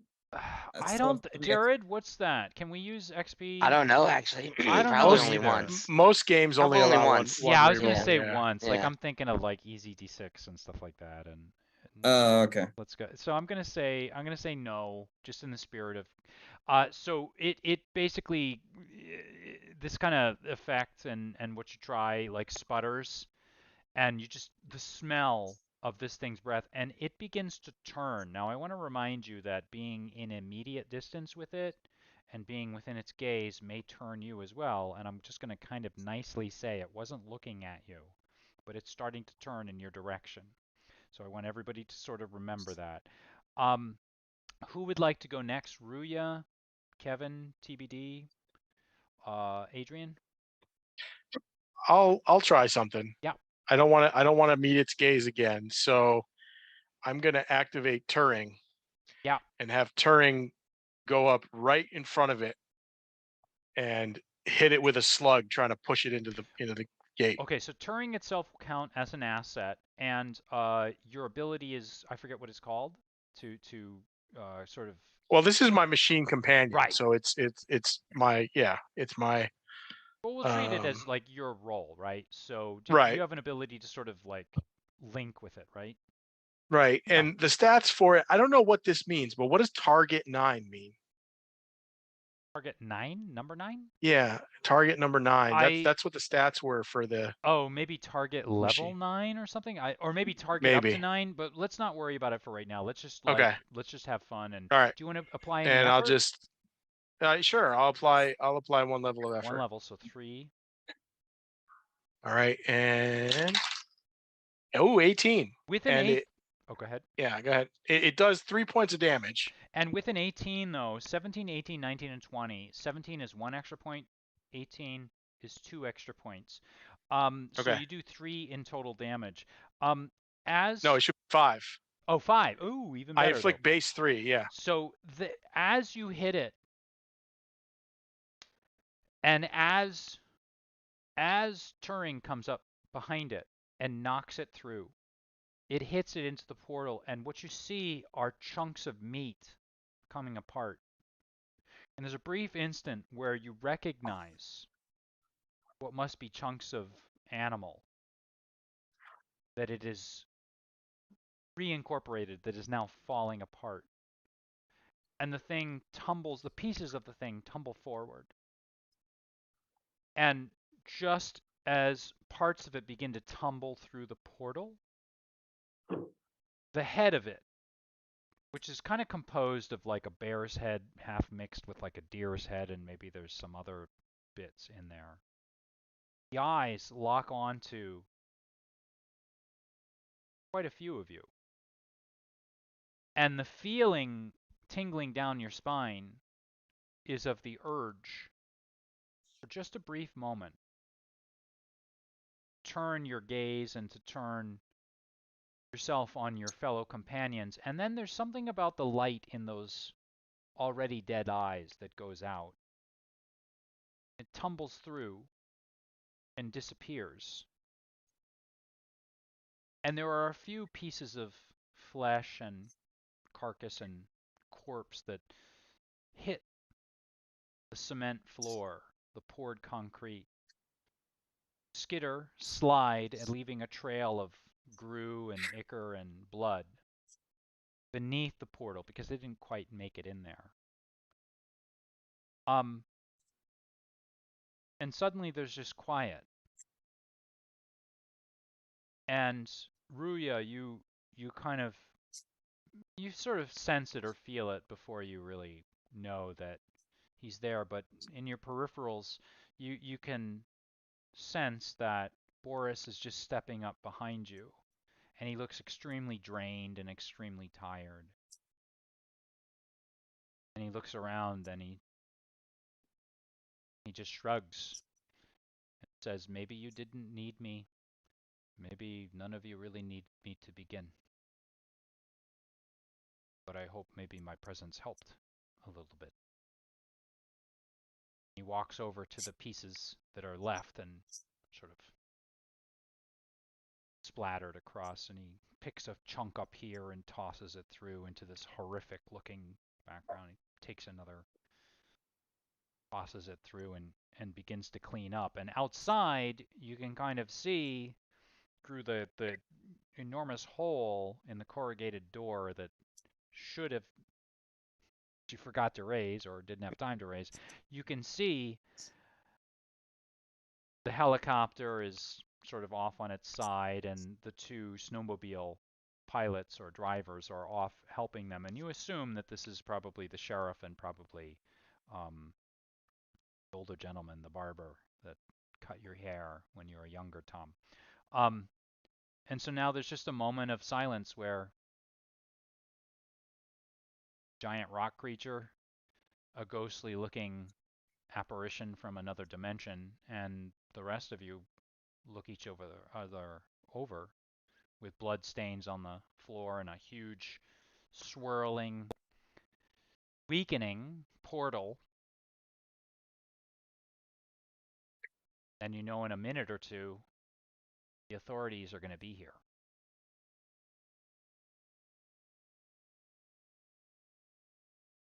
Boris just looks from one to the other and smiles. Tom, can we use that Cypher to keep Boris here? Yeah, I was gonna say, it's time to pull out the attractor and pull Boris away from the portal, but he doesn't seem to be getting sucked in. So, I have it in my hand. If he starts getting, that's the thing, is what's going to happen when you close it up? Tell you one thing I'm going to do. I pick up the bear, toss that into the portal, pick up all of the evidence that the children were ever here, and toss that into the portal. Well, that's a good idea. sorry. Police Maybe will be maybe here not the bear though, because in case they do come back, like they're gonna be upset that their bear is in another dimension. And they might try I and open believe the it- portal it's again replaceable. to get it. Yes, might go try to find it. I don't And know. next What are you Sure, going to are do we with it? that Next Christmas, we'll all get back together again to retrieve the bear. Yeah. How about that? how certain are any- we that the kids are not pieces of the Wendigo now? Yeah. Or is it? Can any of you magic users determine if we switched Boris? Would switching someone keep him here? Because I could go into the portal to keep Boris here. Well, I guess I should roll for that. I'm specialized in understanding the You supernatural. say this out loud, right? Yeah, that's Boris, a real proposal. Boris looks up and he walks over to you. He puts his hand on your shoulder. He says, my friend, you have had 10 or 11 years to live. Never passed beyond the boundaries of this place. Perhaps, well, you have a chance. Perhaps fate is what sent me back there. Why should I ask you to take my place? It's not necessary, my friend. Well, I think that you would be my friend. I know you're friends with my friends, so I'm sure. Friends, and I would not ask a friend to do what I have already done again. I will take my chances with Tom's idea, if it's all the same. Okay. So you're gonna let the Cypher attempt to keep you here? It is his will, and he looks. It's his All right. decision. So I have this, it's like a wand or cosmic screwdriver thing. The attractor, but yeah. Okay. And Any effort? Yeah, I'll take effort. 1 or 2? 2. 2, and any assists here or an asset?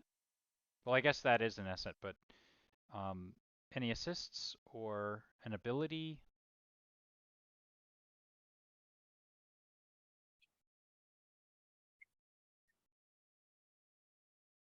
I have understand the supernatural Yeah, we can and count that. perception. Are you Well, trained you just need or one ability. specialized? Yeah. Are you trained or Oh, specialized? understand the supernatural. I'm specialized. Okay, so that's 2 levels. So you're up to 5. Yeah. Okay. Okay. And this is going to cost me 3 points, right? Yeah. So let me adjust that. And now you can kind of see how they're starting to move over toward they're stumbling, but you're going to have a lot to explain unless you get this done very soon. All right. So I rolled a 3, but I'm spending XP to re-roll. All right. 14. Okay. With a 14, you manage to the portal begins to close, and as it closes, you start to see Boris, piece by piece, molecule by molecule, as his body or whatever his form is right now, half corporeal, half incorporeal, as it starts to become pulled, and he doesn't resist. He just looks from friend to friend, and he slowly starts to dissolve. And then he holds his hand out to you, Tom.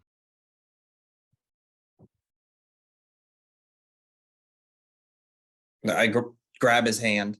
And the moment your hand touches his, you feel the friendship that you had so many years before, and maybe the comradeship that you felt, both being moving around a lot and both being from different nations and sort of never quite being in the same place.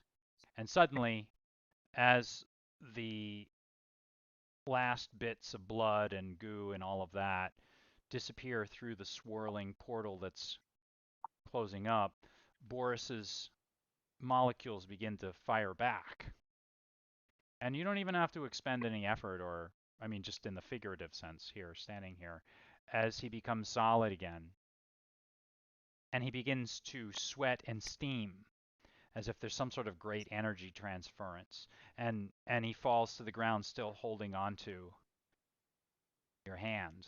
And now here he is as the portal winks out. And the helicopter pilot, the sheriff, and your old buddy, the barber, come stumbling in, shaking off the snow, talking about what a story they have to tell you about them almost getting into an accident and them also finding out that the children were located several miles south of here and someone's gone to collect them, and they probably have a story to tell as well, and they're brushing the snow off. They look at the 5 of you. Now 6, actually. Sheriff does a double take. Yeah, you can close that missing persons report. We found him. The barber looks. Boris, I think I cut your hair once, didn't I? So, with that, well, I don't know. It's up to you folks to fill in the blanks and find out what happens next. I think that's a really fitting place to end our story. I want to thank very much my players for tonight's Good job, game. guys. I Good job. really appreciate it. It was a lot of fun. It's been too long since I've done like a game stream, and it's really nice to have everybody back and have some new people. Well, old people that I played with before, but maybe new people for the stream. I want to thank all of you for watching tonight. I hope that our Christmas story has filled you with some good Christmas cheer for the end of the year. I have a funny feeling that the 5 friends and now 6 are probably going to have a Christmas drink after they've explained a little bit of what happened. If you like what you saw, please do think about liking and subscribing. For those of you that showed up new tonight, thank you very much. I did see the new subscriptions. I appreciate that. It's been a lot of fun. I hope we can do this again. Thank you all very much for watching tonight, and to all of you out there, stay safe, have a great game, and please, in 2023, please be of good cheer. God knows that we all need that these days. So please be of good cheer. See you again another time, everybody. Good night.